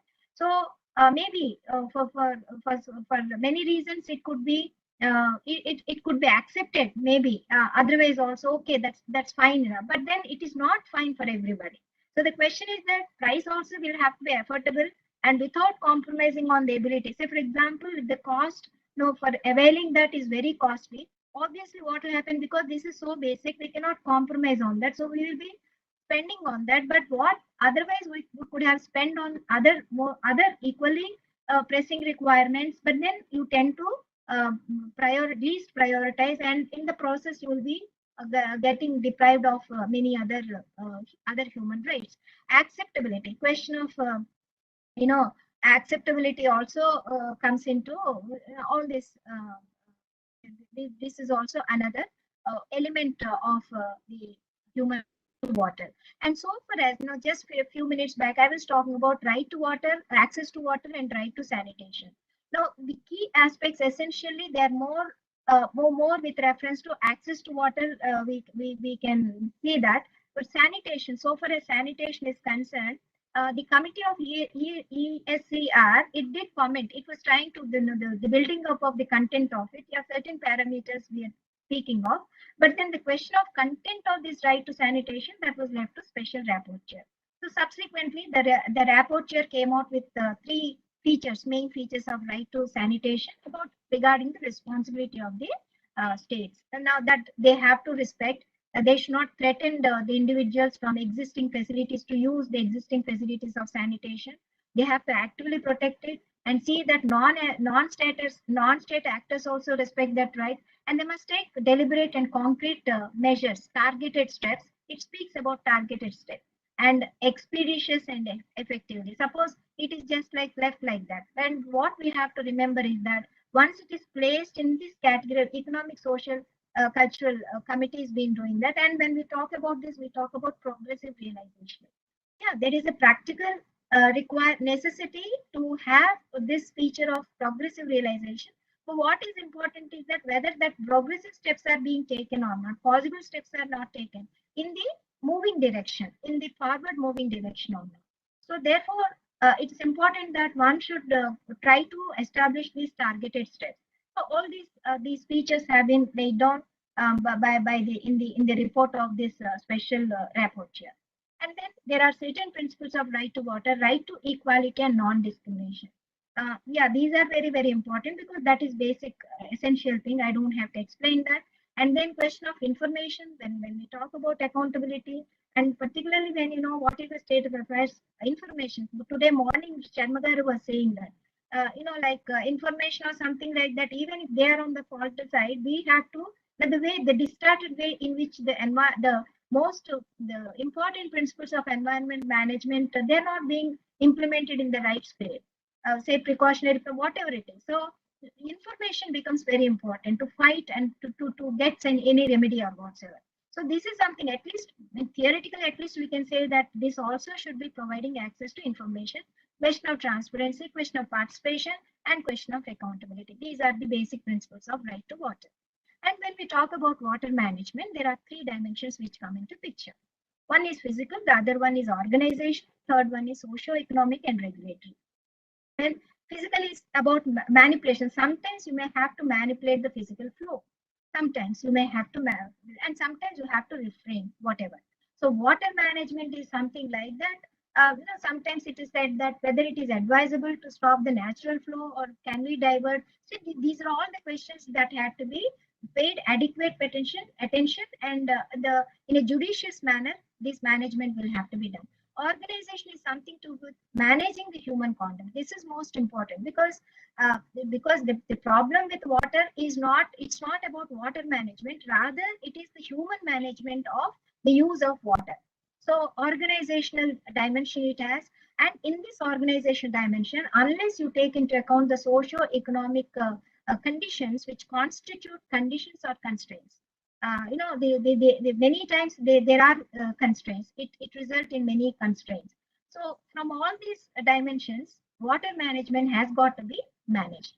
Now, in this regard, we can talk about territorial management and extraterritorial. I mean, as an obligation, what can we expect territorially? Now, this is OHCHR. It has identified 5 main areas about how the state should be working on to realize, to having recognized human right, to realize this human right. What are the main major areas of action? All these things you can expect. Legislative policy responses and regulatory frameworks is most important thing. Second thing is that financing and budget. It's not just about laying down, making a policy statement or enunciating right. That is not what matters. Ultimately, what is important is that to facilitate that on behalf of the state, the financing, because it requires financial arrangement. It requires budgeting. Proper budgeting will have to be made out. Keeping a water sensitive budgeting is very much required. So services is another area. Monitoring, it's not just keeping in place. Further monitoring is essential. And the last one, most important, that because this is where as individuals, one will be able to question whether monitoring is missing, or whether the financing is inadequate, or the regulatory framework is inadequate, or having some deficit or something like that, because it is something where access to justice, if it is not provided, so that becomes very difficult for the persons who are, we say that they are entitled to right to water as a human right, but then you are deprived of this access to justice. That can be totally, they don't gel each other, not having access to justice. So obviously, each one of them is a very important area for the state to work out as a territorial obligation. And the second other one is that extraterritorial obligation across, because water is a continuing medium. You know that water does not have any political boundaries. It does not respect any boundaries whatsoever. And need, that's a universal need. So therefore, obviously, once it is the advantage of this human right as a human right is that it takes into account, it takes into account these extraterritorial expectations also. At least we will be able to say that this is what the state should be taking care of. Number one is that as an extraterritorial obligation, we can see that human right of people in other countries, the state, it's not just about providing access to water in your own country. It's not just leaving like that. The human rights obligation is such that you have to, the state should ensure that human rights of people in other countries also are not, because human rights have got that kind of a character. You cannot be directly responsible, nor you can be indirectly responsible for a violation of human rights in other territories. They put it in a very ideological angle. So that way, water cannot be used as an instrument of political or economic measure, pressure. And this is what happens many times. Water is such an essential thing that you just capture in the sense that you create such a pressure. This is something like need blackmailing, because this is a need. So you cut the supply, whatever it is, that interconnectivity is there. So whether that can be used as a matter of for exerting political pressure.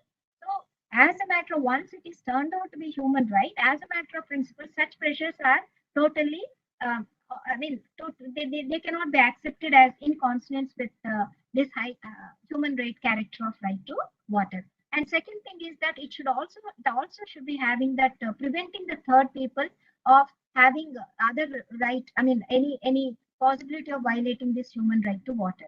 For example, if a company is headquartered in a particular state, and then this company is having its activities, operations in some other, but then in maybe this company might be conducting very well in this particular territory, but then it's been exploiting the human right to water of the people in another territory.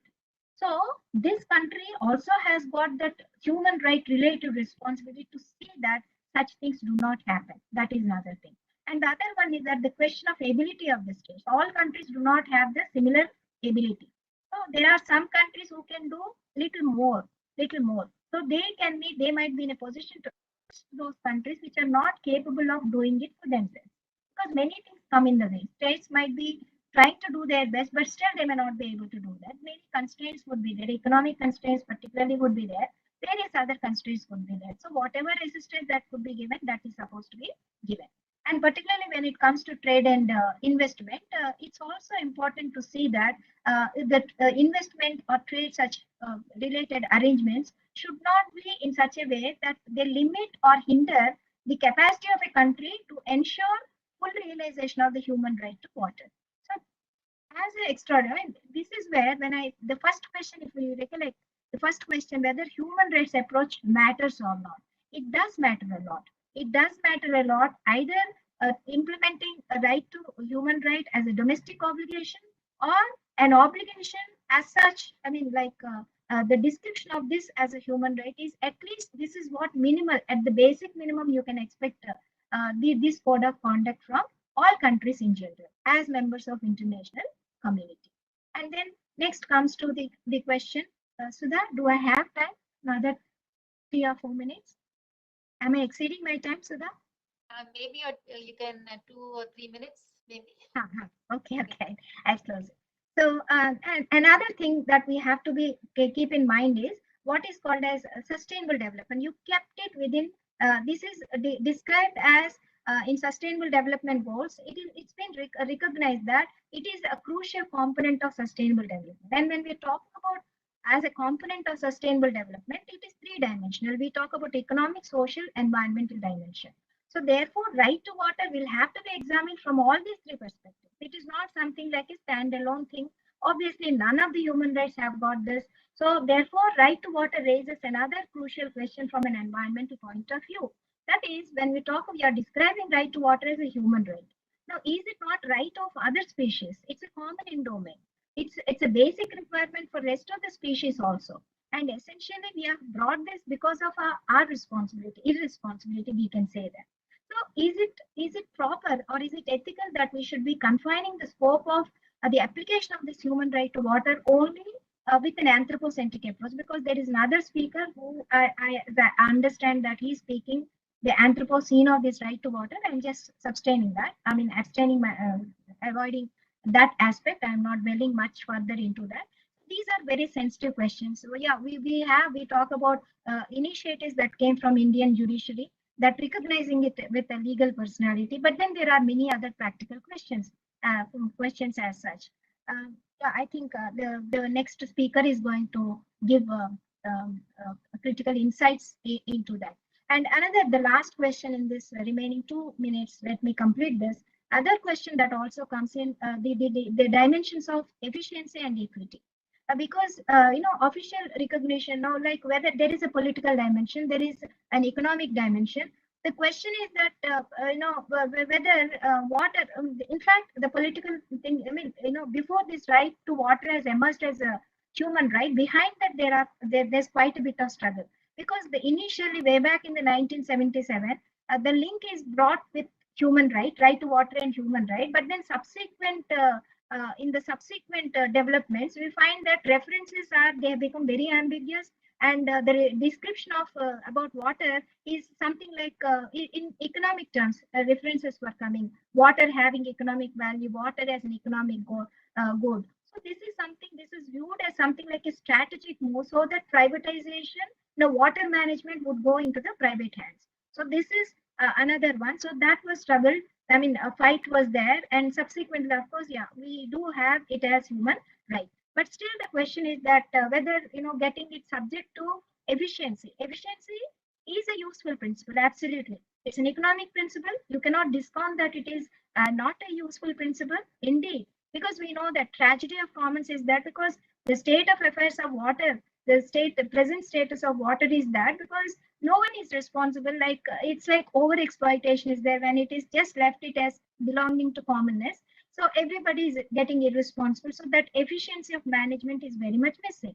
So the as an economic principle, we talk about managing this water with keeping in mind efficiency, that is fine enough. But the thing is that where that efficiency approach is completely giving let go of equity dimension, because the typical they might justify that efficiency approach is that this is a universal standard, we go for universal standard, overall water management will be good. But actually, in fact, we have not found things becoming unaffordable, many vulnerable sections having to suffer extra suffering. So these are all the things that we have experienced. So this is this dimension. But then the last one, I'll just point out and then I will close it. So one interesting observation that came from Special Rapporteur of Human Rights Committee is that it did not discount the importance of private sector participation. According to it, it did not rule it down. It said that private sector partnership, in fact, it contributes to the realization of right to water. It contributes, it says that. But at the same time, there's a caveat here. It said that it provided, what is important is that if the states, they put in place strong, independent and accountable regulatory bodies. Because when this public, the state cannot keep itself away from these obligations. So to what extent it is sensitive and about inviting this private sector. So what kind of regulatory mechanism is there? Is it all about only getting foreign investment? Are you human rights sensitive? So once there is human rights approach, at least these questions can be put into question. But anyway, it said that because the many things when it comes to working of a right, the overall macroeconomic policies, they do impact. They do impact. So like everything, unless it goes with a holistic approach, what is important is that environment management is something which has to go with a holistic approach. Everything is interconnected. Environment management, the whole problem is that it is an interconnected one. You cannot go in a segregated manner. You cannot distinguish, keeping economic policy in an opposite direction and then go in a philosophical approach goes in a different direction. Things that magics are not going to happen. So unless there is a conscious integrated approach on all these dimensions, you can never achieve this concept of the idea of sustainable development and right to water, anything described as a human right, that is not going to have an adequate atmosphere wherein one can have hope for the effective realization of human right to water. So therefore, it's very important that business organizations also will have to be brought into the accountability. Accountability in the sense that some measures will have to be taken. I mean, and again, there is this Human Rights Council made this thing that very valid observation that is made by Human Rights Council is that the baseline of all, I cannot see that, has the business organizations. A business organization has the responsibility to respect human rights. Now, when they're emerging as important actors in international affairs, it is wrong that these non-state actors, just because they're non-state actors, they are given the advantage of escaping from these vital obligations. So I think it's very important that United Nations should be striving further to see that business organizations are fixed with this responsibility of providing, making some measures, taking some measures for realization of as vital human rights as human right to water. So thank you, Sudha, for I think I have exceeded my 2 minutes time. Thank you very much. Stop here. Thank you so much, ma'am, for your insightful session. We have learned a lot about various aspects of human rights and principles of water as human rights. Now, with great pleasure, I would like to introduce Dr. Sujit Poonan to give a brief introduction. Dr. Sujit Kunan is an assistant professor at the Faculty of Law, University of Delhi. He has obtained his PhD from SOS University in London, and he also holds an MPhil in Public International Law from Jawaharlal Nehru University and an LLM from Cochin University of Science and Technology. He is also a member of the editorial board of Law, Environment and Development Journal. His main areas of interest include environmental law, water and sanitation, natural resources law, human rights, international law, and agro-biodiversity. And he has widely published in various journals, and some of his most recent works include Manual Scavenging in India in Indian Law Review, Research Handbook on Law, Environment and Global South, and The Right to Sanitation in India and Critical Perspective, Oxford University Press. With this, I would like to invite Sir to for his keynote address. Thank you, Sanjana. Thank you so much. Am I audible? Yes, sir, you're audible. Okay, all right, yes. And yeah, thank you for, I'm so sorry for that technical issues that we faced a while ago. And I must thank the organizers for doing that disaster management. And thank you so much, Professor Rajalakshmi, for, accepting that surprise all of a sudden. And in fact, I would consider that as a sort of a blessing in disguise because although I could not hear Professor Rajalakshmi's his presentation in complete, but from what I could gather, that was more like an extremely elaborate and detailed mapping or explanation, mapping or description of not just right to water, but it's also right to sanitation, interestingly, because that's another area of my personal interest. So, and that, in fact, provided a kind of a wonderful platform. And I think this is more appropriate to what I'm going to do for next 10-15 minutes is to further build upon what Professor Rajalakshmi has already, provided us a foundation. But before we doing that, Sanjana, or Dr. Sudha, with this new crisis, how much time do I have? Because I understand that there are a few more people to talk as part of this session.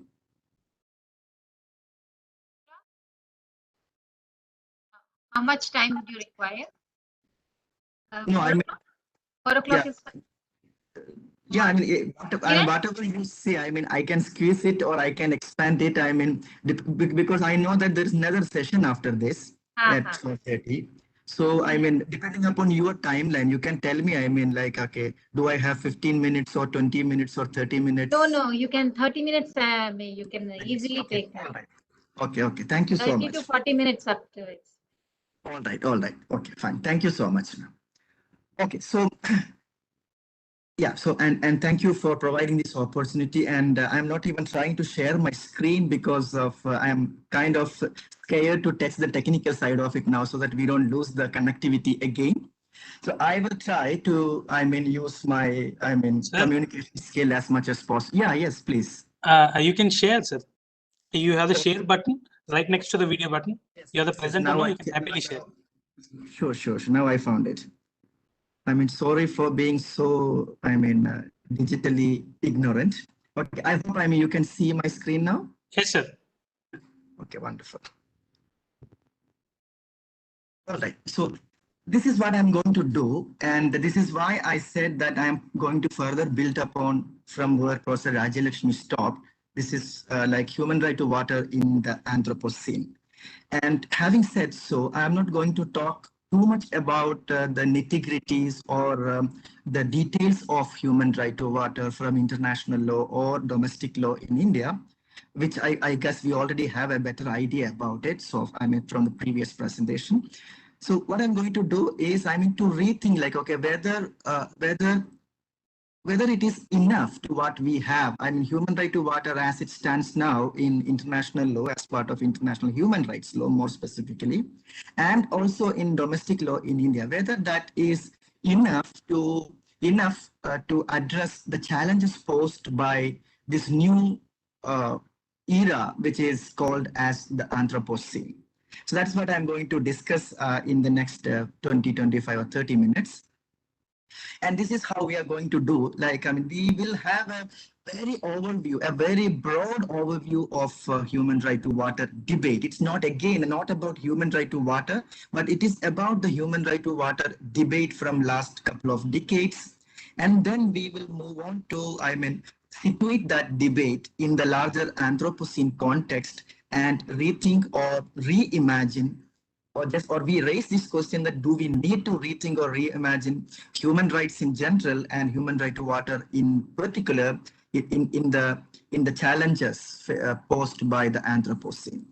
And then what are the ways to reimagine or rethink the human right to water, the concept of human right to water in such a historical or in such a scenario of environmental crisis that we are facing today. So broadly about the human right to water debate, if we carefully look at it, broadly speaking, the human right to water literature in the academic circle, it has started popping up more or less, from the 90s onwards. But even in the 90s, it was not too much. And maybe in a decade or so, then it started like kind of exploding. And suddenly, and most importantly, from 2000 onwards, if you simply do a search in Google, we will find that a large number of literature on human right to water, and in some cases, it is human right to water and sanitation.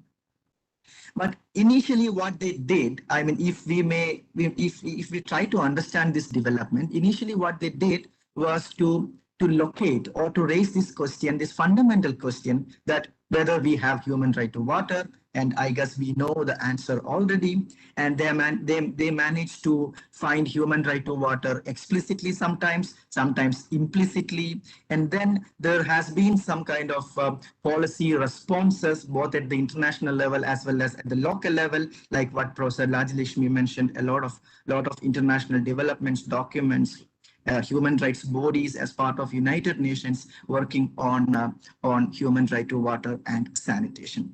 So this development from the 90s onwards, and that has been kind of prolific in terms of advancing the language or the vocabulary of human right to water. And from 90s, when a few people, they used to use the word human right to water. And when we are sitting in 2021, we have far more people, academicians, policymakers, lawmakers, practitioners, civil society organizations. They talk about human right to water almost on a daily basis. So that has been the one part of the history, if we want to talk about on human right to water. And interestingly, in parallel to that development of academic attention, development of policy responses to human right to water, we have also seen kind of a civil society uprising, and we can broadly call that as water justice movements. And these water justice movements, and since I said interestingly, because this water justice movements had also emerged more or less in the same period, like in the 90s. For instance, the most famous or infamous Cochabamba water war in Bolivia. And in mid 2000, we have seen similar kind of an uprising, public protest in the context of Delhi water privatization. And the current chief minister of Delhi was the pioneer who led that public protest against water privatization in the beginning of 2000. So the point is, not to highlight Cochabamba or Delhi. The point is to highlight that general pattern, and that general pattern is that in parallel to this academic attention and policy response, there was another interesting development from a human right to water point of view, and that was like people from different part of the world, and most importantly, people in different cities in the global south. They were into something called water justice movements, and the larger policy context or background of that water justice movements were this larger privatization efforts going on in various countries in the global south. And when I say privatization, there was this huge movement, the movement and in social science literature, they call it as structural adjustment programs, and predominantly promoted by international financial institutions like the World Bank, the International Monetary Fund. And as a result, many countries in the global south, they were running these public water services utilities, and they had to privatize in order to comply with some of these conditionalities. And eventually this led to what now we call as serious violations of human right to water, because this whole scenario had seen huge rise or increase in water bills, and several incidents of several incidents of disconnections of water supply because of inability of people to pay their water bills. And all these were suddenly started viewing as from a human right angle by saying that, no, doesn't it amount to violation of the fundamental human right called human right to water. And these movements, they had claimed it. But even having said so, I don't know if we can solidly claim that, okay, water justice movements have been extremely prominent, I mean, in the contemporary times. Still, I mean, except all these incidents, I mean, still, I would like to underline the point that there are very, very few incidents where the people from below have started claiming water as a human right. For some reason, I mean, we are not sure whether people are carrying this water as a human right in their consciousness. I mean, not to talk about whether law has recognized it or not.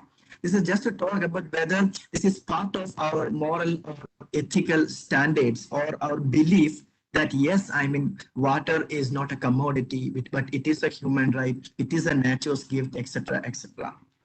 And at the same time, we can't dismiss completely that, okay, there is no claim from people, especially from those people whose rights have been consistently denied. But there are interesting incidents from even from India, for instance. I mean, as late as in 2014, there was a Bombay High Court decision, not a final decision. It was an interim order where some of the residents of the so-called illegal settlements or urban slums, unauthorized urban slums, they went to the Bombay High Court and said that, okay, why the concerned municipal corporation is not giving us water supply.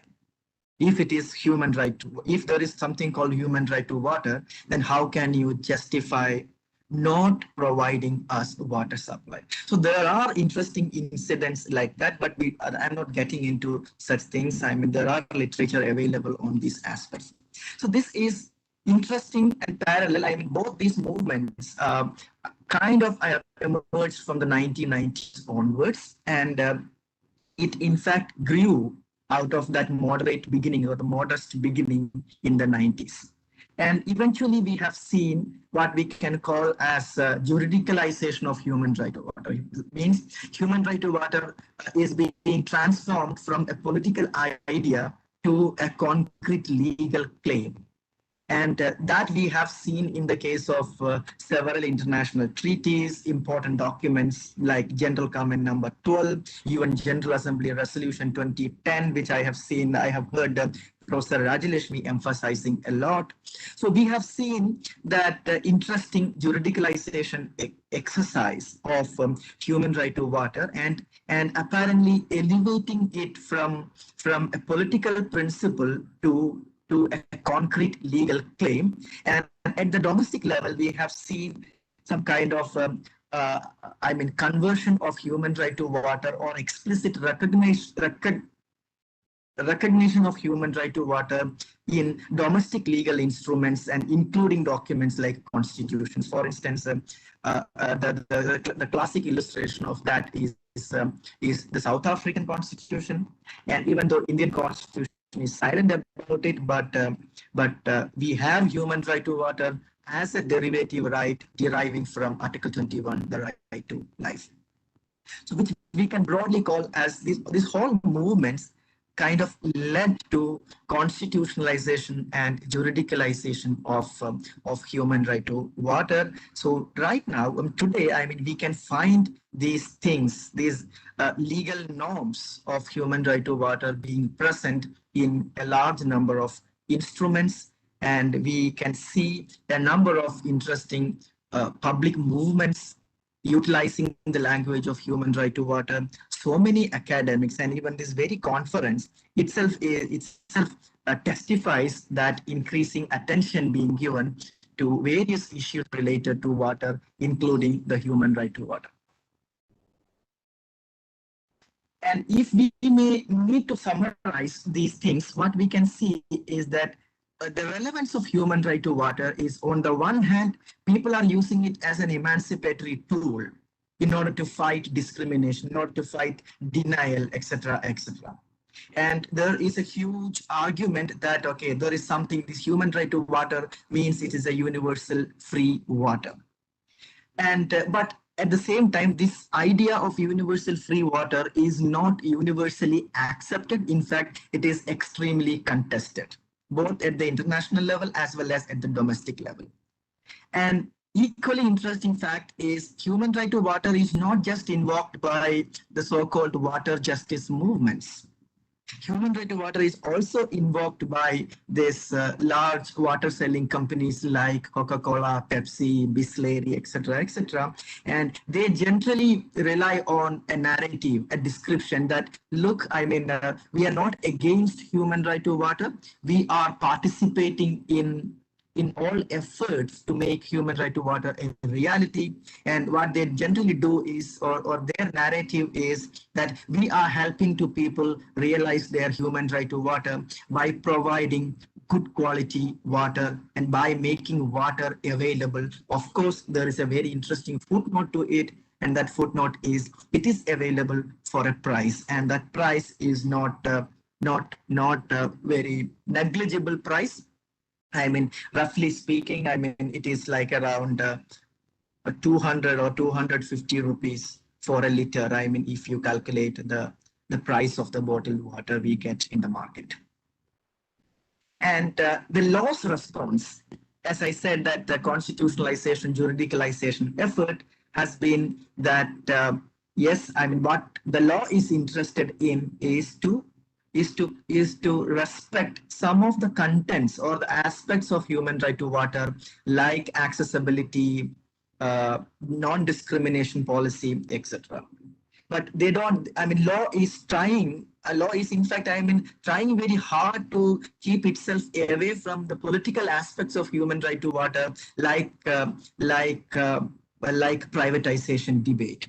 For instance, I mean, there is a very interesting narrative at the international level, particularly in the corners of international human rights law, that human rights law does not require the states, sovereign states, to provide these human rights in a particular way. For instance, the only thing is to respect that, okay, to ensure that there is no discrimination, it is being provided efficiently, it is, everybody is getting, nobody is getting denied of their right. That is all that we need to ensure. Beyond that, whether Bisleri is providing, whether Coca-Cola is providing, or whether Bombay or Municipal Corporation is providing, or Delhi Jal Board is providing, this doesn't matter as far as human rights law is concerned. In fact, I mean, this is a dominant belief or dominant viewpoint at the international level, including a viewpoint shared by, I would say, the United Nations. But the local discourse, I mean, if you ask water justice movements, they will tell an entirely different viewpoint. So there is something called a kind of a global discourse that is trying to be politically neutral, and whereas there is a local discourse that kind of encompasses all kinds of political, economic, and legal aspects of human right to water. So now, I mean, with that thing, I mean, let me quickly move on to this three important problems of human rights in general, and that equally applies to human right to water. One is as the very term indicates, it is anthropocentric in nature. It means we only talk about human beings, or we talk about human beings. Even when we talk about environmental rights, most of the time our attention is to right of human beings to have a clean environment. This anthropocentric nature is very much present in human right to water as well, where we talk about talk about my right to get enough on good quality drinking water. And similarly, you are right. That is what we generally talk about. We don't talk about any other living beings. We don't talk about talk about talk about the nature particularly. The second problematic aspect of human right and human right to water is it is individual centric. And generally, I mean, if you carefully look at human rights, the general tendency is that it represents or it seeks to protect an egoistic individual. I mean, to protect that individual from other individuals and from the state. And which means, like, I mean, satisfaction of that individual needs is considered in most of the cases as the ultimate aim of human right to water. And the third important problematic aspect is human right to water, and there is no apparent conflict between human rights and developmentalism, or the idea of development and growth. An idea of development and growth is considered as essential in order to make human rights a reality. For instance, I mean, we believe that it's very important to have economic development or economic growth in order to help people enjoy their human rights. But the reality is that this developmentalism has its own severe implications for the environment, including water sources. So on the one hand, we believe that, I mean, there is no problem between development and human right to water. But on the other hand, there is human right to water, let me put it in this way, that human right to water is being strongly affected by the same developmentalism.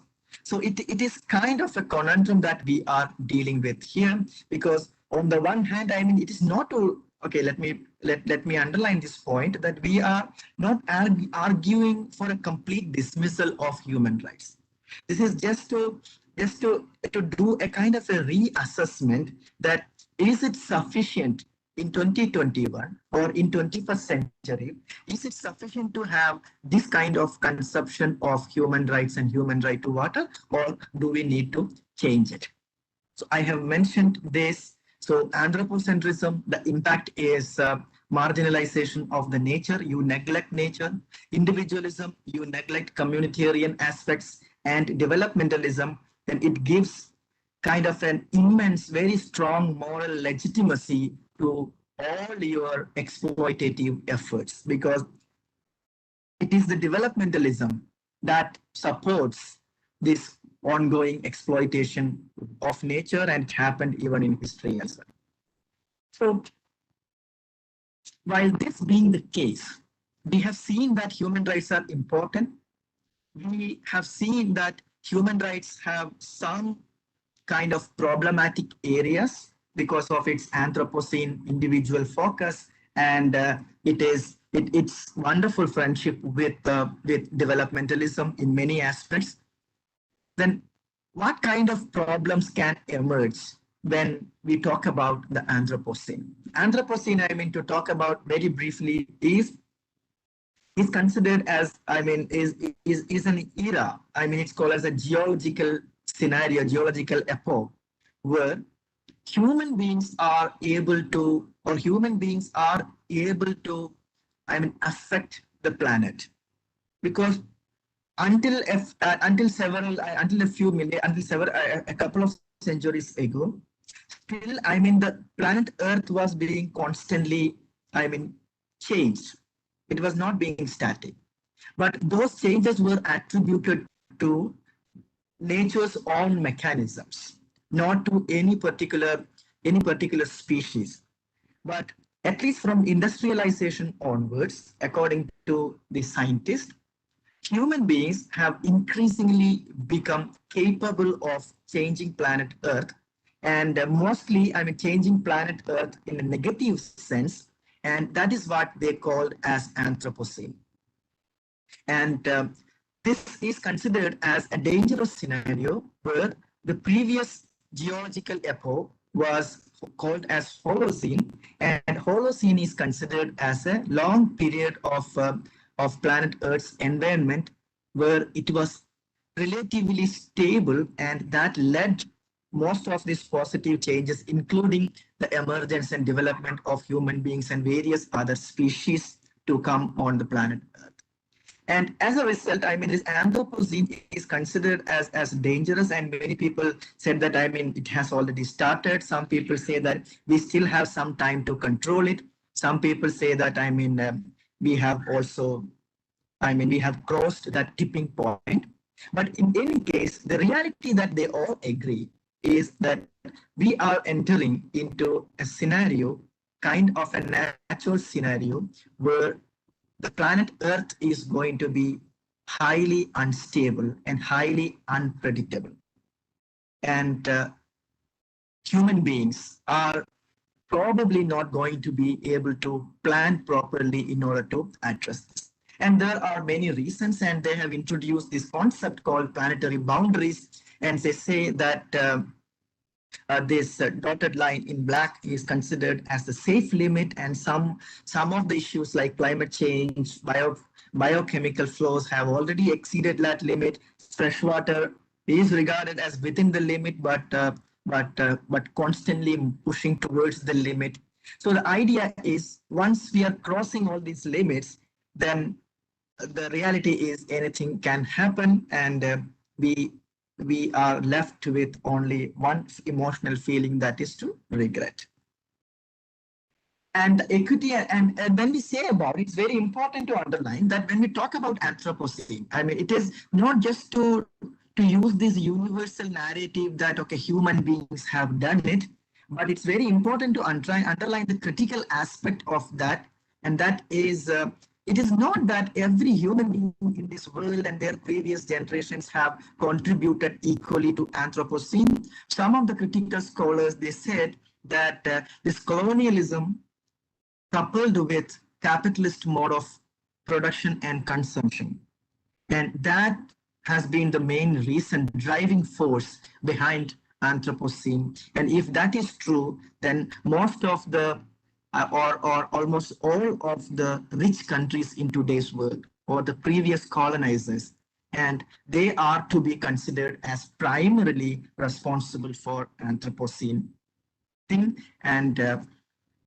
so now, having done that broad thing, let's now look at, like, okay, what kind of challenges are there for human right to water?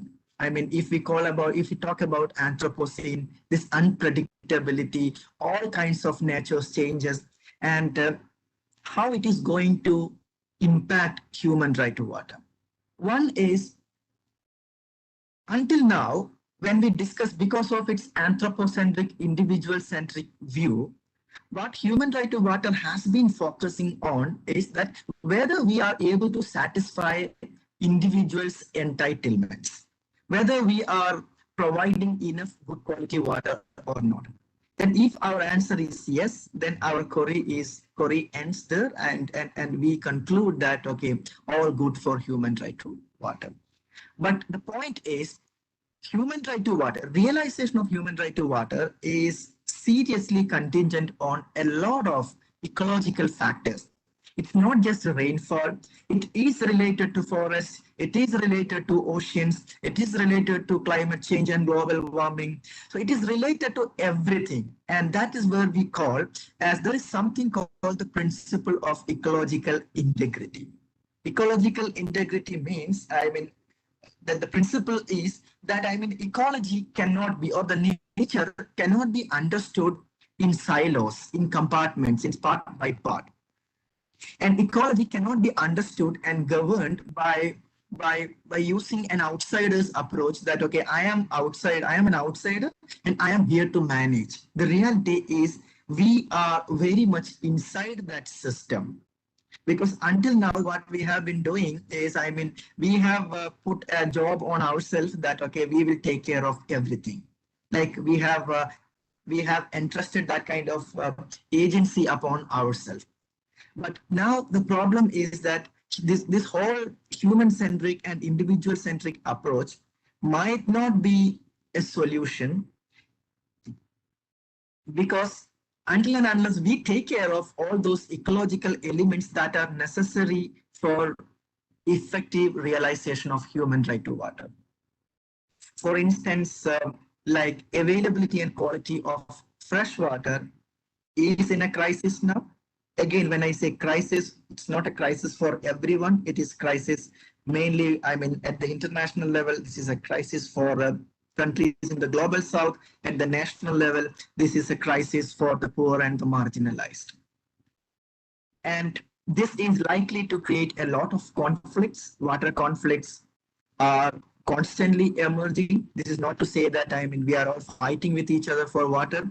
There are numerous incidents of cooperation as well. Hopefully, I mean, in the next session on international water cooperation, you may have, you will probably discuss that. But the reality is conflicts, various kinds of conflicts at various levels are increasing, starting from the local level conflict between two individuals to conflict between two states in India and conflicts between two countries or more than two countries at the international level. And here, and also, like, I mean, this is all, I mean, all of these issues, whether it's related to availability, conflicts, or quality, the unfortunate scenario is this is going to affect immediately and severely some of the most marginalized sections, some of the poorest people, some of the most marginalized peoples in the world. And that makes it even more concerned that, okay, because if we talk about human right, if we talk about human right to water of those people who are known for suffering all these issues, then it's very important that we also include, in addition to our individual focus, we also include the ecological aspects of, or ecological contingencies of human right to water. And that takes us to the larger point that that to what extent anthropocentrism, individualism, and developmentalism are inappropriate to address Anthropocene-related challenges. And then we also extend this question, like, okay, if they are not, not really sufficient, then how do we how do we reimagine a new notion of human right to water, both as a political principle as well as a legal principle? I mean, in order to address some of these challenges. So the last part of this talk is to try and see how we can do that reimagining exercise. And I must admit that, I mean, this is not to draw a kind of a wonderful, perfect blueprint that, yes, this is how the new human right to water must be. But I'm not doing that. I mean, I'm not capable of doing that. But instead, the idea here is to throw some ideas or some basis, and on which we can further work around. And it's very important to engage with these things, because otherwise, I mean, we will be reaching a point where human right to water will be meaningless for a large number of people in the world. So how do we do that? And one important suggestion that, I mean, there are some critical literature of late, I mean, in the last 1 decade or so, there has been interesting literature on this point called reimagining or reconceptualizing human right to water. And in the context of this environmental crisis that we are facing. So the one is what they call as decentering of human beings. which means, I mean, even if you look at something like Stockholm Declaration, for instance, even when we look at all human rights formulation, be it a related human right like human right to environment or human right to water, human right to sanitation, because in each of these cases, there is something called centering of human beings. Human beings are at the center. And that is what we call as that anthropocentric feature of human rights. And what we need to do here is that to think how we can decenter human beings, take human beings out of that center and put the nature or the ecology as a complicated integrated system, and then place human beings as one of the parties in that system. Rather than human beings occupying the center space, let human society be one of the actors in this complicated system, complicated ecosystem. And where what we need is a kind of an understanding of interdependence or interdependence between species, which means like, okay, it's not just human beings, there are other living beings.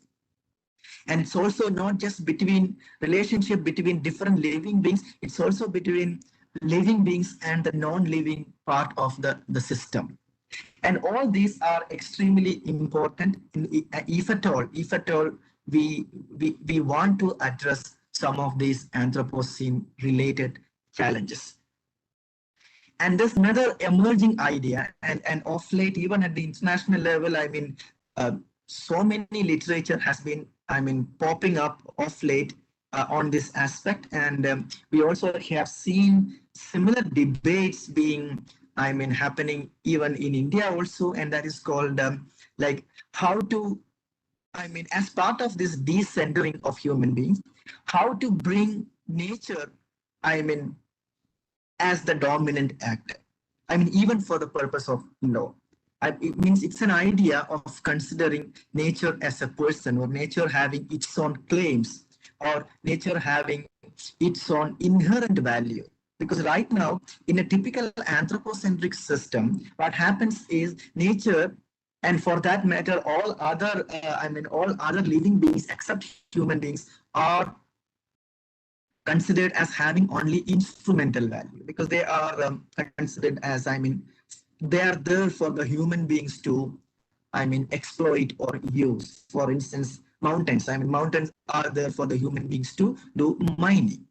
I mean, this is also the logic of that capitalist mode of development. And as opposed to that, there has been some movements to highlight the fact of rights of Mother Earth, for instance, or rights of nature.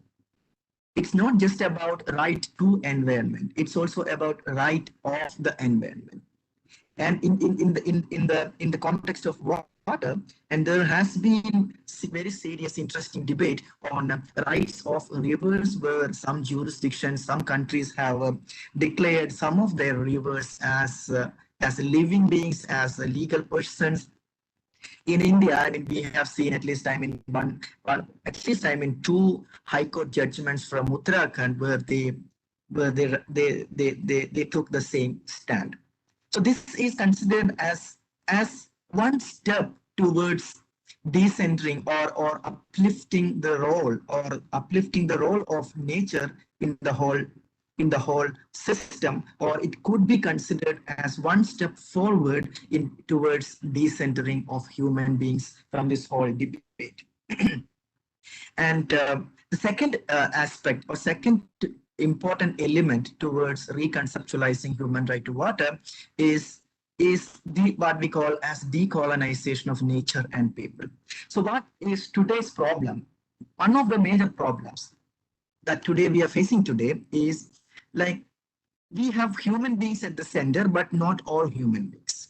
Some privileged few are at the center, and a large majority are at the margin. So at the margin, what you see is a large majority of people that we call as the marginalized people. And at the margin, in addition to people, that we also have a marginalized nature. So this is like, okay, because a privileged few human beings kind of colonized other people and the nature. And it's very important to destroy that system. And we really need to understand, and this is what I mean, of course, these are not my original ideas, but some people have, some scholars have suggested that, or at least, I mean, hinted that human, because all this colonization of nature or exploitation is justified in the name of the same suffering poor people, saying that it's very important to provide, important to uplift them, and developmental path is the only path in order to do that. And that is where developmentalism and human rights go, at least I mean in policy terms, go hand in glove with each other. But an alternative suggestion is human sufferings are addressed, better addressed, actually with the help of nature, not by mastering it. This developmentalism, this ongoing developmentalism, in fact, believes in mastering. Mastering means like controlling the nature. And we believe that human beings can control the nature. With science, technology, and all other wisdom, we believe that we can do that. We also believe that if something goes wrong, with the same science and technology, we can remedy it.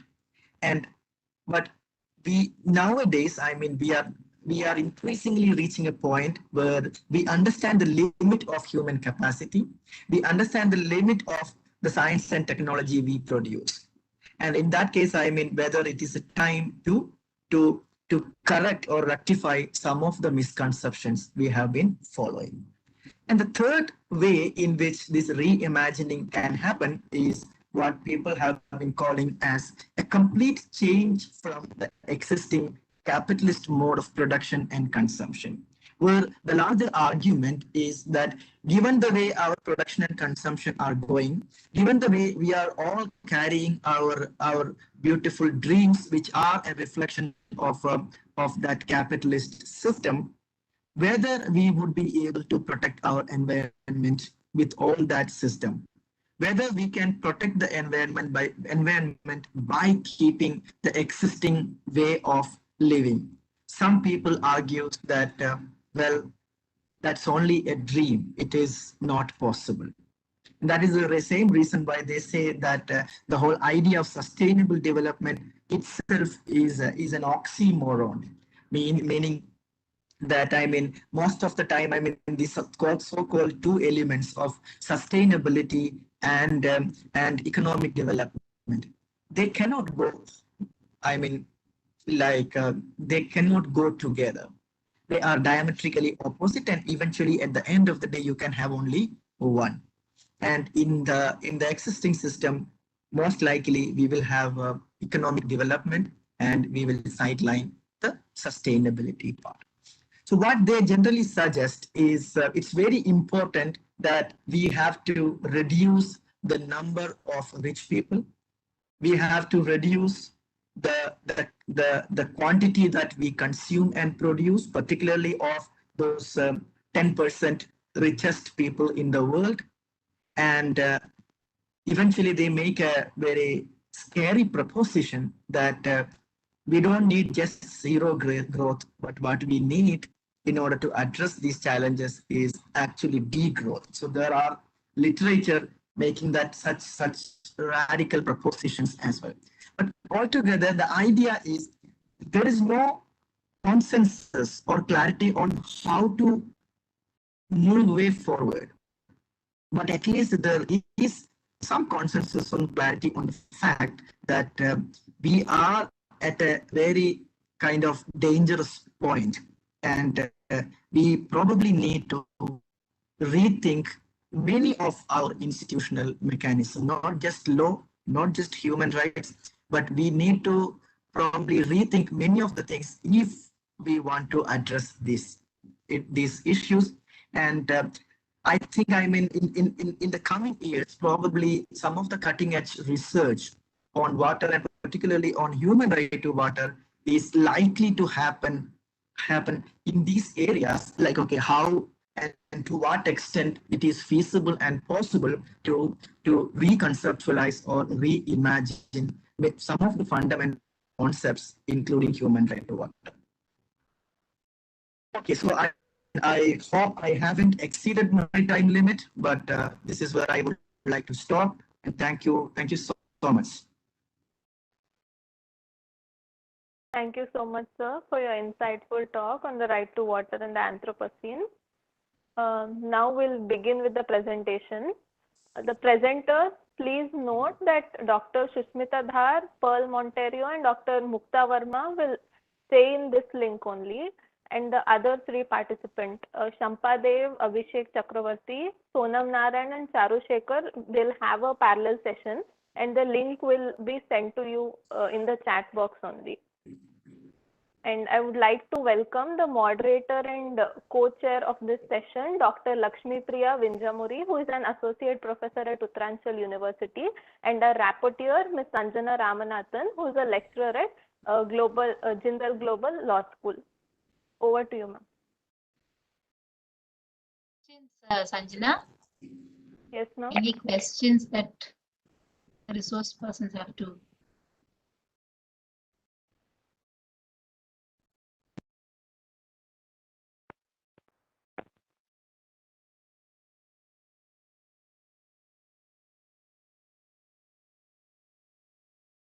Nothing in the chat box, ma'am. Okay, right. Ma'am, if you would permit, I have a small question here. Sanjana, can I ask a question? Yes, ma'am. Okay. I have my first question to my teacher, Professor Rajalakshmi, ma'am. I hope ma'am is still around here. Okay, that's all right. The second question I have is for you, Mr. Suresh.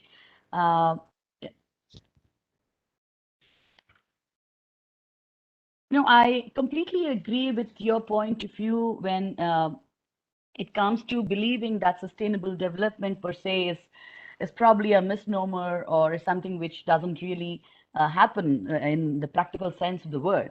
But then when the system is the environment at large, human is a species. This is what I strongly believe, or that's what it is in many which ways. But when sustainable development is the norm, when that happens to be the norm, which is of course inclusive of the social, economic, and the environmental growth at large, how can we practically ignore the relevance of humans as only a part of the whole? Yeah, thank you. I mean, that was a very interesting point. Yes, I mean, that is precisely the puzzle that we are trying to face here, because human beings have made themselves at the center of everything. And we, in fact, we have we have conceptually constructed this planet now.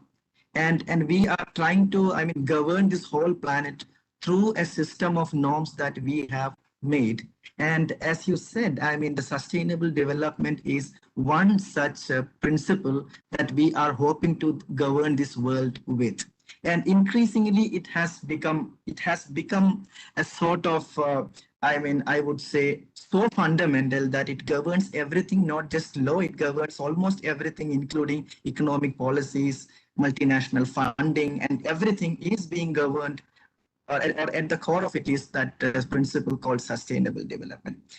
But the problem here is there are certain examples in the world, because quite a time, because that is precisely the point, if I understood you correctly, the point that you're trying to make is how do we decenter that human being, or how do we remove human beings from the center? And this is what there has been a few literature actually addressing this question, because most of the time we either give up or delay answering this question by saying that, oh, I don't seem to know that what is the alternative. Of course, I agree with you that yes, there are problems, but neither you nor I do seem to have any solution to it. But there are some literature, for instance, when we talk about climate change, there has been some literature saying that, no, there are some societies have shown us some examples by saying that, okay, there are alternatives beyond this kind of human-centric capitalism-based system of governing the society. And quite often in critical literature, I have seen authors citing some of the examples from South American countries, where they have a system, a cultural, a tradition of viewing human beings as only one part of the system. Of course, I mean, still that doesn't change the agency of human beings, but the way you perceive the agency is different. And until now, I mean, that is being most popularly highlighted as a probable alternative. And still, I mean, we don't claim it is the alternative, but a probable alternative, saying that, okay, there is a different way of looking at and placing human beings in the whole system. Of course, still we will be handling technology, we will be managing science, and we are presumably the most sophisticated being with lots of skills, communications, etc., etc., etc. But the thing is, I mean, if I may use this word, I don't know if that is the appropriate word, but for lack of better words, I would say that to what extent we are ready to, I mean, being modest, and to what extent we are ready to, I mean, see ourselves as, I would say, less arrogant, for instance. Like, that's what this, until now, we have been talking about mastering everything. And from that mastering to that, okay, we are part of it. And that's a kind of, I mean, cordiality and cohabitation, principle of cohabitation, for instance. And to what extent we are ready and willing to go there. And definitely the reason we have been delaying it is probably because that involves too much cost. We may have to compromise, or we may have to give up too many things which we are considered as very, very close to our heart, including many of our facilities and privileges that we are facing. But if that is the cost to be paid for a safer world, then some people are courageous to say, okay, let's think about it. Not even trying, let's think about it. But there are possibilities as being discussed. I mean, that is broad way in which, I mean, I would like to. Otherwise, I mean, that is precisely, I mean, all of us need to think about how to execute the same puzzle that you are raising, ma'am. Yeah, thank you so much, sir. So the second part of my question, which has always been puzzling me, is, when we talk about humans as a part of a system, and we are also talking about the human rights at large.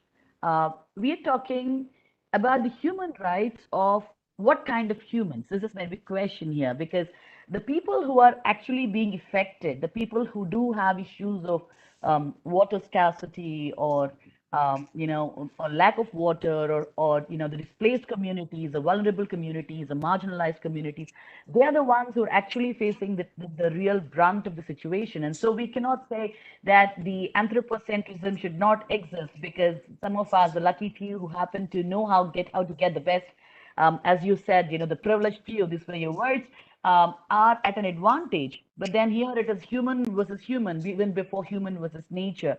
So, ma'am, so that was my other perspective to your talk. And thank you, ma'am, Rajlakshmi, ma'am. Good afternoon. So I see you again here, ma'am. Thank you so much for being here. Ma'am, I have a question for you. Could you throw light on water use efficiency? You're talking about water management. So anything from the legal perspective that we could add on to the water use efficiency quotient? So I have two questions for both the speakers today. Thank you so much. Can you repeat, ma'am? Can you just repeat once? Ma'am, I was asking you, the first part of my question was to Dr. Sujit. The second part was for you. I was asking about the water use efficiency laws, because you were talking about water management could be probably one of the solutions that we have to deal with the human rights perspective in terms of being able to provide efficient and sufficient water. So any kind of a legal framework that we have where we have this kind of water use efficiency in the legal framework? It's not as if, let me tell you that there could be some gap in my answer. But then I feel that efficiency, this is something like we need to further work on. It's not as if there is something in place. Like say, for example, take for example, if the states were taking the taxation on water. Suppose in order to facilitate the efficiency, taxation in a way it is linked to efficiency is what I feel. But then the problem is that whether it is done with an attitude of increasing the efficiency of water management, or is it purely to raise the revenue? I mean, what is the essential intention behind it? That makes all the difference. You want to increase the revenue, but okay, you gain the revenue, but that added revenue, on what aspect are you spending on? Is it something, are you investing it in sustainable water management? Well, maybe in that case, maybe you can say that, okay, the cost that is being paid is worth it. That is one thing. And efficiency is not something which cannot completely replace equity dimension. You know, when it comes to, say, for example, tax or something like that, you cannot expect uniform taxation to including all the vulnerable sections also. So that differential dimension will have to be maintained. That is that I feel that is one dimension that has got to be taken into account. And yeah, like say for example, you have what is that with reference to groundwater management. You know, like you have a legislation, health and all that. So this is something like maybe this is in the direction of improving the water generation. So these are some of the measures, though you cannot exactly link it with efficiency as such, but then this is something that can be taken as a measure to increase the sufficiency of it. It's a measure towards sufficiency. And then of course sufficiency is something like where suppose where there are definite parameters, you know, how much quantum is required for what. They still these things minimum requirements. You know, these things are not yet worked out. At least nationally, that's not worked out. And globally also, to the best of my knowledge, they have to be, except you know, so many liters of water for personal use. I mean, for apart from that. It's not like whether I mean, like what further development is not something, to the best of my knowledge, I did not. Maybe I might be missing some further development is one. And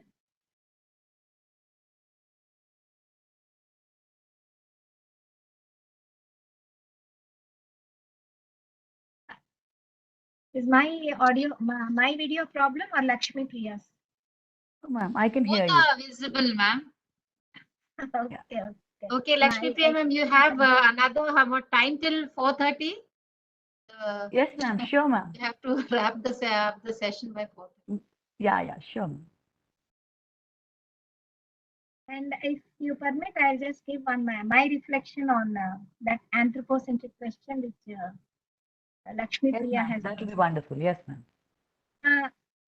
I just want to add, like my how I look at is that you know, anthropocentric approach. You know, what is there any necessity for us to see as anthropocentric approach versus ecocentric approach? Because here again, that integration is required. So I feel that there's nothing wrong. In fact, I don't consider that anthropocentric as such is unethical in its content. I don't say it, because even in pragmatic sense also, the point, I mean, there is an ethical dimension. I don't say that, but the point is that assuming that you do not find anything wrong in having this anthropocentric approach, if you're truly a practical person, that okay, because what is wrong in trying to take care of yourself? But the point is that there is a point beyond which your anthropocentric approach will not be able to go further unless you integrate it with the ecocentric approach. Your anthropocentric approach is not going to take you beyond a particular point. Beyond a particular point. So the concept of sustainable development has this importance that it is trying to draw limitations. So this is something I feel that this aspect of sustainable development is what we have to take into consideration, whether in promoting anthropocentric approach or you know, even if it is that, even if it is. I hope I. Thank you so much, ma'am.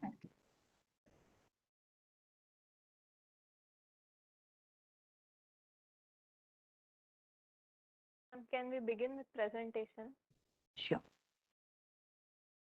Ma'am, you have the list of participants. The first 3 will be in this session. Our first participant is Dr. Sismita Dhar. Yes, ma'am, I am there. I want to share my screen.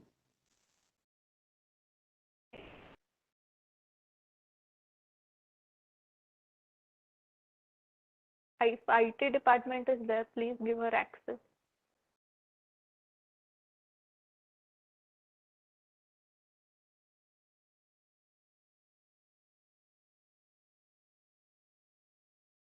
A very good evening to all of you.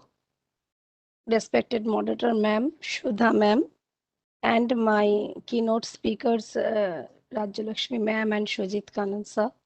Really enriched by your talk, and from the inception, from the morning, it is a very good session. And I am so happy to be here and present my views also. Right to water, my topic is just water as a source of human right to life and unsustainable practices, a study relating to Indian scenario with special reference to climate change. Can I start, ma'am? Okay. Ma'am, screen sharing option is enabled, I guess. Okay. So where? From where? Okay. Microsoft Office. Please ensure me whether you could see my screen or not. Yes, ma'am, it's visible. From the, let me go to the inception, please. First slide.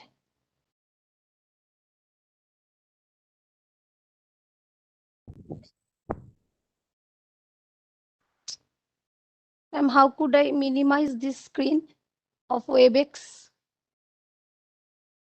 Ma'am, you can press F5 so it will enlarge the PowerPoint presentation.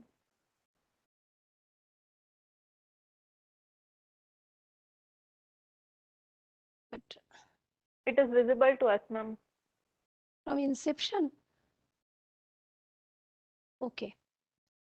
So my topic is water as a source of human right to life and unsustainable practices, a study relating to Indian scenario with special reference to climate change. I am Dr. Shushmita Dhar, Assistant Professor of Sustainability University. Happy to be here. From the time of Vedic period, water, air, and soil, all are just worshipped through hymns, and this is a spiritual connection. Water, that is the hymns that may the water be pleasant to our taste, free from sin, disease, and sickness, be the remover of the fear of death, and be full of divine qualities, be the strength and eternal loss. So we were respecting water as from inception, the morning, the sirs are saying we should respect. Water is life. It is described as the nectar in the Vedic Shastras. The UN declared 2003 as an international year of fresh water to fulfill Millennium Development Goals to stop unsustainable exploitation of water. Article 25 of the UDHR describe everyone has right to standard of living, adequate food, health, and well-being, which ensure water is inherent source of maintaining life. Without fresh water for drinking and household work, perhaps no right to life in this earth is possible. Geneva Convention and additional protocols are also talked about right to water. So ICCPR, the International Covenant on Civil and Political Rights, affirms right to life, which implicit right to water. ICSCR, that is the International Covenant on Economic, Social, Political Rights, Article 1112 already talked about right to water. India worship river as mother goddess from the time of the Vedas. Ganges and Narmada has their celestial existence. Lord Varuna is the deity who controls the water. Now water is polluted due to anthropogenic activities and climate change. Floods, droughts, and rampant industrialization, deforestation, lack of monsoon, rain, and causes havoc in India.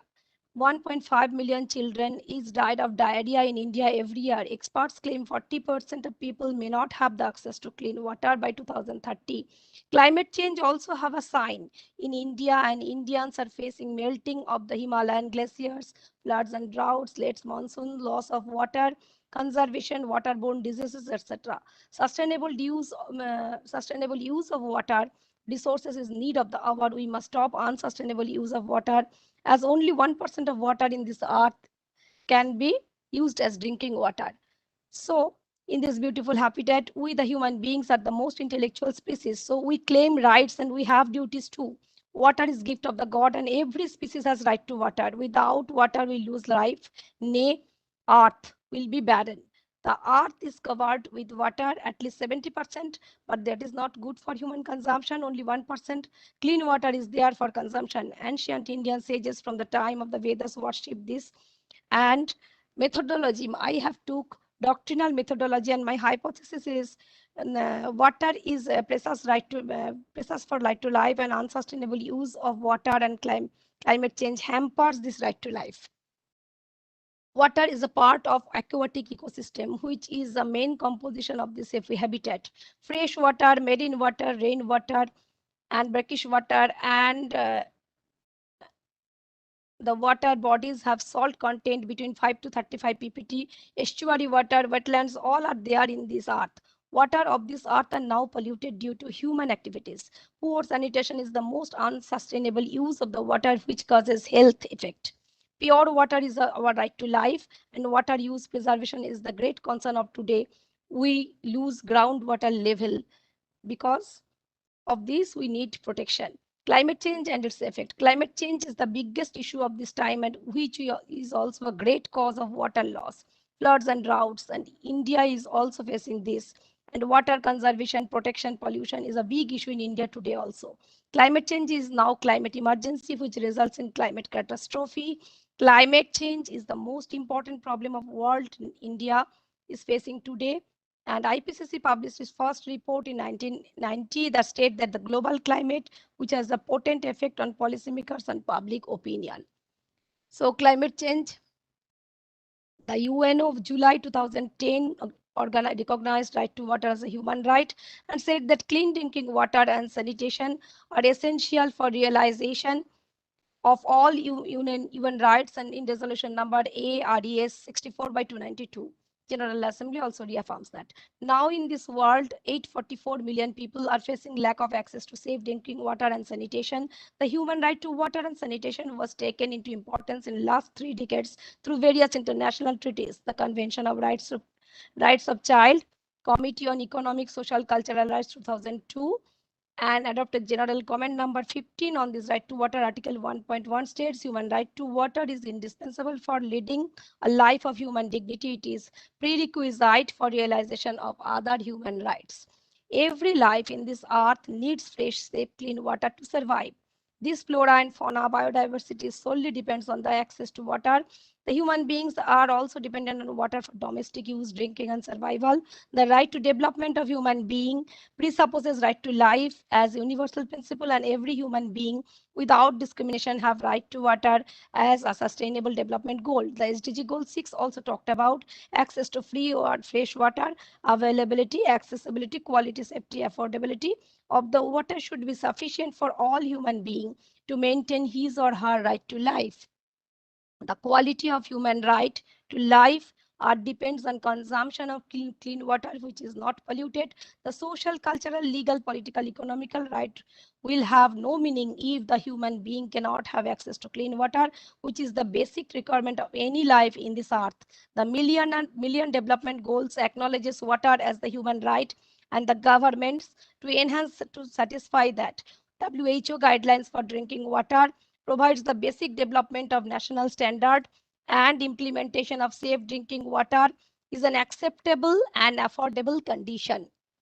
The planet's climate is gradually changing for a long time. The natural change of welcome for maintaining right to life in this planet, but anthropogenic change are matter of grave concern, which causes global warming. The greenhouse gas emission causes global warming and climate change. Temperature records last 100 years shows that Earth temperature is rising by 0.8 degrees centigrade. Climate change is affecting every aspect of right to life, right to water, also is violated due to pollution. Climate change, flood and droughts are super cyclones. Climate change is liable for loss of ecosystem services and hampering right to life, which is the main global problem of today. We must fight against climate change and contamination of water bodies as assessment 6 of AR6 IPCC 2021 gives a horrible picture of the global warming. IPCC said to possibly avoid global warming from 1.5 degrees centigrade to 2 degrees centigrade by cutting greenhouse gas emission, as total 2034 scientists of 66 countries opine in working emission Group 1 report. The climate change is a major, inevitable, irreversible, and sea level rise would be in 2100 at 21 years, 2100 years, likely to be half of the 1 meter according to IPCC due to the melting of glaciers. Climate sensitivity is doubling and threat of extinction of mankind are evident due to that. So sea level rising is also a very problem. Sustainable development goals are the main outcome of Rio Plus 20 conferences and based on MDG goals, which decided to establish inclusive and transparent intergovernmental process open to all stakeholders with a view of developing global sustainable development goal to be agreed by the General Assembly. The SDG framework is adaptation, implementation, and monitoring is conducted by the Niti Aayog in India and SDG vertical in collaboration. Sustainable development goals are 17 in Sorry numbers. to interrupt. Yes. Your 8 minutes is up. If you could please wrap up in another So minute. sustainable development goal 6 is there in India is working over that, and water is a basic problem. And Indian Constitution Article 21, Indian Constitution right 21, 51, AG Article 48A, all are talked about environmentalism, protection of water. Even if 1986 Act and Water Act is there, Easement Act 1982, IPC, CRPC, all are talked about this water protection, National Action Plan, SAPCC, National Water Mission, Har Ghar Jal. There are many judicial notion on MC Mehta cases, Narmada Bachao Andolan cases, and plethora of cases are there where our Supreme Judiciary has been worked over to securing our right to water. I am just going through my suggestions that in suggestion, India needs a strong legislation on climate change to protect Indians' environmentalism. Indian Water Act 1974 is old and should be amended towards controlling water pollution related issues in a more efficient way. The executive, judiciary, legislative should work in India in hand to hand, and SDG Goal 6 should be implemented within time to procure clean, safe drinking water for all. And Indian citizens and inhabitants are needed to be enlightened of the water conservation training so that NMSA should have access for effort and clean drinking water. Renovation of water and bodies should be the first priority of the government. Budget allocation should be enhanced, skilled persons and proper infrastructure should be provided. Reforestation can prevent floods and droughts, and effective climate management and green technology can save us. This is my opinion. Thanking you for patient hearing. Regards. Thank you so much, ma'am. If the chairs and moderators have any questions or remarks.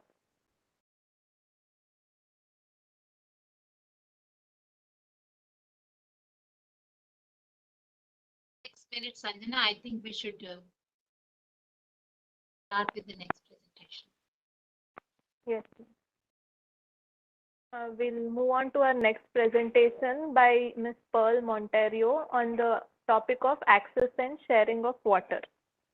Good evening, ladies and gentlemen. Kindly enable me to share my screen.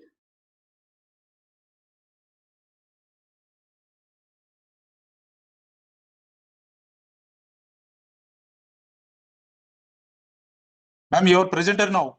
Yes, yes. Thank you, sir. So is it visible? Is it visible? Yes, Am I it's visible and audible? Yes, ma'am. Thank you so much.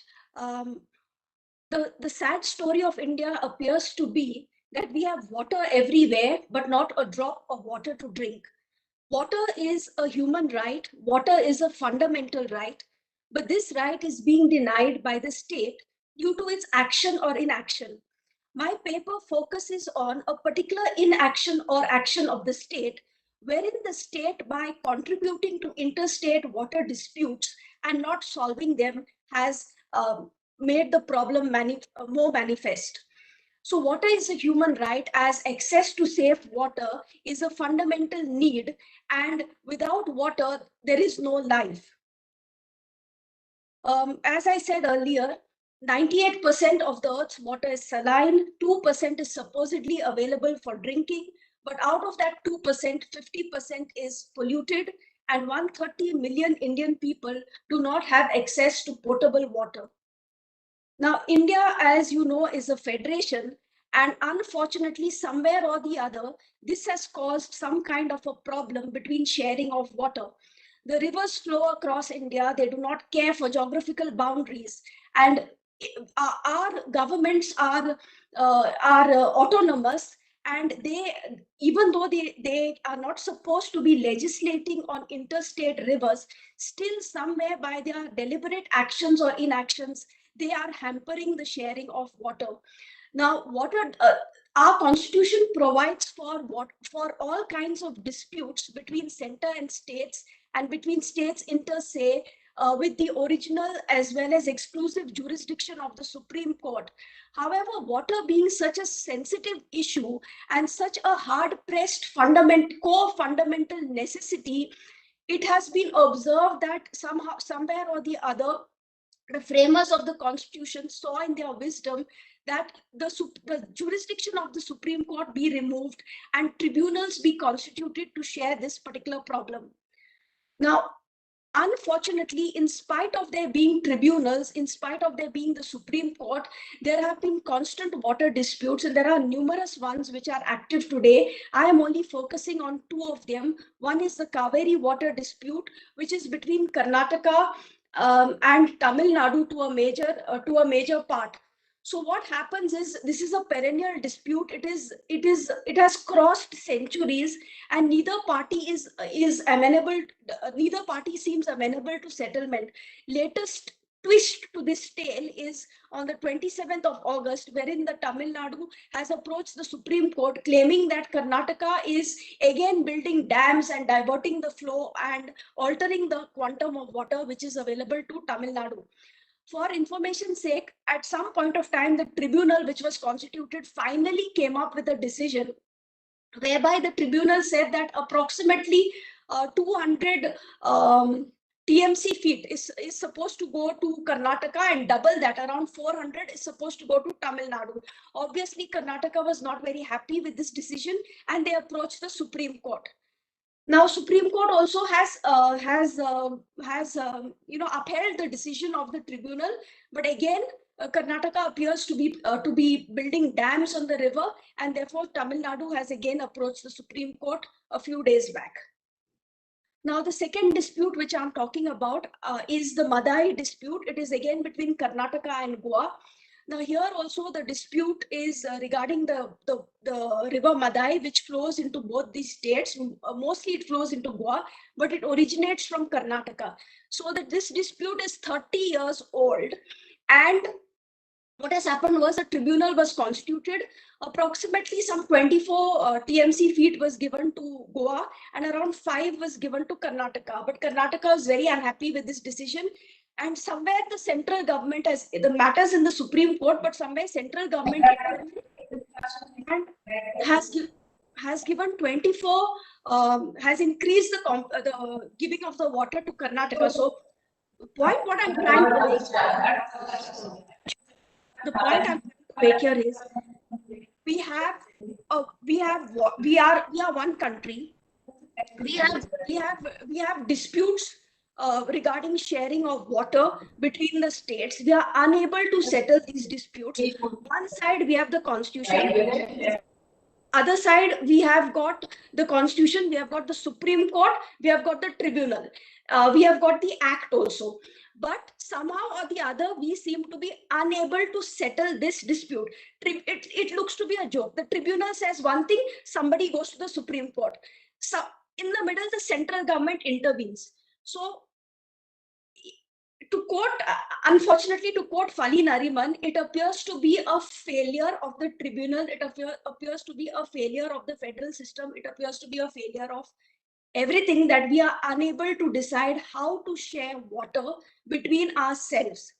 So anyway, who am I to suggest anything? But my humble suggestion is that water harvesting and conservation should not only be a state responsibility, but should also be an individual responsibility. Sharing of water should be fair and equitable, and the state should somehow come out of this political thing that, go even here we say, I win the elections, I will give you 24 hours water.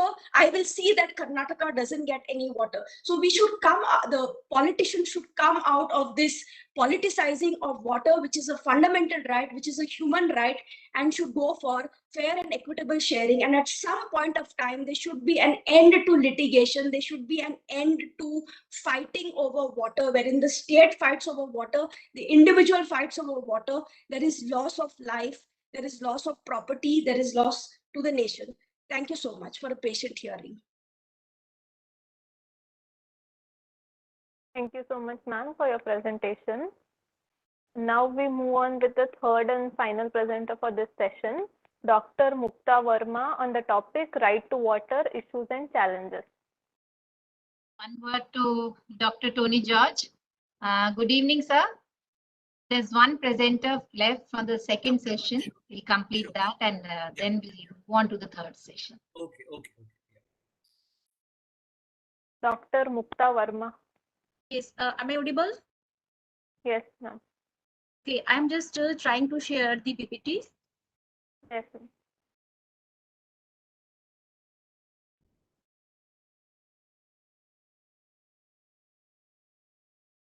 I think this option is not available. Right now, I'm just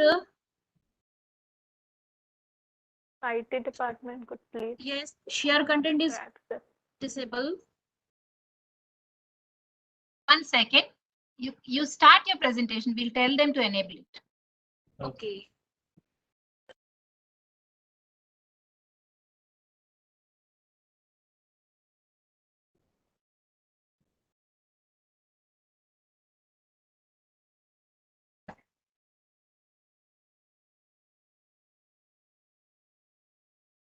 Visible, ma'am.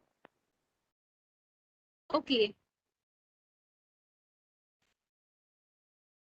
Good evening to all of you. The paper for today's paper presentation is Right to Water, Issues and Challenges. The main theme of this paper is water. What are the various issues and challenges which are associated with the water? Then what are the legislative approach on right to water? And what are the constitutional provisions on right to water? And what are the judicial approach on right to water? Then international perspective on right to water. Then what are the loopholes in the present legal system to manage the water? And afterward, what are the preventive measures to preserve the water? So first of all, if we see about the water, we all know that water is a precious substance which is required to each and every human being and the thing which have a life. So it is the responsibility of the each and everybody to protect it, to save it, and ensure for future generations. We can see there are certain policies and laws are also there, but in spite of all these laws, rules and regulations, the pollution of water is prevailing in the society, and so many cases have been reported which have causes a severe diseases to the people. So we know that we have a law, we have policies, and so many organizations, they can be from the non-government organizations can be there, which are working for the protection of the water. But again, why this pollution of water is not stopped? So we should focus that what are the various reasons, what are the various issues and challenges to sort out the contamination and the pollution of water. So these are the certain, we can say, historical perspectives from the policy point of view, like 1866, and if we focus on the 1935, central government transfer the subject of irrigation to the state government. Then the main important year was the 2002, in which national water policy was enacted. Then mainly Water Prevention and the Control of Pollution Act is there, and Environment Protection Act is also working, and certain organizations are also working for the protection of the water, like Ministry of Environment and Forest, National Water Resource Council, National Water Board, the National Water Board is also working, then Ministry of Water Resources, the Central Water Commissions. And if we focus about the constitutional provisions on the right to water, we all know that Article 21 ensures the right to life. We all know that right to life includes all the essentials and all the basic requirements which makes the dignified life. So we can say if anybody has to enjoy the right to life, then he or she should get a pure drinking water so that their life can be dignified and all over development of that person can takes place. Then if we see to the Article 39B, it tells about the directive principle of state policies. So under this Article 39B, state are obliged to make a policies which can provide a safe and pure amount of water to all. Then Article 51A, it obliges the fundamental duties on the citizens that they have a duty to protect the environment and maintain the natural resources like water, river, wildlife, forest, etc. Then Article 252 and 263 has provisions to make laws regarding the environment protections. Now, again, there are certain entries and the list that come under the state list and the union list. And Article 262 of Indian Constitution is also there, which give a power to the Parliament to make a law on the water. Then if we see to the role of judiciary, so many cases have been decided by the Honorable Supreme Court. Like in the case of Subhash Kumar versus State of Bihar, the Supreme Court defined that right to life include the right to enjoyment of safe water, which means the water should be free from the pollutant and the contaminants. Then another case law is also there, like a State of Himachal Pradesh versus Umid Ram Singh, in which Honorable Supreme Court held that right to life ensures the quality life and a meaningful life. And under this, people should get a pure and a safe water. Then can you conclude now? Yeah, running short of time. Yes, okay, We're ma'am. I'm just extremely finishing sorry. 2 minutes. Right. Okay. So there are certain international perspective, like Australia has a Water Act, New Zealand had Environment Act. Now, what are the loopholes in the present legal system? If we see from the very basic point, we all know that there is a over exploitation of surface and the underground water.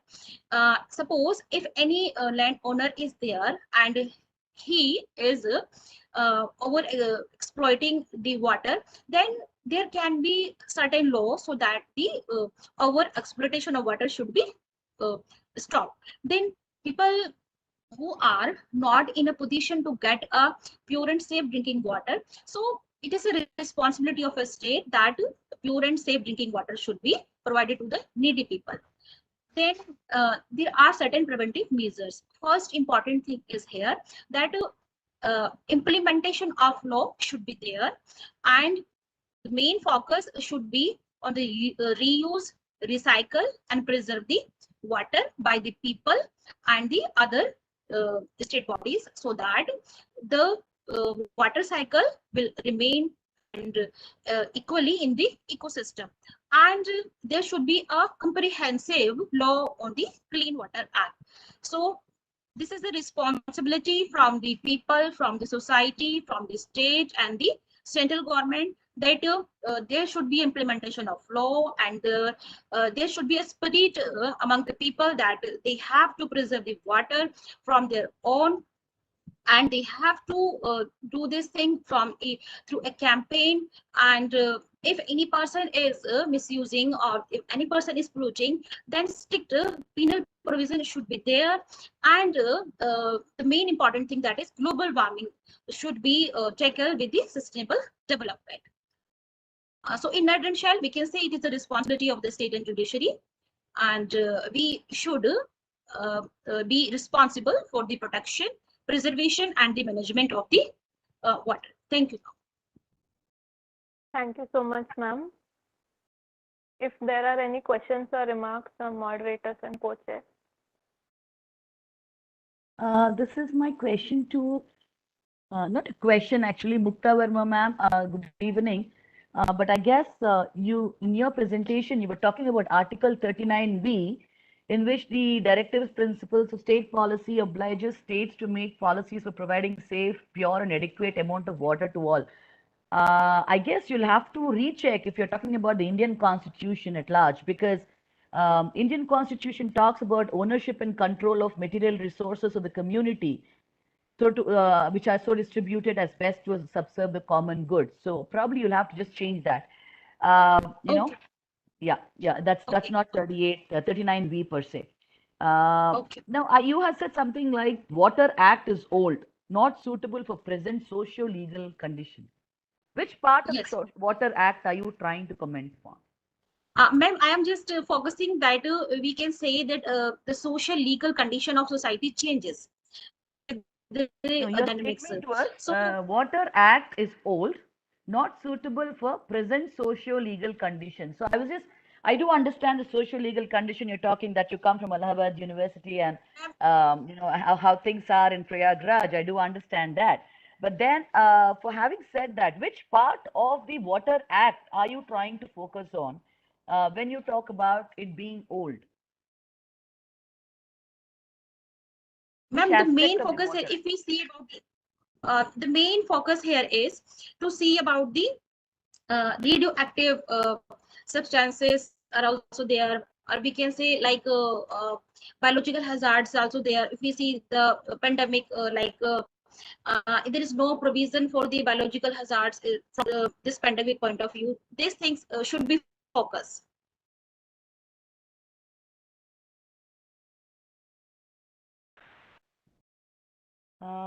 Ma'am, that's something which is not, I don't know, I agree to disagree with you on this, because the Water Act 1974 does have very clear powers and responsibilities designated to the respective bodies, and implementation of the act is a challenge in the times. I mean, radioactive waste, we don't have the challenge in India to a large extent. We've been having treatment plants.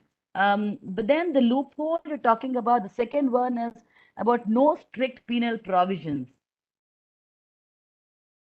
Ma'am, this is ma'am. Can you talk of the penal provisions you're talking about here?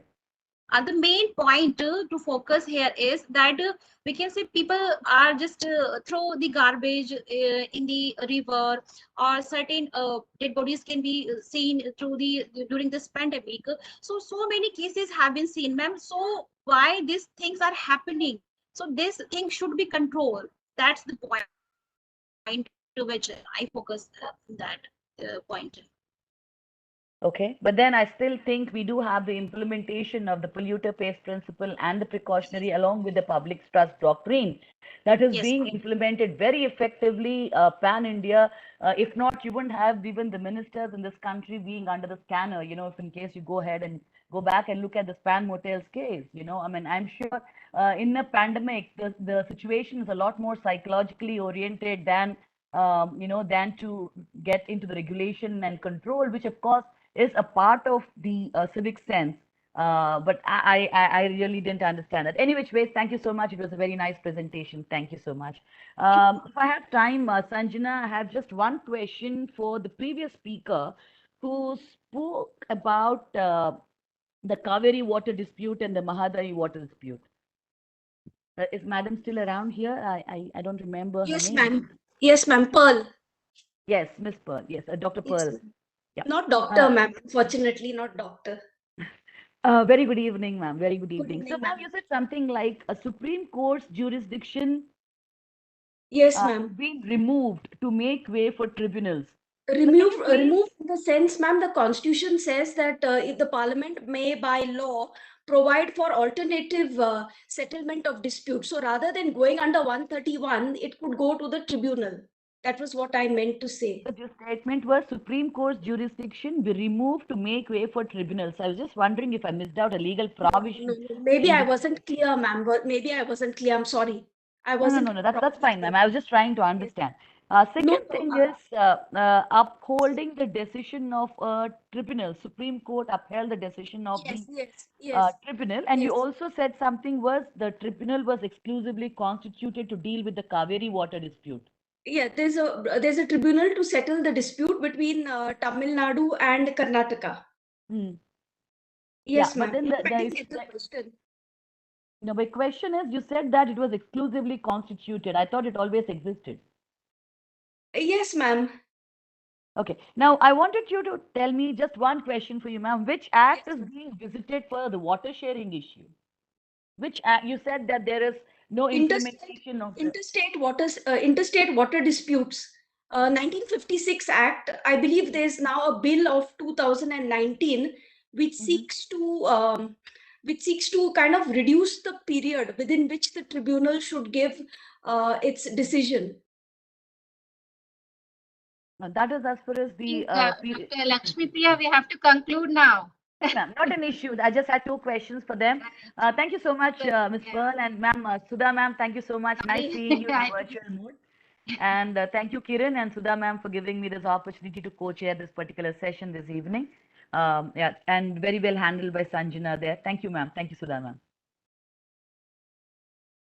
Thank you so much, ma'am. Once again, thanks to everyone, Dr. Sujit Kunan, Ms. Rajya Lakshmi, Ms. Lakshmi Priya, and our rapporteur, Ms. Anjana. With this, technical session 2 comes to an end. Technical session 3 will begin now. Tanusha will take over.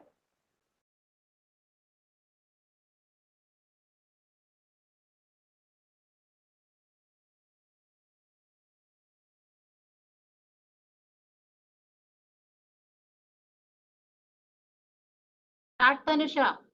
Yes, ma'am. Good evening, one and all. I take immense pleasure in welcoming you to technical session 3 of this webinar on the with the theme access and water sharing. Today we have with us our esteemed resource person, Professor Dr. Tony George, to deliver his keynote address on India and international water sharing. I take immense pleasure in introducing Professor Dr. Tony George to the gathering. Professor Dr. Tony George is an associate professor at Zindal Global Law School. He is also a research associate at Marine and Environmental Law Institute at Sulit School of Law, Dalhousie University, where he has taught various courses on Canadian property law, law of sea, and the Arctic Ocean law and policy. He is also a senior fellow with the International Ocean Institute, Canada, and he is also a member of the World Commission on Environment and Development of International Union for Conservation of Nature. He is a one-year candidate graduate scholar. He holds a PhD in sea level rise, integrated coastal zone management and coastal law, and an LLM in maritime law from the Dalhousie University. He also holds a research-based MPhil degree in water laws from the National University of Juridical Sciences in India.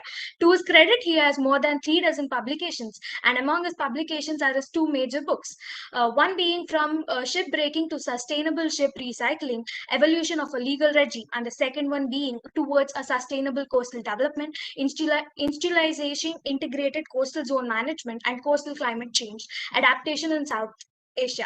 I take immense pleasure in inviting Professor Dr. Tony George to this session, and sir, you may take over. Sir.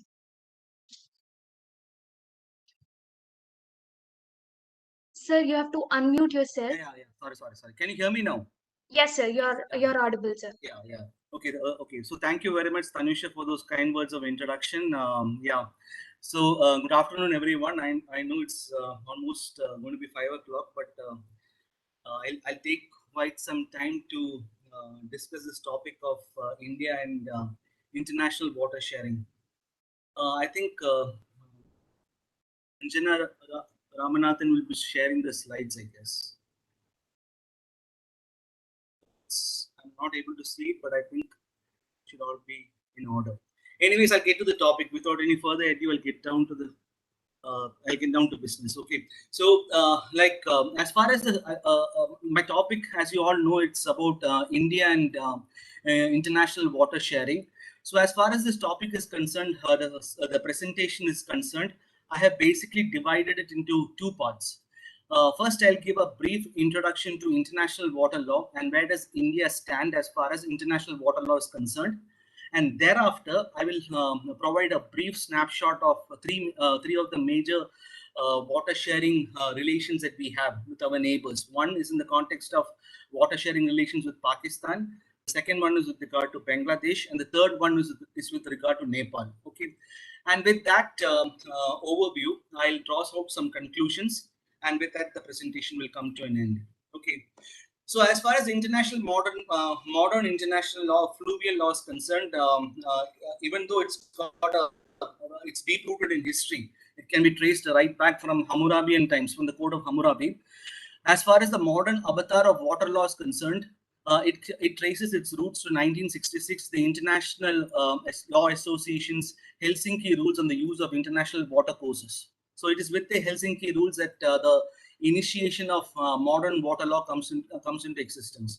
So this Helsinki Rules, it was actually developed by the International Law Association, like I mentioned right now. And if you look at these Helsinki Rules, the heart, the crux of these rules lies in Article 4 and Article 5. Article 4 talks about equitable and reasonable sharing. I think already the previous presenter, the presenter in the previous panel had spoken about the Kaveri water dispute, where, of course, this concept of reasonable and equitable water sharing was expounded very clearly by the Supreme Court of India. And you have Article 5, again in the Helsinki Rules, which enumerates 11 factors, which basically explains how you can put into practice this concept of reasonable and equitable utilization of waters. Now, as I just now mentioned that the Kaveri Water Disputes Tribunal had referred to the Helsinki Rules. And not only the Kaveri Water Disputes Tribunal, most of our national tribunals, for example, the Mahadai Water Disputes Tribunal, the Godavari Tribunal, I think even the Narmada Tribunal, they have all referred to this concept of reasonable and equitable utilization. And in this regard, they have all referred to the Helsinki Rules. Now, it's very interesting to note that the Helsinki Rules is soft law. It's a soft law instrument, and under international law, you have this categorization of instruments into soft law and hard law. So Helsinki falls squarely within the terms of soft law instrument. So what happens is that countries are given the freedom or the leeway to interpret the rules as it suits their local circumstances. So that is one of the reasons why the Indian courts or Indian judiciary or Indian tribunals, they prefer to refer to the Helsinki Rules. Now, the Helsinki Rules, it was formulated in 1966, a long way back, but it has received several revisions, and one of the most important revisions happened in 2000, called the Campion Consolidation, and thereafter it was revised again in 2004 to form the Berlin Rules. So essentially, it is the Helsinki Rules in one way can be described as the bedrock of international water law.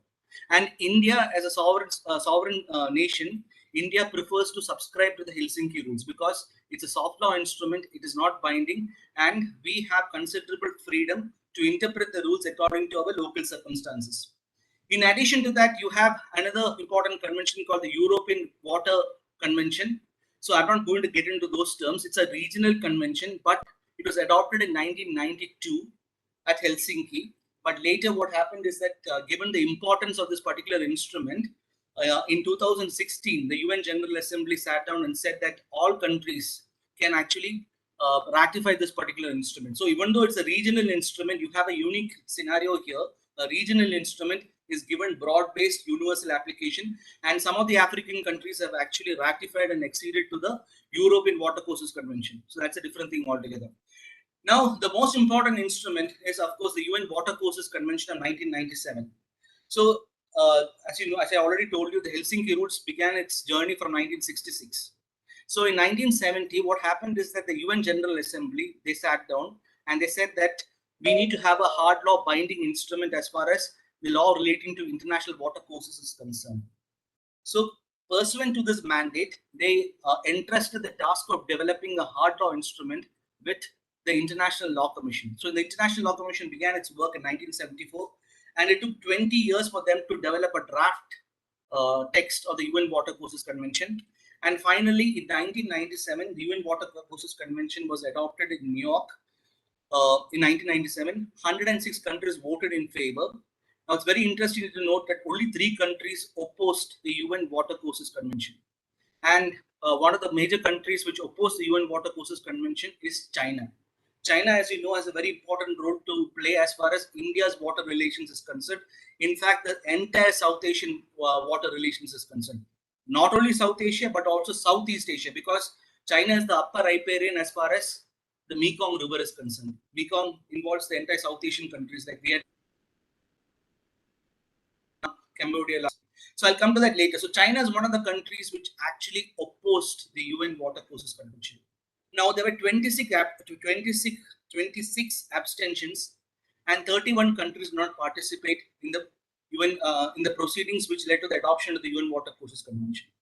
Now, among these 26 countries, India is one of the countries which abstained from adopting this convention. It abstained from voting as far as the adoption of this convention is concerned. The convention took almost 17 years to come into force, and presently there are only 37 parties. At the international level, we have almost 160, 170 odd countries. But out of these 170 odd countries, only 37 countries are parties to the UN Watercourses Convention, which incidentally has been described by the International Court of Justice as representing customary international law relating to watercourses. Now, what has happened is that if you look at the 37 countries who have ratified the convention, like what you see in the image, majority of them are from the European Western Hemisphere, or European Union countries. None of the South Asian countries, including India, have ratified the UN Watercourses Convention. That is why if you look at the Kaveri water dispute, you read the judgment of the Supreme Court on the Kaveri water disputes matter, or you refer to tribunal decisions, tribunal awards, you will see that in most cases, they will refer only to the Helsinki rules and will conveniently ignore the UN Watercourses Convention. Now, this convention, if you look at this instrument, you will find that it's a framework convention. So it's like an umbrella convention. It spells out the general principles regarding the utilization, development, conservation, management, and protection of international watercourses. It consists of 37 articles and an annexure. So I'm not going to get into those details. But what I will tell here is that India had considerable problems as far as the scope of this convention is concerned. Now, India refused to ratify the UN Watercourses Convention. It abstained from the voting process that took place with regard to adoption of this convention. And India has expressed at the international forums its reservations with regard to a few articles of this convention. One is Article 3. Okay, Article 3. Second one is Article 5, which speaks about equitable utilization of waters. Article 32 and Article 33, settlement of disputes. Okay. So essentially, Article 3 articulates the relationship of this particular instrument, the UN Watercourses Convention, with existing instruments. For example, in the South Asian context, India has already entered into certain water law treaties. For example, we have the Indus Water Treaty of 1960. And then we have the Ganges Treaty with Bangladesh of 1966. Anjana, just wait, please. We have, it's okay, just keep it on that slide. Yeah, that's perfect. So we have the Ganges Treaty, and then we have the Mahakali Treaty. So these are treaties which India has entered into with its neighbors, and these are all bilateral treaties. So it's like India with Pakistan or India with Bangladesh. It's not a multilateral treaty. Now, what has happened is that Article 3 says that existing water law instruments that have been adopted must, as far as possible, conform to the terms of the UN Watercourses Convention. So India has a problem with that. Now, why does India have a problem? I'll explain it when I talk about the Indus water dispute. Okay. Now, like I told you, Article 5 talks about sustainable utilization. India feels that the term utilization has not been defined appropriately. So sustainable utilization, there's a lot of confusion with regard to the nature and scope of this term. Now, Article 32, it's about the principle of non-discrimination. I'm not going to get into that. Article 33 talks about settlement of disputes. Now, under this Article 33, there is a provision which a subclause which enables the appointment of a fact-finding commission. You can appoint a fact-finding commission. Now, India finds this to have an element of compulsion. So India feels that because it's the upper riparian, as far as Pakistan is concerned, as far as Bangladesh is concerned, and if we ratify this instrument, and there could be a compulsory fact-finding commission which may go against the interests of India. So we'll come to all that later. Okay. So this is these are some of the reasons as to why India is actually opposed. India has not ratified the UN Water Courses Convention. So essentially what happens in the sum and substance of this particular part or section of my presentation, what I'm trying to say here is that as far as international water law is concerned, India prefers to go the Helsinki, prefers to adopt the Helsinki rules because it represents soft law. It gives countries considerable leeway to interpret this instrument. There are no binding obligations under soft, as any of you know. But as far as the UN Water Courses Convention is concerned, India has problems because it's binding hard law instrument. Once you ratify it, then you are bound by the terms of the convention, which means that you may have to actually recast some of the bilateral treaties that you have entered into with your neighboring countries. So that's the overall context within which we must understand the water sharing relations that India has with its neighboring countries. Now I'll go first. Anjana, can you go on to the next slide, please? Yeah. So I'll go to the first dispute. I mean, first water sharing relations that we have is with Pakistan. Of course, our brothers. Now, as far as the Indus water dispute is concerned, the river Indus, it originates in Tibet. That is also a major problem for us because it makes China the upper riparian state. So China has got the the physical advantage, and it can divert the waters in any way it wishes. So the river Indus originates in Tibet, very near to Lake Manasarovar. I think you can see it in this image that you see. You can see it that it flows from China, the river Indus.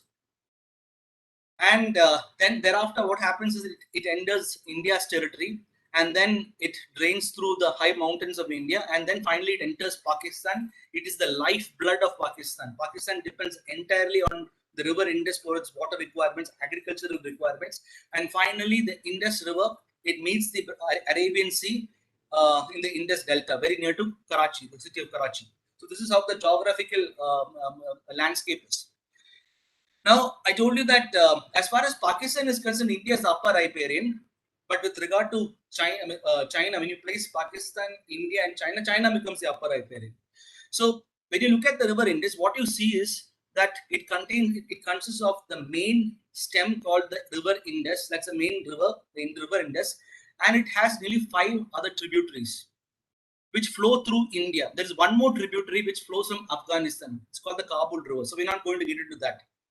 So Indus, the flows are highly variable because it depends upon summer monsoons and the Himalayan melting snow. That is the main source. Now, if you look at the drainage area available, the majority is in Pakistan, nearly 52%. India has 32%. Then Afghanistan 6%. China has got 7%. And disputed China, the Aksai Chin area, almost less than 1% of the basin lies in Aksai Chin area. That is the geographical locale of this thing. So as far as the river Indus is concerned, it is one of the largest sediment producing rivers. So it's got a major problem because what happens is that it can lead to siltation. And when there is siltation, it can reduce the lifespan of a dam. See, the major problem that most dams in India is facing is that it does not function up to optimal capacity because there's a lot of sedimentation and siltation that happens in the dam. So silt accumulates, and consequently what happens is that the capacity of the dam to hold water gets reduced. So with regard to the Indus, this is a major problem because it is one of the largest sediment producing rivers in the world. And for Pakistan, like I said, it's a lifeblood. It's very important as far as irrigated agriculture is concerned. It is one of the reasons why the Punjab province of Pakistan is green, primarily because of the waters of the river Indus. And as far as India is concerned, it's more or less with regard to production of power. Of course, it's got an agricultural component. Some of the tributaries, they definitely sustain India's agricultural economy, but more importantly, it's power generation. So way back in the 1850s, the British East India Company, they devoted a lot of resources and they developed the canal system. So most of the canals are actually located in the Pakistan side of Punjab, and the headwaters, the waters are all located on the Indian side. So when partition happened it was actually an arbitrary mode of dividing the land territory. So they didn't consider the nature of the river. So when this division was done, this is what happened. All the canals went to Pakistan and all the headwaters belonged to India. So then immediately as soon as partition was effected and the two independent countries, sovereign countries of India and Pakistan were born, disputes began to emerge between both these countries with regard to how the water has to be shared. And within weeks, India stopped supplying water to Pakistan. But fortunately, what happened is that there were a lot of consultations and other mediations happening, and because of that, the embargo that India put was lifted, and water began to flow to Pakistan. So it became very clear that Indus is going to be a bone of contention between India and Pakistan, like Kashmir, the territory of Kashmir. So what is decided is that since India and Pakistan could not actually come to an amicable settlement, the World Bank entered into the fray. Now, India was actually developed. I mean, India was in a very economically poor condition. So is the case with Pakistan. So both needed World Bank loans if they had to go ahead with their developmental projects. So what happened is that they had to listen to what the World Bank was saying. So World Bank entered the fray, and it brought both the sides together. It and oversees a lot of negotiations under the auspices of the World Bank, and finally you have the Indus Water Treaty. It was signed in 1960. Can you go to the next slide, please? Yeah, this is again a cartographic representation of how the river Indus flows. So you can see that some of the main stem of the Indus, and you can also see the different tributaries, and you can see how it merges with the Arabian Sea. Can you go to the next figure? Next image. This is Lake Manasarovar. I think that's Mount Kailash. That's Mount Kailash, the abode of Lord Shiva. Can you go to the next one? Yeah, these are some of the major dams. This is Tarbera Dam in Pakistan. It's one of the major dams in Pakistan, which dams the waters of River Indus. Next slide. This is Pong Dam. I think it's in India. Pong Dam is in India. Of course, it is built on one of the tributaries of the River Indus. Next slide. The Bakran Nangal project. You are all aware of the Bakran Nangal project and how important it is to the important role that it played in sustaining green revolution in India. Yeah, next slide. This is one more dam on one of the tributaries of the river Indus. Next slide.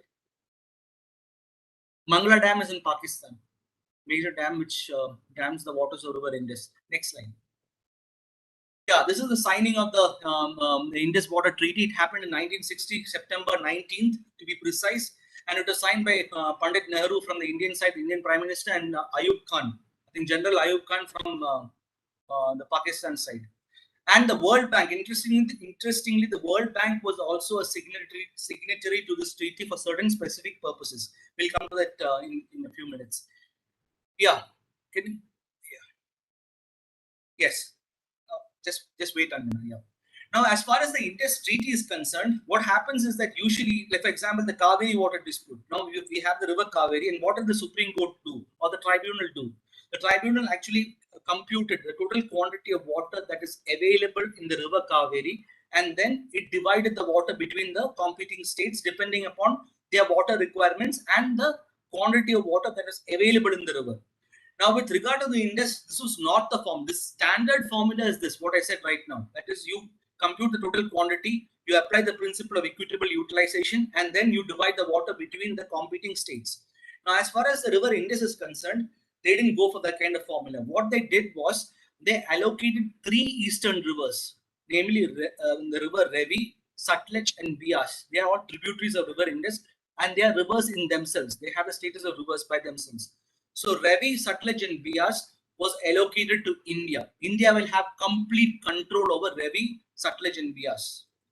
But as far as the main stem, Indus main stem, Chenab and Jhelum was concerned, it was to go to Pakistan. Pakistan would have rights, but India was given certain rights with regard to generation of electricity and to prevent flooding purposes. So under the Indus Water Treaty, instead of dividing the waters as such, they divided the rivers, they shared the rivers. Okay, so 3 rivers were given to Pakistan and 3 rivers were given to India. And the only condition is that because the water flows through the Indian landmass and enters Pakistan, and you can use the waters to generate hydropower, India was given certain power rights, the right to produce certain quantities, right to generate electricity by utilizing the waters to which Pakistan was entitled to. But the condition was that India would never dam the waters. India would not store the waters. There had to be unrestricted flow. You can use the water, generate electricity, and let the water flow off to Pakistan. This was the condition under the Indus Water Treaty. And then, of course, it provided for the creation of a permanent Indus Commission to see the implementation of the treaty, which is actually a very important development, because what you must understand is that the Indus Water Treaty came at a time even before the Helsinki rules. It predates the Helsinki rules. So they had no other template available, and it is primarily because of the effort put in by the World Bank that they could create this permanent Indus Commission. Even today, you look at the Kaveri Water Dispute Tribunal, or the award of the award in the Mahadai Tribunal or Vansadhara dispute, you can always see that they provide for the constitution of a supervisory committee to oversee the implementation of the terms of the award. So like that, with regard to Indus, they provided for this permanent Indus Commission. And then what happened is that Pakistan would have no rights as far as the 3 rivers that was allotted to India was concerned. And then one important aspect that needs to be considered in the context of the Indus Water dispute is the dispute resolution formula. So as far as the dispute resolution formula is concerned, if there is a dispute between the parties, that dispute has to go before the permanent Indus Commission. Okay, and the permanent Indus Commission would try to resolve the dispute by ways of agreement. But if an agreement is not possible, then it becomes what is called difference. Then there are 2 ways to resolve the difference. So there is a particular annexure called Annexure 1, and it has got 23 questions. If the dispute falls within Annexure 1, then what happens is that there is provision for a neutral expert who will decide the matter. But if the dispute is beyond the scope of the 23 questions enumerated in the annex, then it goes to the tribunal, a court of arbitration. Sorry, it goes to a court of arbitration. So this is how the dispute is basically resolved. Now, if you look at the Indus Water Treaty, it has, like I said, it provides for the division of waters, and it has emerged as one of the most successful transboundary water sharing agreements in existence. See, we have fought nearly 3 wars with Pakistan, and all this time, India and Pakistan have not reneged on their obligations as far as the Indus Water Treaty is concerned. But of late, we find that disputes are continuing to emerge, have begun to emerge. Now, what you see here is the Ullar Barrage. So a barrage is different from a dam. A dam is a mechanism that has been created to store water. A barrage does not store water; it divert the waters. So there is no provision for storage like a dam. That's the difference between a barrage and a dam. So what happened is, with regard to the Ullar barrage, India began to construct this barrage, the Ullar barrage, on the river Jhelum. So Jhelum actually belongs to Pakistan. India is not supposed to construct anything which will result in storage of water. And the basic intention of this project, the Ullar Barrage, was to transfer to augment supplies and to improve the navigation. You can see right over in that picture in the picture right over here. What you can see is that it was actually constructed to improve navigability of the river and connect Srinagar with Baramulla, those 2 cities. So immediately Pakistan understood that they're going to suffer a loss, and they immediately referred this matter to the Permanent Indus Commission. When they referred the matter to the Permanent Indus Commission, immediately India stopped all the work. They stopped the work on this particular project. But this is a matter which may come to the fore later on at some point in time. So this is one important dispute called the Ullar Barrage dispute. Can you go to the next slide, please? Then you have the Bagaliar hydroelectric project. Here also what happened is that India was trying to construct this particular dam, the Bagaliar Dam, and just very close to the Pakistan border on the river Chenab. And again, the question is India trying to store the water, or is it just a matter of diverting the water? So this dispute came up before this permanent court of Permanent Indus Commission, and the Permanent Indus Commission could not resolve the problem. So it went to a neutral expert because it came under those 32 questions, and the neutral expert suggested that the storage capacity or pondage capacity should be reduced. See, there's a difference between storage and pondage. Pondage means you're not storing the water. there will be some quantity of water in the barrage, but it is not storage. Okay, so the water will go downstream. That's the idea behind pondage. So what India is entitled to do is it can only provide for pondage by constructing these barrages or dams. It cannot provide for storage. But then there is always a thin line of difference between pondage and storage. So the technical issue which civil engineers can resolve as to whether it is pondage or whether it is storage. Can you go to the next one slide, please? And then, of course, we have the Kishinganga hydroelectric project. So the Kishinganga hydroelectric project, the same question came up, whether it is pondage or storage. And more importantly, what happened is that in this particular case, it was referred to arbitrators. It was referred to the Permanent Court of Arbitration, and they ruled that India has got the right to do the constructions, do all the constructions necessary, but India is duty bound to ensure that not less than 9 cubic meters per second. That's the flow of water that has to be maintained by India. So the water that goes to Pakistan, it flows at a rate of 9 cubic meters per second. That flow rate has to be maintained by India. But India can go ahead with the construction of those projects, no issues in that. And India must ensure that it is pondage and not storage. So I'm not going to get into the basic other details of this particular dispute. So anyway, what happens is that then we have the Ratle hydropower project. Here also again, the issue is whether it's pondage or storage. Now India says that India, this particular Ratle hydroelectric project is only providing for pondage. But the pondage, total quantity of water in pondage would be 24 million cubic meters. It's a huge quantity of water. Pakistan says that ideally it should not be more than 8 million cubic meters. So the dispute continues to simmer. So essentially what is happening is that India, by using its position as upper riparian and providing for the construction of these projects, because India has a right under the Indus Water Treaty to actually go ahead with power generation projects. But the problem that happens is that because of the nature of the Indus River, there's a lot of possibility for sedimentation. You may have to provide for more storage, not pondage. So that's a problem with regard to the nature of the river. So that puts India at a disadvantage. If India has to exercise its hydroelectric rights, then what happens is that sometimes pondage may become storage. And if it becomes storage, it will affect the rights of lower riparian Pakistan. So this problem has now, it's intensifying as India tries to build more dams, trying to produce more hydropower. And because of climate change, water flows are erratic. So this whole set of issues are actually bringing forth new questions as far as India's water relations with Pakistan is concerned. Now, I'll go to India and Bangladesh. Now, as far as, can you go to the next slide? Yeah, as far as India and Bangladesh is concerned, the water relations, it depends considerably upon the role that India played in creating the new sovereign country of Bangladesh. So we know about the Bangladeshi War of Liberation, 1971, the role that India played in liberating Bangladesh. So it was a time, as you know, it was a period of the Cold War. So there was always disputes between the USSR and USA. So in this Cold War kind of scenario, it became very difficult for countries for newly formed countries to actually get recognition. So under international law, if you have to be called as a state, you need recognition by a majority of nations. The recognition is an important aspect in international law.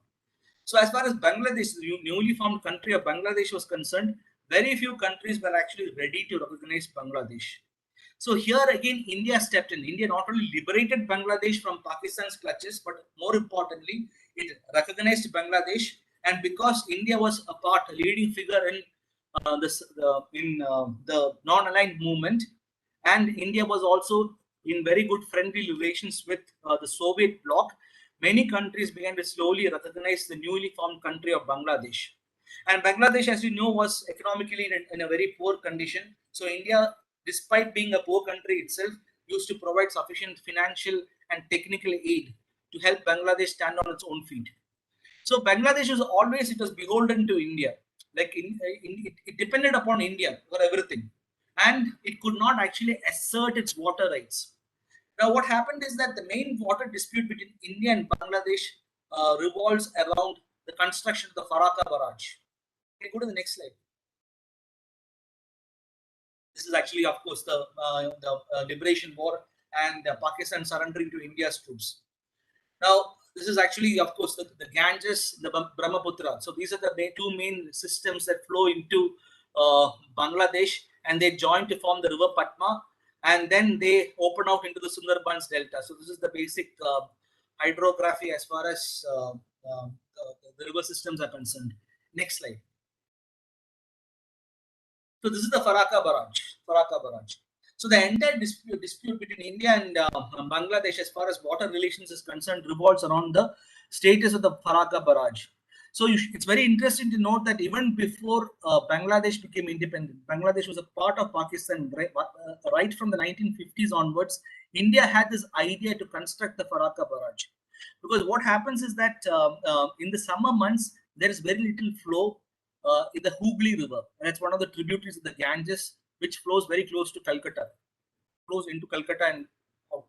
So what happens is that since the flow is very limited, it was decided that we can divert the waters from the Ganges, okay, and then provide for the construction of a barrage, so you can stop the water flow. And then what you do is you have a feeder canal, as what you see in the satellite image, and the feeder canal will take a specified quantity of water to the river Hooghly, and thereby it can help sustain the Calcutta port. Navigability of Calcutta port can be sustained, and of course we can provide more water to the city of Calcutta. So that was the entire idea behind this the Faraka Barrage. So it started way back in the 1950s itself, and then Pakistan was the one which was involved. So Pakistan strongly objected to the construction of the Faraka Barrage right from the 1950s, and it tried to put its case forcefully before India. But India always said that India always considered the river Ganges to be an Indian river. It does not consider Ganges to be an international river, at least at that point of time. So it said that 80% of the Ganges flows through India, so it's an Indian river. It cannot be considered as a international river. So there was all these disputes going on between India and Pakistan, and then of course Pakistan fell, and now the new country of Bangladesh came into the picture. So by the time Bangladesh became independent, India had already the Faraka Barrage. Was the construction of this feeder canal. Okay, so when Bangladesh became independent in 1971, you have the Faraka Barrage in existence. Now it's a question of constructing the feeder canal, and you have a very unique situation where you have the power relations are not placed in the same plane. Like for example, Bangladesh is in a lower position and India is in a higher position. So we have this power imbalance between both the countries. So what happened is that for everything, these are all images of the Faraka Barrage, different images of the Faraka Barrage. So what happened is that Bangladesh had to depend upon India. Yes, this is what exactly is the way in which the water is diverted. So you have the Faraka Barrage, the red brick sort of a building there, and it diverts the water through the feeder canal. It gets into the river Hooghly, and it goes to the Calcutta port, and it maintains navigability of the Calcutta port. This is the entire idea behind the Faraka Barrage. Now, what happens is that because Bangladesh was beholden to India, India managed to get secure permission from Bangladesh to construct the feeder canal. Bangladesh initially when it was Pakistan strongly objected to the construction of the Faraka Barrage, and they also objected to the construction of the feeder canal. But now when it became Bangladesh is obligated towards India. Sheikh Mujibur Rahman was obligated towards India. They had good friendly relations with India. So he could not go against India. And finally, what happened is that they had to give us permission to construct the feeder canal. And ultimately, Bangladesh was put at a loss because India could divert nearly 40,000 cusecs of water from the flow into Bangladesh, and it could be diverted to Hooghly, and of course maintain navigability of this thing. But what exactly happened is that when you divert this huge quantity of water, it will affect Bangladesh, because Bangladesh is a huge delta. Bangladesh is the largest delta in the world, Sundarbans. So what essentially happens is there's constant push and pull between saline waters and fresh water. So you need fresh water to push out the saline waters. You understand? Now, because of climate change, sea level rise, saline waters are being pushed inward. So large areas of Bangladesh is becoming uninhabitable, mainly because they're all turning saline. So you need this huge quantity of fresh water. Now, if India goes with the interlinking project, we will again divert more quantities of water from the Ganges. This will again put Bangladesh at a great disadvantage. Okay, that's a different story altogether. So what essentially happened is that because of this the obligation that Bangladesh felt towards India, they had to literally keep quiet, and India was able to ensure the construction of the feeder canal. And finally, within a matter of few years, Sheikh Mujibur Rahman was assassinated. So the political scenario in Bangladesh began to change. And then we had regimes which were anti-India. So they used this whole Faraka Barrage, the politics behind the Faraka Barrage, to get back at India. And finally, in 1996, it was about 1996 when I.K. Gujral became the Prime Minister of this country. Yes, right over here. When I.K. Gujral became the Prime Minister of this country, that the whole scenario began to the foreign minister of this country, that the whole scenario began to change. So Gujral came up with his famous Gujral doctrine. So under the Gujral doctrine, it was not reasonable to expect such small countries to give us something back in return. So India decided, okay, we'll have in the spirit of give and take, we entered into the Ganges Treaty in 1996. So under the Ganges Treaty, this is the water sharing formula. The quantity of water that reaches Faraka is less than 70,000 meters per second, then cubic meters per second. Then what will happen is that India and Bangladesh will divide the water at a rate of 50-50%. If it is between 70,000 and 75,000, 35,000 cubic meter per second, that will go to Bangladesh, and the balance will come to India. If it is greater than 75,000, then 40,000 cubic meters per second will come to India, and the rest will go to Bangladesh. So this is essentially the water sharing formula that has been created. Now what happens is that if India goes ahead with the interlinking project, this water sharing formula may get affected, and it will lead to more and more water disputes. Now, interestingly, can you go to the next slide? This is the Teesta River. This is a very important river which originates in India, in Sikkim. It flows via the state of West Bengal, and then it enters Bangladesh. Can you go to the next image? Teesta is a very important river. It flows into Bangladesh, and what you see here is perhaps it's called the Coronation Bridge. Essentially, the Coronation Bridge links northeast India with the rest of the mainland of India. Okay, northeastern parts of India with mainland India. And what you see, the river that flows under the Coronation Bridge is the Teesta River. So it's a very extremely critical, strategically important river. So what happens is that right now this is the only pathway which connects mainland India to northeastern states. So, and India does not have any sort of pathway to enter the northeastern states. So essentially what Bangladesh is seeking to do is, Bangladesh has prevented India from utilizing its landmass. So if the India has to send its cargo and other things, India will have to send via the Siliguri corridor. That takes such a circuitous route. Okay, and it's not very strategic as far as we are concerned. And Bangladesh has consistently refused to give us permission to use its land territory to transport goods. Now, why this has happened is because India wants to enter into a water sharing agreement with Bangladesh as far as the Teesta River is concerned. So in 2012, it seems that an agreement is almost finalized between India and Bangladesh, under which India would get 42% of the river and Bangladesh would get 37% of the river.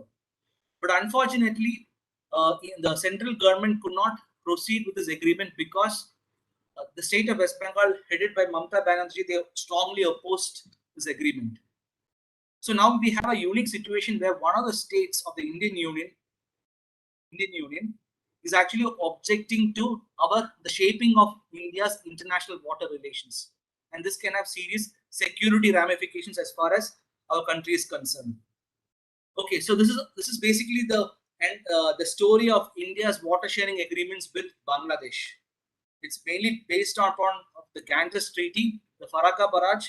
Now the problem of river interlinking and how much quantity of water will India divert for the river linking project, that's a major question. And of course, the Teesta River, the status of the Teesta River. Now I come to the final case study, that is India-Nepal water relations.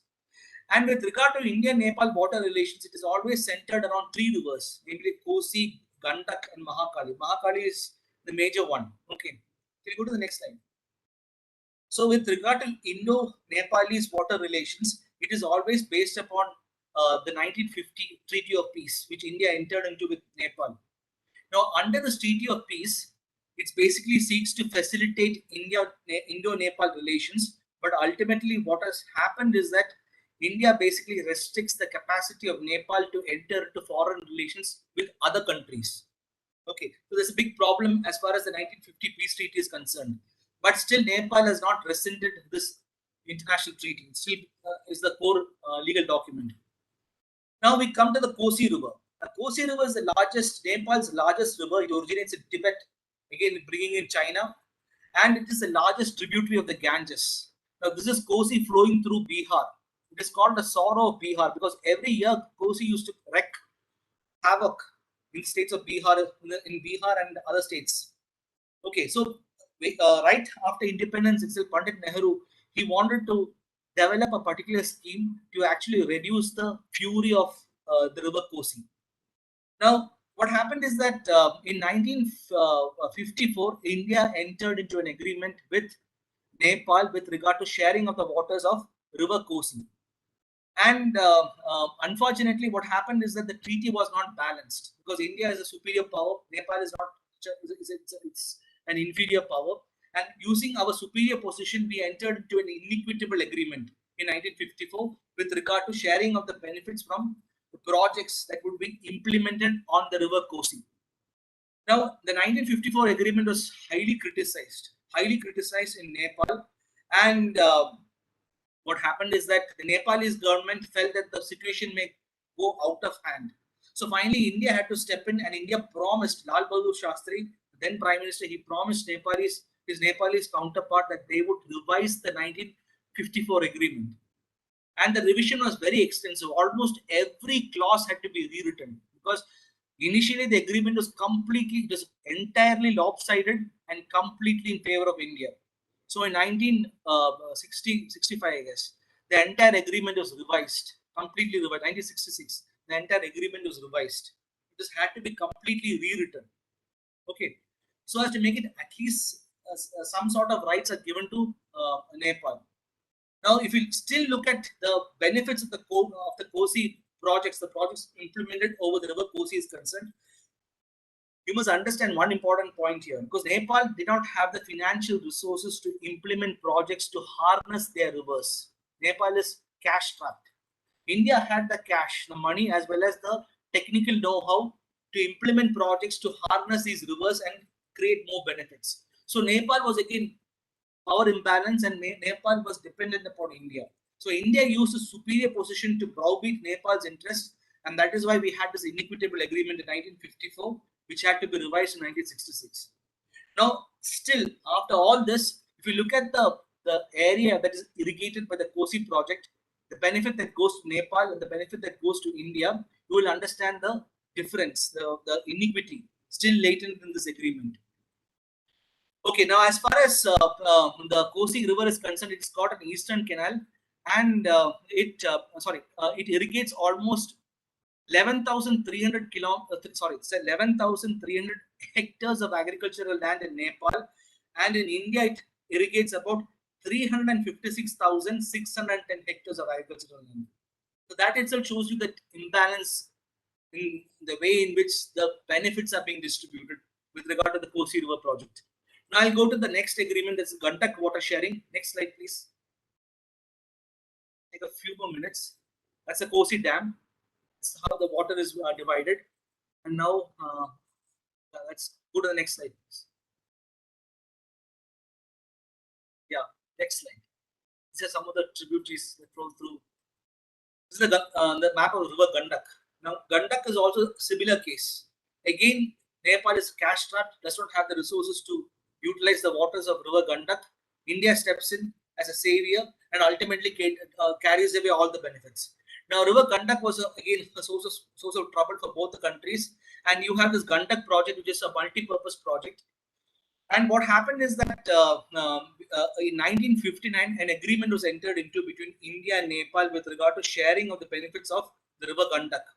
Now, here also, there was a lot of political unrest in Nepal because most Nepalis felt that India was actually encroaching on Nepal's sovereignty and territorial integrity. And they were being unfairly treated. Again, in this case also, if you look at the benefits, the major benefit is being taken away by India, and only a few scraps is being left for Nepal's to protect Nepal's interests. Okay, so I won't go much into those details. So that's the Gandak River, and then can you go to the next slide, please? That's the Gandak barrage. Go see Gandak here. Next one. Yeah, now we go to the Mahakali Treaty. So this is perhaps the one of the most important treaties, water relation treaties that India has entered into with its neighbors. It's called the Mahakali Treaty, and it was entered in 1996, almost at the same time when India entered into the Indo-Ganges Treaty with Bangladesh. So this particular treaty, the Mahakali Treaty, is also influenced by the Gujarat Doctrine. So here also what happened is that initially there was a water sharing agreement with regard to the Mahakali River, which was entered into by the British and Nepal. And under the terms of this treaty, again, maximum benefits came to British India and minimal benefits to Nepal. So this was a situation for a very long time. And in 1991, because it was almost the earlier agreement that the British had entered into with the Nepalese government, it was about to expire. So 1991, we entered into a memorandum of understanding with Nepal. But here again, questions relating to Nepali sovereignty came into the picture. Because under the Nepalese constitution, it is very important that when you're entering into an agreement of dealing with natural resources, you have to obtain the permission of the parliament. And in this particular case, the then Prime Minister of Nepal did not obtain the permission. Supreme Court of Nepal sat down to decide the matter, and they said that it was a constitutional mistake that was committed by the Prime Minister. But by then, India had almost completed all the projects. So nevertheless, what happened is that because of this the Gujarat Doctrine, we entered into this Mahakali Treaty. And the Mahakali Treaty basically provides for the creation of new projects, but more importantly, it is based on the principle of equitable and reasonable utilization, equitable distribution of benefits, and an obligation not to cause significant harm. So essentially, this is based on a more equitable footing. So unlike the earlier treaties with regard to Gandak and the earlier one, the Kosi River, this agreement is more or less on equitable terms. So that is what you see. Basically, this is the overall picture as far as India's water relations is concerned. And water relations, as I told you earlier, it's getting highly complicated because of climate change. And if you see the 3 case studies that I explained right now, it is all based on bilateralism. There is no multilateralism. And that itself may prove to be contrary to the interests of the river. If you can say that there is an interest of the river, this aspect of bilateralism can prove counterproductive, because what happens is that you have to involve China. China is the upper riparian. China is not there in the picture. And it's almost like it happens on a bilateral basis, so it ignores other riparians that are also have to play a very important part in this game. They are ignored. Okay, so when it becomes bilateral, what happens is that India, because of its superior position, is able to extract more benefits, and the agreement becomes inequitable. So that's a major problem. Now, in addition to this, we have the problem of interlinking of rivers, about which many speakers are, I think they're geared up to present. So interlinking of projects, interlinking of rivers project. So that will divert more waters, and that can again spoil the water relations that we have with our neighbors. Now, one important way that we can do, and it should also be noted that the role of states, like, of course, we know that India is a union of states, India is a federal country, but of course, states don't have much of a say as far as international relations are concerned with sovereign countries. But we have the TISTA, where a particular state, because of its unique political position, has been able to effectively forestall India entering into an international agreement with a neighboring country. So such situations can emerge in due course as far as the other states are concerned. So these are all aspects that we need to consider. So what I would say is that it may make preeminent sense if India would ratify the UN Water, not only India, Pakistan and Bangladesh, and even China, if they ratify the UN Water Courses Convention, it may promote peace. Because what happens is that, like what has been stated by Ismail Seraglidin almost 2 decades ago, that the future was the 21st century, it will be fought over water. There's a strong possibility that And of course, a lot of disputes are taking place over water rights. And the quantity of water is actually being reduced because of climate change. You understand? So there are a lot of complicated management issues involved, and you cannot manage or you cannot divide a river based on the quantity of water. It's an ecological unit. It's part of the ecosystem. There has to be a holistic and integrated approach. For that, I think it may serve our best interest if we ratify the UN Water Courses Convention, or at least think about creating an instrument at the level of South Asia, at least to promote better water relations with South Asian countries. With that, I conclude my presentation. I've taken a lot of your time. Thank you very much for giving me a patient hearing. Any questions?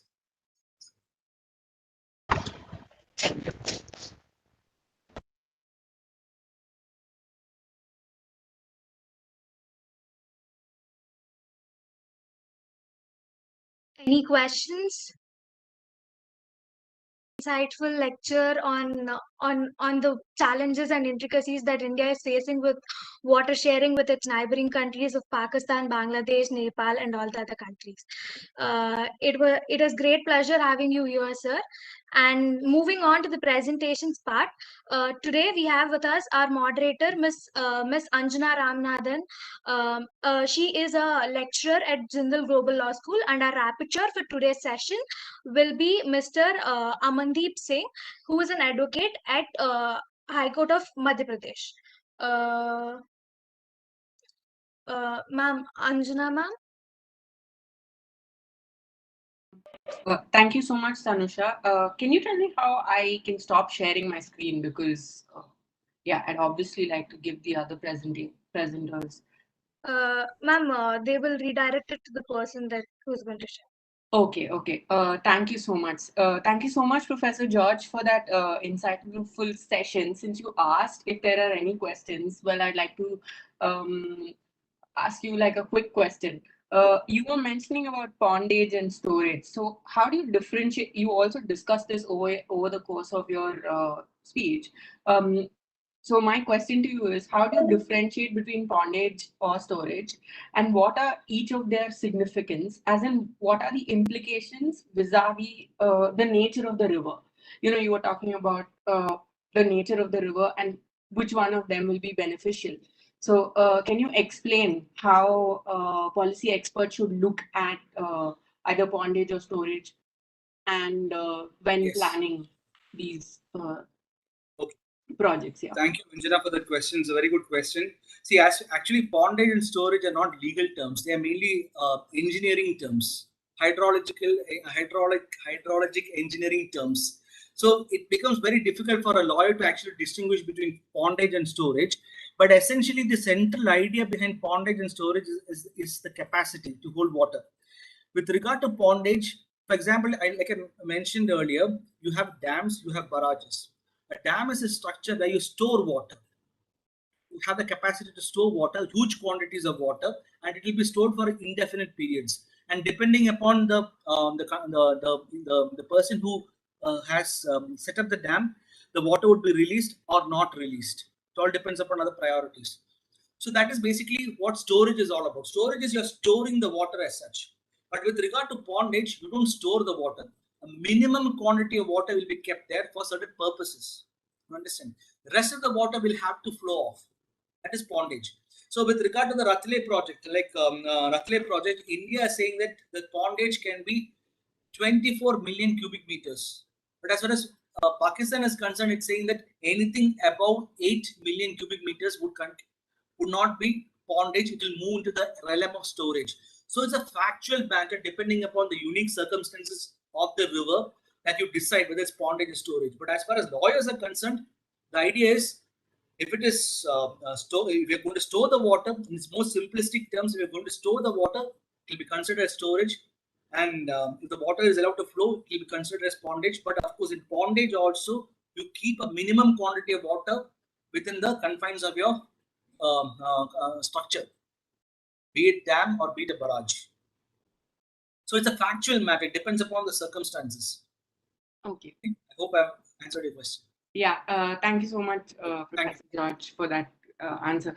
So I will not take more time. We are at 5:45. We have about 9 presenters. Dr. Sudha? One small announcement, Anjana. Maybe we will go for a simultaneous session. We are planning for one thing. Is it fine with you people? Because we have 9 presenters, it might take long. So we can have simultaneous sessions with your permission. Yes, ma'am. Yes, Professor. Yeah, sure.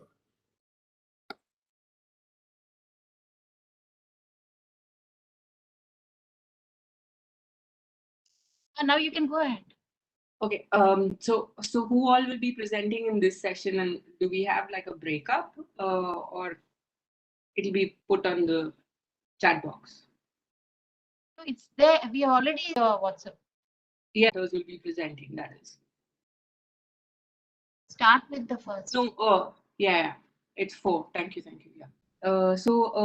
First up, we'll have Dr. Akila, who will be presenting on the interlinking of rivers and interbasin transfers in Karnataka, an exploration through the prism of sustainable development. Ma'am, you will have 8 minutes.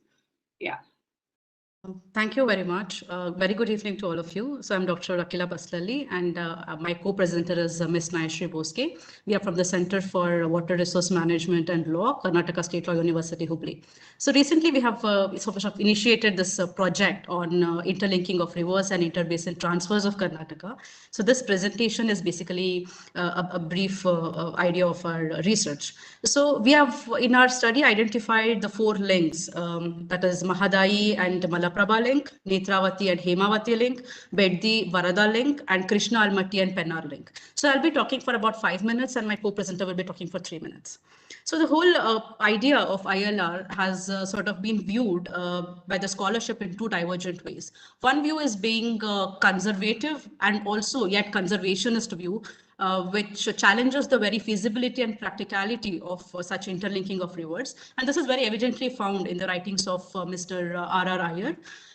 And to another view is the pragmatist view, who basically think that the possible solutions of water deficit areas could be met through such interlinked projects.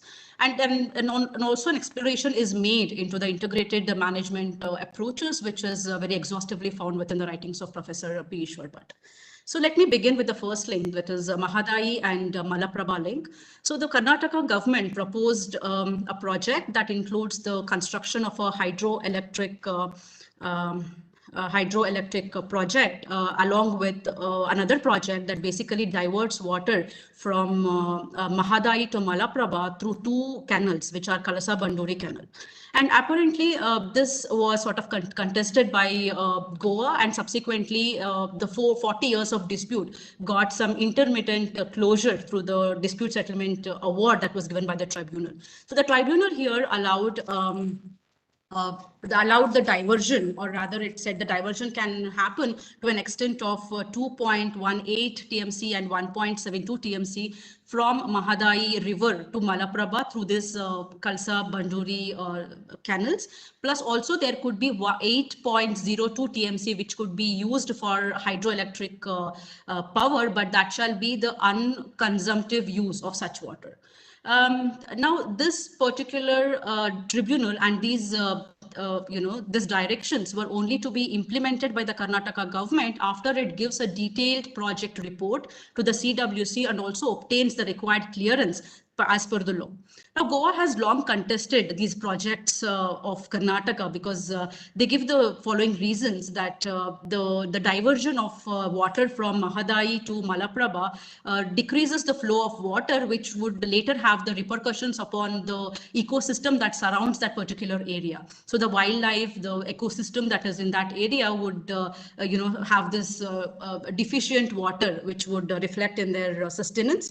And also the salinity of the water would increase. That would have the effect on their mangroves and also the estuaries of Goan region. And they also identified that approximately 3,000 hectares of area would be submerged because of this project, and most of it would be the forest area. So the situation of this particular project is that it is Karnataka government is to be submitting its DPR. So we hope that these kind of claims would be addressed to this DPR, because Goa also claims at one point of time that the holistic EIA was not done and the Goan ecosystem was absolutely neglected by Karnataka. So we hope that these kind of claims would be accommodated within the DPR that would be shortly provided. Now the next link is the Netravati and Hemavati link. This particular link proposes to lift approximately some 188 MCQMs water from Netravati basin to Kaveri in order to irrigate 33,000 acres of land and also provide water to the districts of Bangalore, rural as well as urban, Tumkur, Hassan, Mandya districts, and so on.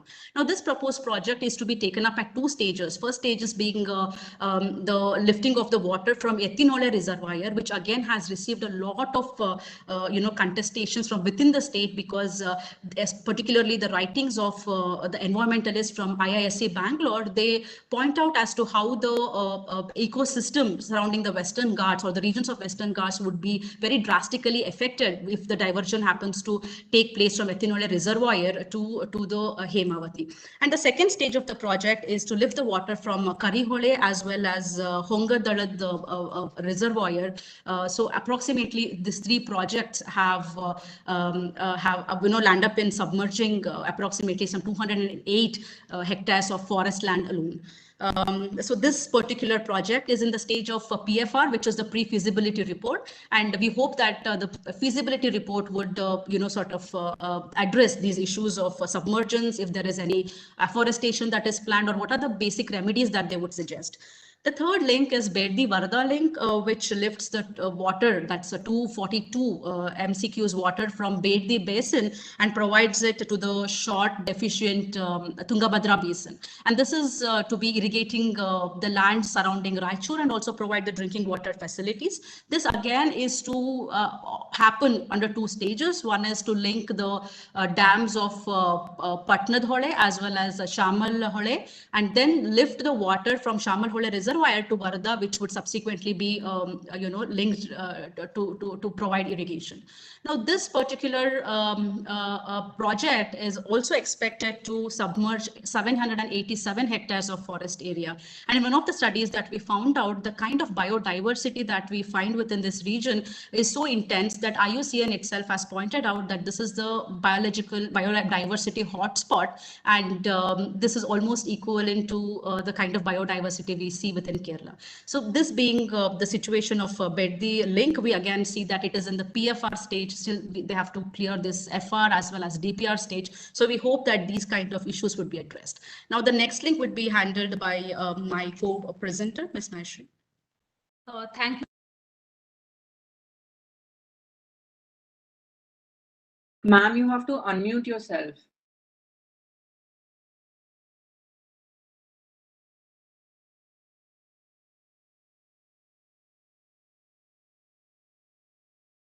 You're still not audible. May I request the IT team to unmute the speaker, please?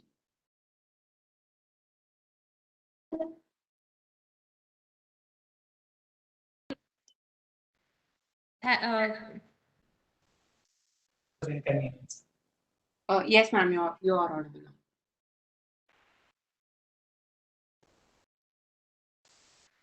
Thank you, Dr. Baslali. So the fourth link is Krishna Pennar link. The water from the Almaty Dam, the Almaty project provides water for irrigation to the drought areas of Bijapur, Bagalkot, Gulbarga, and Raichur district. So the diversion of 1,980 million cubic meter of water will provide irrigation.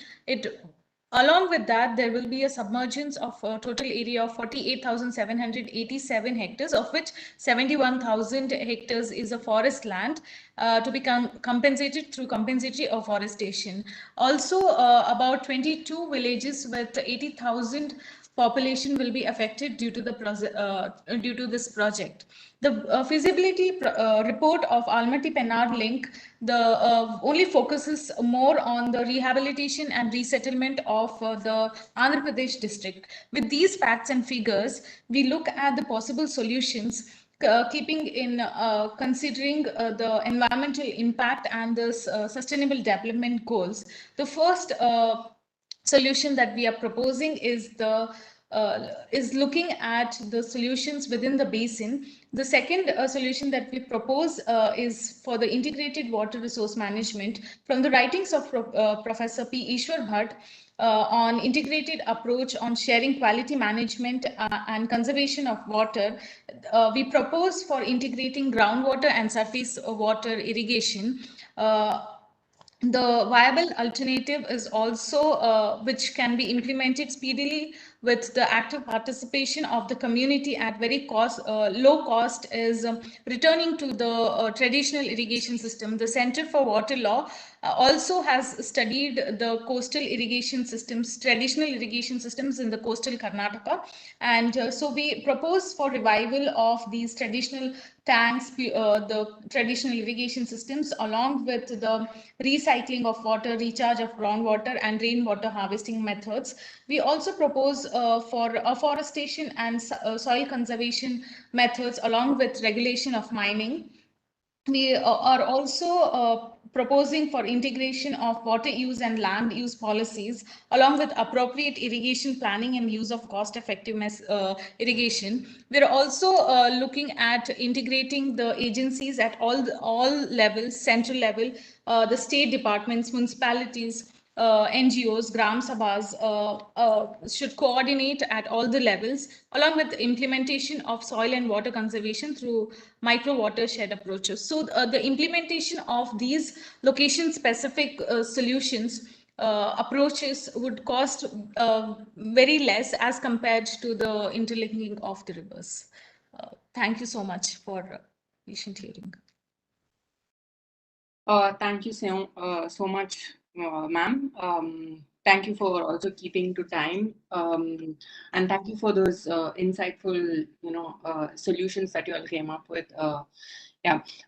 Next up, we will have Ms. Soma Bhattacharya, who will be presenting on managing the unmanageable issue of transboundary aquifers. Ma'am, we request you to present. Yeah. How much time I have, Anjana? Ma'am, you have 8 minutes. It's a pleasure to listen to you again after university. I'm a student, so yeah. We Okay, are I at will stick to the time. Okay. Yes, And yes, ma'am. We are at 5:57, so we have about 8 minutes. Yes. Fine. Thank you, dear. So my topic is managing the unmanageable, the issue of transboundary aquifers. Normally, when we say aquifers, we understand rechargeable aquifers and non-rechargeable aquifers. Rechargeable aquifers are basically, it runs on the basis of the spillovers, water from river, lake, rainwater. So there is a possibility of rechargeability of that particular aquifers. But when it comes to non-rechargeable aquifers, we basically understood it in the sense of fossil aquifers, where the consumption is there, but there is no question of recharging that aquifers. Now, with this basic introduction, why I have chosen this topic, basically, there are several issues which are attached to these transboundary aquifers. First, the definition of transboundary aquifer states that it's a framework of underground water, and this underground water, it travels from one nation to another. Now, that is where I was contemplating that if transboundary aquifers travels from one nation to other, then in that case, can we apply common access control over that aquifer or joint national control over that aquifer? Is this possible to apply this concept? Now, I had a deliberation with this common access. I was thinking common heritage of mankind. So I had a discussion with Sudha ma'am, and very pointedly she asked me that, do you mean to say that aquifer will be there under our ground and it can be exploited by some other nation? So that's where it has struck a chord, and I understood that no, it is going to be a very dangerous proposition. But even then, I have tried to look into that particular aspect, but not from common access point of view. But indeed, I have tried to see it from the point of view of joint national control over this transboundary aquifers. So whether this joint national control over this transboundary aquifers, this concept, this transboundary nature of aquifers, whether it is discussed in any international legal regime or not, for this purpose, I have very tentatively and very shortly, I have gone through this international legal regime. Can you see? Yes, ma'am, we can. So first thing what I have seen is that in the Stockholm Declaration, which talks about protecting the natural asset. When it comes to Rio Declaration, it is also stating that there is a sovereignty over natural assets, but this sovereignty is subjected to some strict compliance of ecology, and some formative strategy has to be there. Now, when I have come to Helsinki rules is basically dealing with water bodies. Water bodies, they are fair sharing, sensible sharing of that water bodies. Not specifically on transboundary aquifers. Transboundary aquifers was basically discussed in the Seoul rules. And in the Seoul rules, they are mentioning about the transboundary aquifers and the sharing between two or more states. After that, in the Berlin rules is very practical because it is also stating one important aspect, that is the protection of transboundary water from contamination, that is preservation and protection of transboundary aquifers. Now, in Bellagio Treaty, Berlin rules, these two, basically it is the foundation of the present draft articles on the law on transboundary aquifers. So Bellagio Treaty is stating that transboundary aquifers, not only there should be a fair sharing between the nation of transboundary aquifers, but it is also to be seen that the transboundary aquifers are re-energized. Now, after that subsequent development in the form of Watercourse Convention, in the 63rd session of General Assembly, these draft articles were introduced. And the crux of the entire discussion that was made in this particular draft article was that if the transboundary aquifer is within a nation, if it is concentrated within a nation, obviously domestic legislation will apply. But when the same transboundary aquifers, it is traveling to some other nation, then in that case, the source nation and the nation where the transboundary aquifer is discharging, both these nations, they have certain norms, certain amount of cooperation, certain amounts of management, both the nations have to follow. That means there must be fair and equitable sharing. One nation shall not use the aquifer in such a way as it is detrimental to the interest of the other nation. That is to be taken care. Fair and equitable sharing has to be there.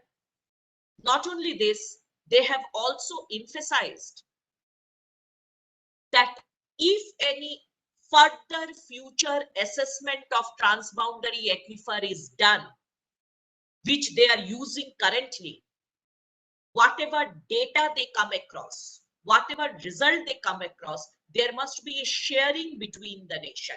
Between the nation means the nation who is sharing the water, that nation also deserves to know about any scientific research or any data that is basically done, any research that is basically, if it is done by one of the nation, that nation has to share that data with the other nation. That is basically the crux. Another interesting thing that is added here is that in case of any emergency situation, in such situation, how to deal with this aquifer. So there it is emphasized that there must be an amount of cooperation between the nation, between the aquifer sharing state. And in that particular cooperation, what has to be done? They have to be in regular, touch with each other, discuss the problem of aquifers, what should be the quantum of use. Everything has to be discussed among the nations. Now, after reading this draft article, one thing that anyone could understand, that these articles are basically emphasizing on joint national control of aquifer. Yes, we have few examples from Africa. It can be done, no doubt. But transboundary aquifer is something that it requires to be worked upon, assessed. It has to be seen how many aquifers are there, because I was trying simultaneously to see that whether joint national control can be truly exercised in transboundary aquifers. Do we have any example of joint national control? Obviously not for transboundary aquifer, but for in any other field. So very precisely I have seen, with respect to fishery jurisdiction, where the river is shared by 2 or more states, there we have an example of joint commission, and it is functioning very properly. Yes, few claims are there, few conflicts are there, that is bound to be there, but those are functioning. So that concept of joint commission can be applied here, but what we apply on river is not possible to be applied. I mean, not possible. I'm not saying not possible to be applied, but yes, we can apply it here. But the nature of transboundary aquifer is just such that apart from joint commission, there need to be continuous monitoring, continuous collection of data, continuous monitoring of the fact that this particular transboundary aquifer is not contaminated. These are some basic things. If we take care of that, we can ensure that the transboundary aquifers, there is a possibility of having a joint commission on transboundary aquifers. Thank you. Thanks so much, ma'am. I was just going to remind you about the time when you made sure that you kept up with I could see you and I could figure out. Thank you so much for talking about the aquifers and transboundary aquifers. I am sure Professor George has some questions for both the first two presenters. Professor George, yes, would you like thank you. Yeah, thank you, Anjana. Thank you, Professor Soma, for that discussion on transboundary aquifers. So, I have a small question, Professor, and that is with regard to the nature of the principle that you can apply as far as transboundary water sharing is concerned. So, do you have any principle in mind that can be used to basically share the transboundary aquifer?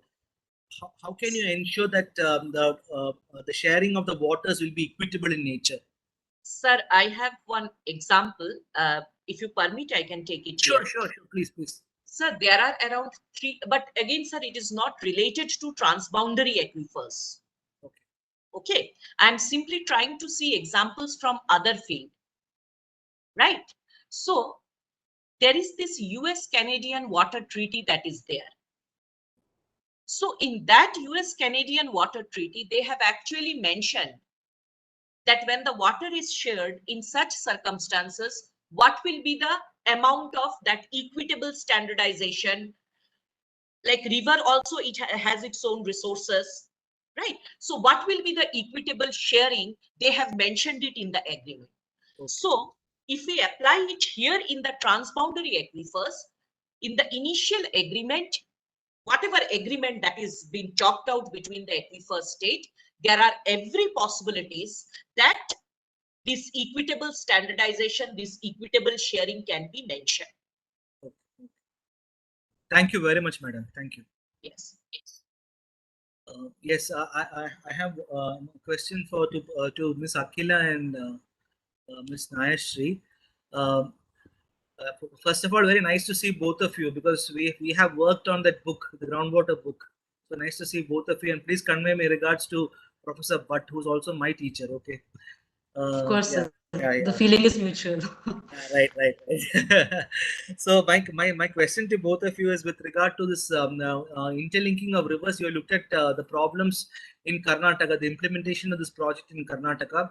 So just my do you think that interlinking should be implemented even at a very small scale level? Because these are not projects like what India is envisaging vis-a-vis Bangladesh or the Indus the water system. These are minor projects. I mean, not minor, but not at the grand scale, but still, do you think that Karnataka as a state has got the technical know-how to manage the fallouts of these projects, or do you think is it okay to go for traditional water harvesting?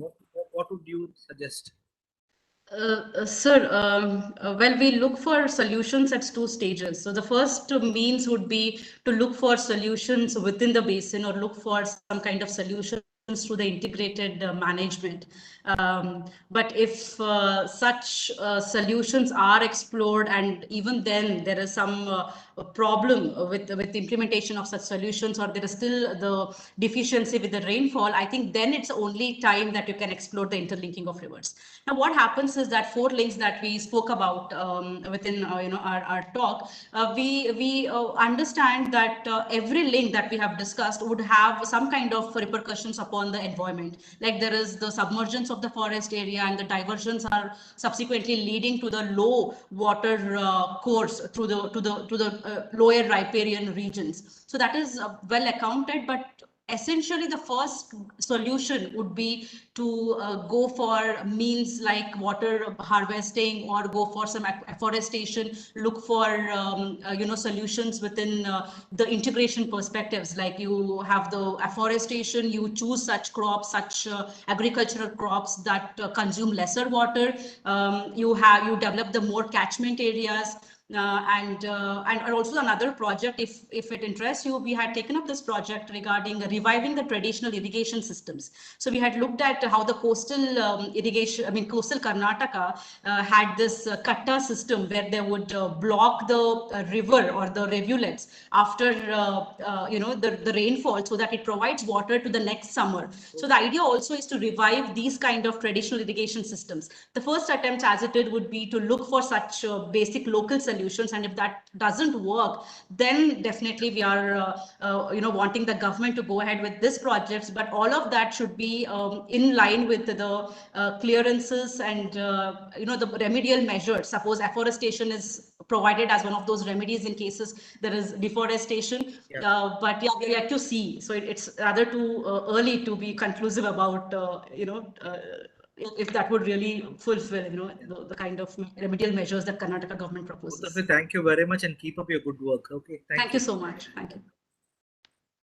Thank you, Professor George, and both the presenters, all 3 presenters, for answering those questions. Next, we have Dr. J. Umar Rao, who's also my teacher, who'll speak about interlinking of river projects, prospects, and pitfalls. Ma'am, are you there? Yeah, I'm there, Anjana. Yes, ma'am. Ma'am, we're at 6:14. We have 8 minutes, ma'am. All right, I'll stick to the time. Sure, ma'am. Sure. I'm trying to start the video. I'm not able to. Let me see. Should I request the IT? I got it. Thank you so much. Okay. Pleasure to see you here. Same now, ma'am. All right. My topic is interlinking of the rivers project, prospects and pitfalls. India has around 17.7% of the world's population, 2.45% of the land resources, and 4% of the water resources. When you look at the water stress, you look at the UN report, India is going to be one of the countries that is going to be extremely water stressed in the next years to come. So some steps have to be taken. The interlinking of river project, as everybody knows, that had come up after the Supreme Court directions of the Supreme Court in 2002, and it looked like a panacea of all the problems that India had, water problems. Now, what happens in India is we do not receive rain. We receive rain for just a few hours, 100 hours every year, and it's uncertain, it's skewed. There are very many geographical peculiarities, and then irrigation projects have been taken on a large scale, but then where floods and famines are part of the Indian life cycle. Expected rains sometimes do not materialize, sometimes there are excessive rains on the other hand. So we've had situations where if there's flood situation in one part of the country, there has been a drought situation in the other part of the country. Now, so it was felt that ILR project is going to be a panacea for all the problems that India is facing. Now, the benefits that were forecasted by its proponents were millions of hectares of land is going to be irrigated. The flooding of rivers could be solved. Waters could be transferred, and then to the water stressed regions. Then power could be generated. The GDI, the GDP of the country is going to increase, and the thirst of the rural and the urban people could be addressed. Now, on the other hand, the disadvantages would be that there are already interlinking, there are already problems between the different states. Between the various states, we have interstate river water disputes. Then, because of the law, large dams that have already been there, and Professor Tony was also talking about it, salinity increases, and then waterlogging takes place, and then there is submergence of forests that has happened, and then displacement issues, the R&R issues, then the prohibitive costs and the environmental costs that sometimes cannot be reversed. And then another worrying factor is the bureaucratic, the contractor nexus, and the ensuing corruption. Then there's also threat of privatization. How is India going to raise this kind of huge resources that are needed, and would it somewhere affect the sovereignty of the country? Now, what happens is when there are equally alternative effective measures, can they not be utilized? Now, the water rights in India have been uncertain. The groundwater and the surface water is not integrated. We also share boundaries with other countries, Bangladesh and Nepal. Their worries also, they have cause to worry, and unless their worries are allied, you have to, unless they're convinced, it would not be right to take part. India, because of its huge size, and then these are smaller countries, the David Goliath, the fear could be there. It's always there. Now, India is culturally and geographically diverse. It has, the ILR project has evoked a lot of reactions. Now, when you look at the answer, when you look at the pros and the cons, this is one project that has polarized the people. People who believe in, some people say that yes, it should be done. The bureaucracy, the contractors, then the academicians, the scientists, they are cautious. They have their own worries when it comes to this project. Now, when we talk about the water right regime, we know that the groundwater and the surface water, they are not integrated. Something has to be done about that. Then the question was, can the Supreme Court give a direction? Has the Supreme Court taken, can the Supreme Court give directions for a speculative scheme? Something on this count has never been taken anywhere in the world. Now, what are the legal, as a law person, when you take a project of this size, what are the legal doctrines that one looks into?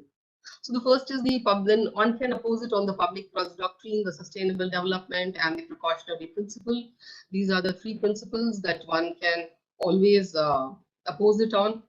Then when you talk about the R&R issues, unless the R&R issue is tackled, it is going to create a havoc. India, the 20th century has been called the century of displacement. In India, there have been multiple displacements, and the term internal refugee was coined. Now, Dhunu Roy, an activist, says that when a big mega project is planned, you have to plan till the last nail, the last screw that goes into the project. When you can plan for that, how come the government doesn't plan for the displaced, the people who have been displaced? So this is the human angle has to be looked into, and something has to be done. Now, the other factors that have a bearing is the prevailing work ethic, the attitude of the government. Then the projected benefits, it's always that the benefits are emphasized, and then the costs are always brought down upon, but it's the other way around. Invariably, that's how it's turning out. Then there are technical and hydrological factors. You have lift irrigation has to be used, and that is a recurring cost that is not taken into account. The other countries have gone in for damming. For example, Aral Sea is a good example, or the Colorado River was dammed. So they're having examples in other countries that have not been so good. Now, Israel is very water stressed, but then Israel uses drip irrigation, and it is an example that we can follow. So when you look at the other countries, building more and more dams is definitely not the answer. Now, what can we do? The World Commission of Dams has also saying that India is one of the largest builders of dams, and it has also given a negative report when it comes to building more dams in the country. Now, there are alternative strategies, and we have to look at that. The first is the tanks, right? So the tanks can be built. We can at one point of time you had what is called khudi marmat. You would repair your own tanks. Probably that has to be revived. The Panchayati Raj system. One more minute, Anjana. The Panchayati Raj system that has to be done, and one can look into the minor irrigation, then the water harvesting, then watershed management, watershed development, pani panchayat, reviving minor irrigations. So these are the methods. These are the areas that one should look into, and probably go for localized solutions, and not this big ILR project where the benefits, the material, no, it's like they have promised the moon, but it may not materialize. Thank you so much. I think, yeah, it's 8:20. Yeah. Thank you so much, ma'am. I'm so sorry. Looks like my No, face no. is like I was just looking at the time. Thank you so much. Stop. Yeah, thank you so much. Thanks for mentioning all that you mentioned, and you very rightfully said that constructing of dams is not the solution, and you have to look for local solutions. I think that's some way forward that we can think. So with those words, next we have Dr. T.Y. Nirmala Devi, who's also my teacher. And it's been a pleasure listening to all of you all through the 5 years. I'm so glad that I have an opportunity to listen to all of you all once again. Ma'am will be speaking about natural flows and artificial boundaries, an insight on water conflicts between India and Pakistan. Ma'am, we're at 6:23. Again, I won't show my face this time, but you have time till 6:31. Yeah. Thank you, Anjana. Thank you. Yeah. Good evening to one and all. Anjana, am I audible and visible? Yes, ma'am. Both audible and visible. Yeah. Thank you. Thank you. My topic is natural flows and artificial boundaries, an insight on water conflicts between India and Pakistan. In this context, thanks to Professor Tony George, sir, because he made my job very easy. He had given us a comprehensive picture on what that Indus water dispute and Indus water treaty and World Bank's intervention, irrigation system of Pakistan, and Pang Dam and Bakra Nangal Dam, the other one, Mangla Dam, etc. And he has also given us that dispute resolution committee, their responsibilities, their role, and everything. Kishanganj hydroelectric project, and recent one, the Ratil hydroelectric project, and everything. So thank you very much, sir. Otherwise, I would have to go with that. I stop this one, and I just take only 3 minutes, Anjana. I will start my presentation with the words of 20th century's poet. W.H. Auden once said that thousands have lived without love, but not one without water. This is true. I truly believe this one. Of course, I straightly move forward with my topic that India and Pakistan water dispute has been discussed detail in this paper, but only, just I'll give you. The dispute has been sent to, seen to have lasted for several decades. This dispute is attributed to the Indus Treaty that was made in 1960, which set out that how Pakistan and India would share their water resources. This is important. The treaty gave us that water of the western rivers like the Indus, Jhelum, and Sinope to Pakistan, and those of eastern rivers, the Ravi, Beas, and Satluj to India. This is very clear in that treaty. One of the clauses was that India would not construct a dam in the rivers which belong to Pakistan without express permission from Pakistan. Okay, has to take prior permission from Pakistan whenever she would like to construct a dam or whatever constructions. However, India just ignored this clause, and she constructing a hydroelectric plant in Doha district along Chenab River without due consultation with Pakistan. So Pakistan saw this as an economic and political threat, since it depend on waters from the river for agriculture purpose. This is very clear in that. Okay, the other one I can tell you that the conflict had adversely affected both the countries by limiting development through their cooperation. So cooperation and coordination is very, very essential in international relations helm of affairs. But lack of this, you know pretty well about that what kind of issues we are facing with our neighbors, like with Pakistan especially. That is like cross-border terrorism, okay, territorial claims, territorial issues, now water issues, water disputes. These are all very common with Pakistan right now. So in this connection, what is that the conflict, this conflict has adversely affected both the countries and by limiting development, their cooperation and coordination and everything. It also poses a dangerous, why I'm telling this danger, because it encouraging terrorism. Already we are facing that. Okay, cross-border terrorism is a big headache to India, not to Pakistan, India. So terrorism between the two countries, especially if terrorists find it a certain worthy of their intervention, they will intervene. Best example I can give you that in 2018, what happened that after Pulwama attack, Indian Prime Minister Narendra Modi ji has stated that blood and water cannot flow simultaneously. Remember that. So this, in connection with this, only it was happened. Okay, this conflict may also generated into war, especially if a terrorist activity occurs as a result of the conflict, or if leaders intentionally provoke each other in a bid of resolve the dispute, then what will? This may lead to a regional war, no doubt, and may cause very many fatalities also. So in order to mitigate, or in order to mitigate the threats caused by the conflicts, it is imperative the action is to take, already taken to prevent the further escalation of the conflict. That what Pani Judge sir has revealed his expressions on this. In order to this one, so here I want to give 3 suggestions. That is like it's my opinion. Are there any constructive measures to pacify this conflict or not? So this is an important one. Any measures? How? International instruments are there, and what conventions we are with Pakistan and everything is there. Then apart that, for this, I may suggest that the effective ways is use of dialogue and mediation is one of the best source. Cordial relations, okay, but how we can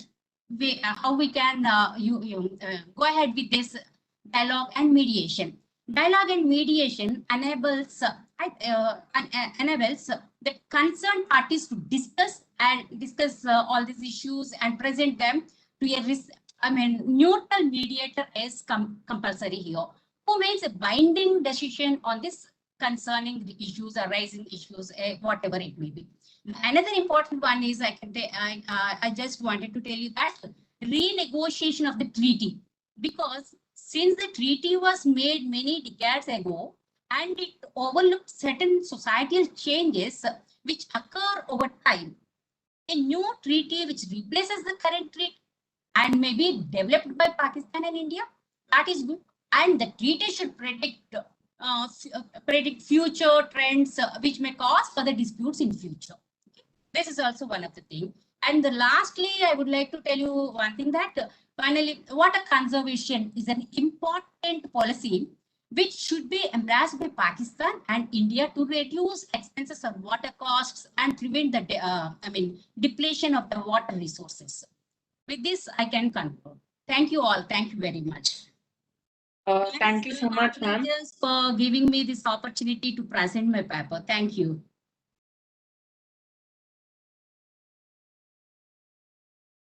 Thank you so much, ma'am. Thank you for asking those important questions and giving us also possible solutions.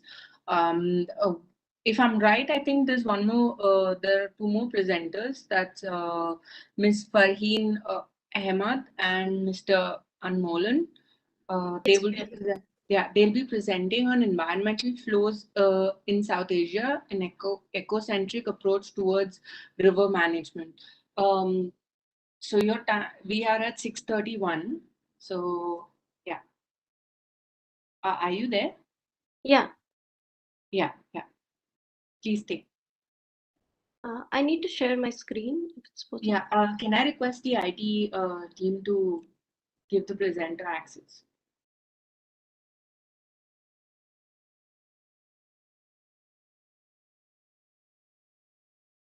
Hello Anjana, Yes. किसको बनाना है अभी presenter? Sir, Miss Farheen Ahmad.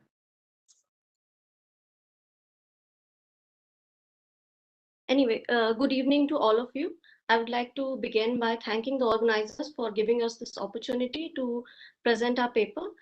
And the topic of our paper, yeah, it's here. Farhina ma'am is now presenter. Yes, thank you, sir. Thank you. So the topic of our paper is environmental flows in South Asia, an ecocentric approach towards river management. Now, our paper is divided into three sections. The first is an understanding of what environmental flows is, or what e-flow as it is commonly known is. The second is looking at the practice of the states in South Asia to understand their state practice regarding environmental flows. And thirdly, we are considering if it's the state practice is enough or not to have turned into a customary international law. Now, before I delve into the question of what environmental flow is, I'd like to address why we have chosen this topic. We all know that human civilization has flourished alongside rivers, and we have mainly appropriated waters for our needs. But in this process of extraction, we have altered the pattern as well as flow of rivers due to our over extraction. Also, now climate change is further complicating this situation. So we need a sound water management policy within the international legal framework.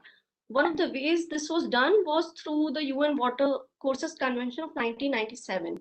But unfortunately, none of the South Asian countries are party to the Water Courses Convention. Also, environmental flow is not a concept or a principle within this convention. So what is e-flow? E-flow is defined in the Brisbane Declaration of 2018 as the quantity, timing, and quality of freshwater flows and levels, which is necessary to sustain aquatic ecosystems, which in turn will support human cultures, economies, sustainable livelihoods, and well-being. Now, we can see that from 2007 to 2018, this definition has been amended in order to include aquatic ecosystems of all kind. And I would like to clarify that this declaration is not a declaration which has been adopted by countries. Rather, it was adopted by over 800 participants who met at a conference. These were scientists, researchers, policymakers from over 50 to 60 countries. And this definition basically has been very well adopted in international sphere. But what exists in international law is the concept of minimum flows. Now, minimum flow is Now, minimum flow is also the minimum amount of water that needs to flow, but the purpose of minimum flow is different because it requires that states allow some amount of water to flow to the lower riparian states because there should be water allocation. Now we will see in South Asia, I've picked up the three main treaties. Between India and Bangladesh, there's this Ganges Water Treaty of 1996. Now, Article 2 of this treaty requires that waters released to Bangladesh will not be reduced below Faraka, except for reasonable uses by India. Now, this is a very broad-based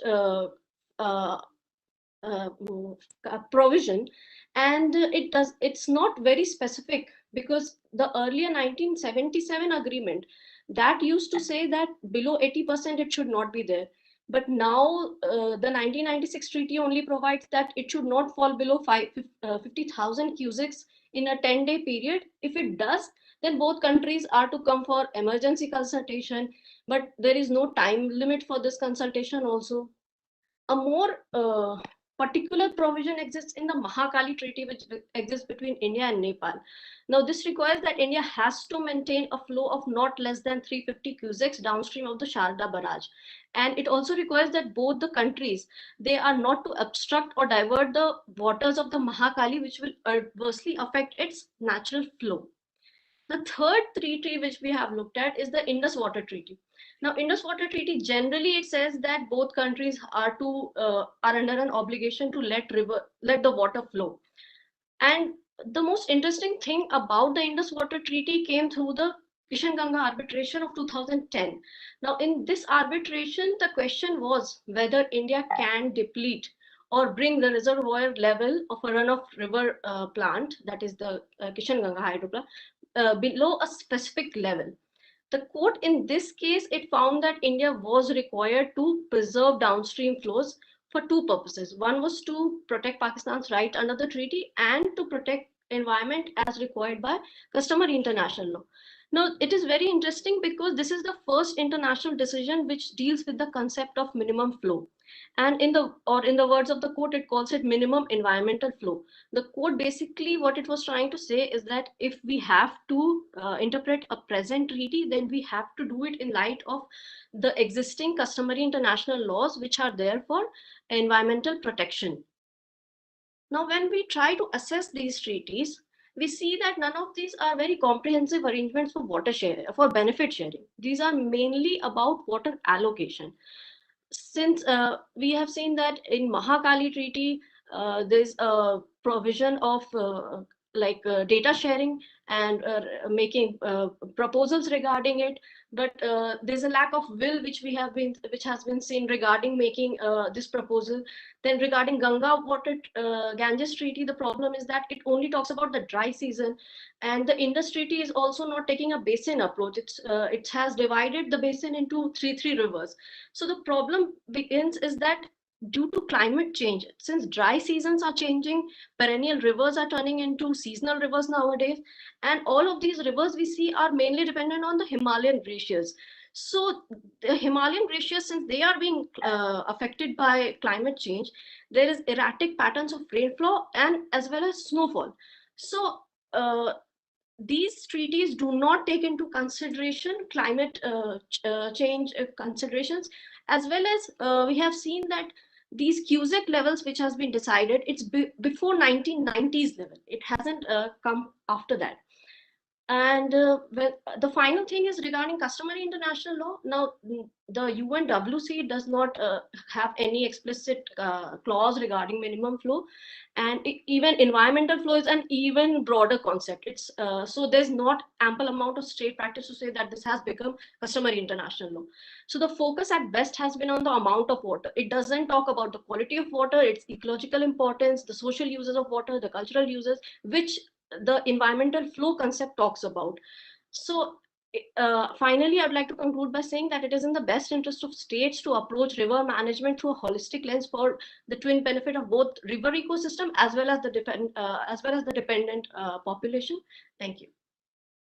Thank you so much, Ms. Farheen. Thank you also for taking time. Thank you for taking us through your insights of what you think about river water management and the disputes that you spoke about. Professor George, would you have any questions, or if any of the other panelists speakers have Yes, any questions? yes. I have a question for the first professor. I think Professor Rao, Madam Rao was speaking about interlinking of rivers. So I have a question for her. Madam, can you hear me? Yes, sir, I can. Yes, madam. So my question to you is, you spoke about the concept of interlinking of rivers, but basically, I think the river linking project was brought back on track primarily because of the Supreme Court's order in that networking of rivers case. So do you think it was actually an instance where the judiciary should not have entered into the realm of policy making? Basically, judiciary is saying that interlinking of rivers is the best way to find solutions to a water problem. So what do you think about that decision? How do you rate that decision? Yeah. Yes, madam. That is my question. So the judiciary, in fact, given it was a direction. Later on, it was clarified by one of the judges that it was, just a passing remark. But then there was very strong criticism against the Supreme Court, what the Supreme Court said, and then the way everybody jumped into it. The Supreme Court's, it felt as if interlinking of rivers was the only alternative, was the only way the water problem could be solved. It was as if it was giving a direction. As if it was giving a direction, it has gone into the sphere where it should not have gone. The making of the laws, what the legislator should have done, the Supreme Court had done. And it did not evaluate the alternatives that were available. So as if it was the only solution the Supreme Court had done. And later on, one of the judges did clarify, saying that it was just a passing remark. This was in that, Miley flows the Yamuna. It's talking about how the water in the Yamuna was less and how it was affecting the Taj. Yes, madam. Thank you, madam. Thank you. Thank you. I don't have a question with regard to the next present. I think it's Professor Nirmala. But I thank Professor Nirmala for having raised the issue of linking this water relations in the more contemporary context of terrorism and how it can affect water relations. Because I think Prime Minister Modi made a very interesting remark about the possibility of water relations getting soured in the context of Pakistan's continued support to terrorism. So I think that was a very good statement that was made by Professor Rao. That's it. I just had that point to make. Now, regarding the next presenter, Ms. Farheen Ahmed, basically, if you look at this concept of minimum flows, right from this, it's just a comment. Maybe it might be useful to your paper. So what I understand is that right from the decision of the Narmada Water Disputes Tribunal, they have actually reserved a particular portion of the total quantity of water to sustain essential ecological purposes. So right from Narmada Water Disputes Tribunal, right down to the Kaveri decision, Kaveri Award, as well as the decision given by the Honorable Supreme Court of India in 2018, the Supreme Court has actually earmarked a certain quantity of water so as to ensure the ecological integrity of the river. So, if you plan to develop your proposal, your basic presentation into a paper, you may want to look into these aspects as well. So that is just a comment, that a piece of advice that I have for Ms. Farheen Ahmed. Okay, that's it. Thank you very much. Yes, thank you, sir. Thank you so much, Professor George. Are there any more questions from any of the speakers, or any of the participants who are there? Okay, if there are no questions, then I will end the session. And I thank Dr. K. Sudha and the organizing committee for giving me this opportunity to be a moderator and once again to listen to all my professors. Thank you so much, ma'am, and thank you. Thanks for organizing this seminar. Yeah, thank you so much. Thank you very much, Anjana. Thank you. Thank you, Professor Sudha also.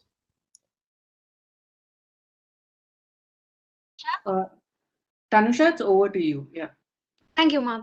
I would like to extend my my heartful gratitude to Professor Dr. Tony George, Ms. Anjana Ramanathan, Mr. Amandeep Singh for joining us today.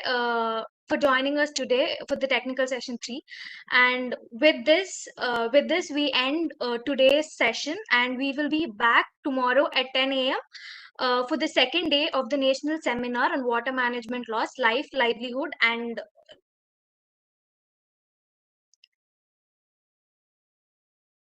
Life, Livelihood, and Environment. Thank you very much. Very insightful session. Thank you, ma'am. A gentle reminder to all the participants, please do fill your feedback forms for this technical session.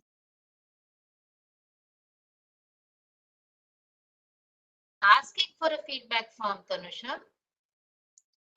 Ma'am, it's in the chat. It's in the chat box, ma'am.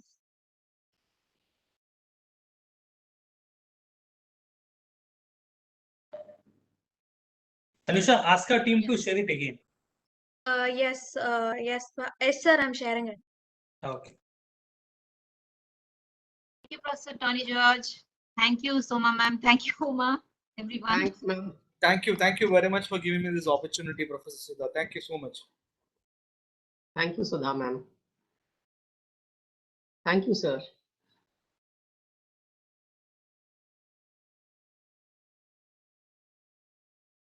So we can end the session The now. panel session is still going on. Interested people can join.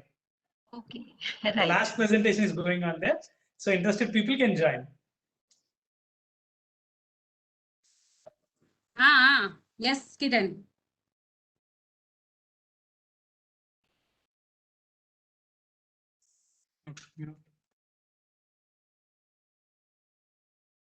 Sudha ma'am, we are ending this event. Okay, sure. Before the end of the chat box. Thank you, Mahesh.